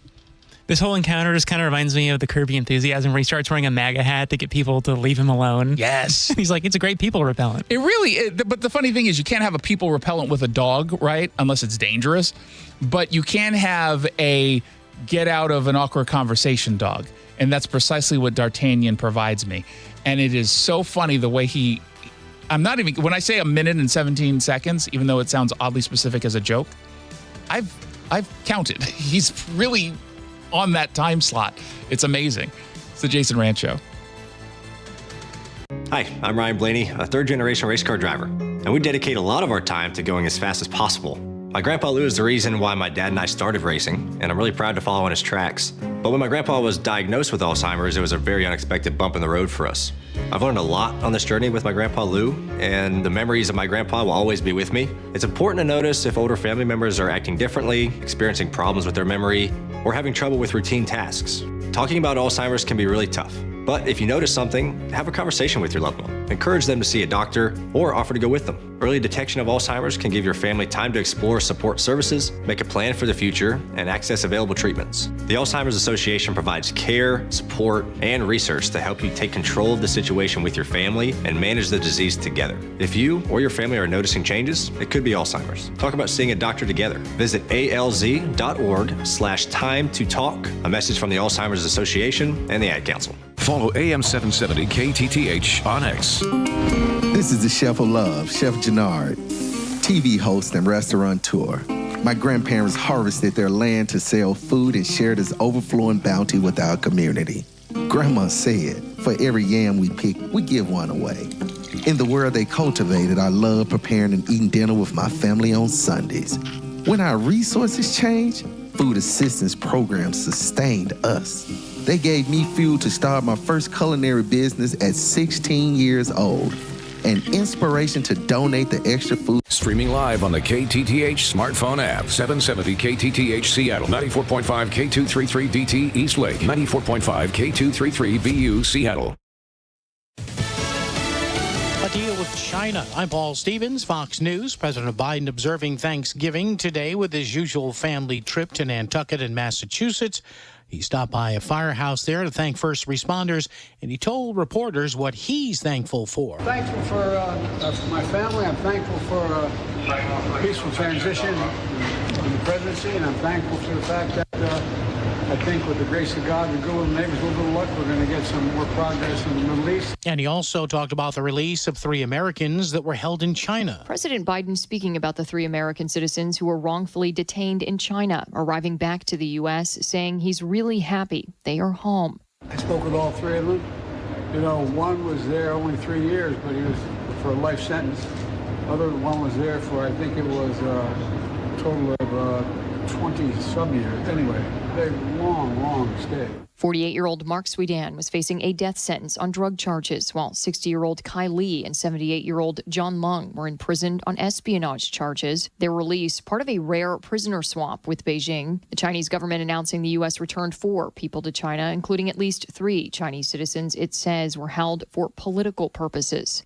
Kristen Goodwin, Fox News. And Mr. Biden also telling reporters he hopes President-elect Trump rethinks the idea of slapping tariffs on certain products from China and Mexico. Macy's Thanksgiving Day Parade going off without a hitch in New York City, despite that rain. 3 million lining the city streets to watch as we see our favorite characters become larger than life. One of the 6 new floats this year, Minnie Mouse, she is 60 feet tall. That's taller than a 5-story building, and she needs 90 balloon handlers. And that's Fox's CB Cotton. Some pro-Palestinian protesters were arrested.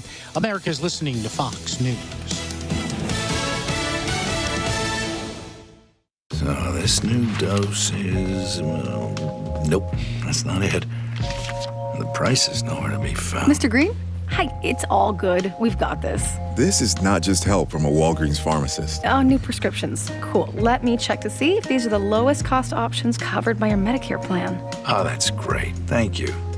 This is someone supporting you every step of the way. Chat with a pharmacist today to find help saving. This is the human kind of help. Walgreens. An official message from Medicare. Couple more minutes, and we'll start this month's book club. You know, I usually love a plot twist, but this year, I'm comparing my options during Medicare open enrollment. You can't assume your current health or drug plan is the best one for you. And you gotta make sure your drugs are covered. That's important. So is saving money. Review all your options at Medicare.gov. Open enrollment ends December 7th. Paid for by the U.S. Department of Health and Human Services. A dog? I'm not. I was born for a purpose. To bring you hope. To guide you out of darkness. To stand by you as you rediscover life. When past battles cloud your mind, I push them away. You tell me I'm your hero, just as you are mine. You hold me when you're afraid, whisper that I saved you. With me by your side, no challenge is too great, no night too dark. I'm your guide, your companion, your friend, your light. A dog? I'm not.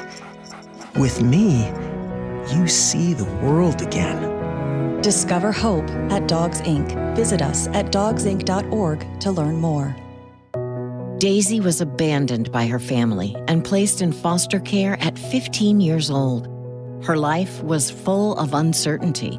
She thought she'd never have a permanent place to call home. Before I was adopted, I felt like I wasn't enough. I had this hole in my heart, and I never knew what I needed to patch that hole. But when my mom asked to adopt me, that hole was closed. It feels so normal now to say that I'm a part of this family. I am surrounded by love. I feel safe. And that hole inside of me is gone. I am whole. I'm finally enough just as I am. The Dave Thomas Foundation for Adoption is changing the lives of teenagers at risk of aging out of foster care. Like Daisy, every child deserves a permanent, loving home. You can help. Learn more at davethomasfoundation.org. I never realized that I'd be taking care of a 2-year-old and a 9-year-old on my own. I think men can be a little stubborn sometimes where pride gets in the way and they may want the help. They may not know how to ask. With my traditions, with the family support in line, and just with my mind frame, I was able to turn a negative into a positive. I knew I needed more tools in my toolbox to take care of these little girls that had just lost their mother. It's time for me to be that father that I knew I could be. I think just being that good role model as well, that models good behavior in front of them, going to work every day, coming home and being able to put on that smile. The biggest reward about being a dad is sitting back and watching your kids be happy. Never stop being a dad. That's dedication. Find out more at fatherhood.gov. Brought to you by the U.S. Department of Health and Human Services and the Ad Council.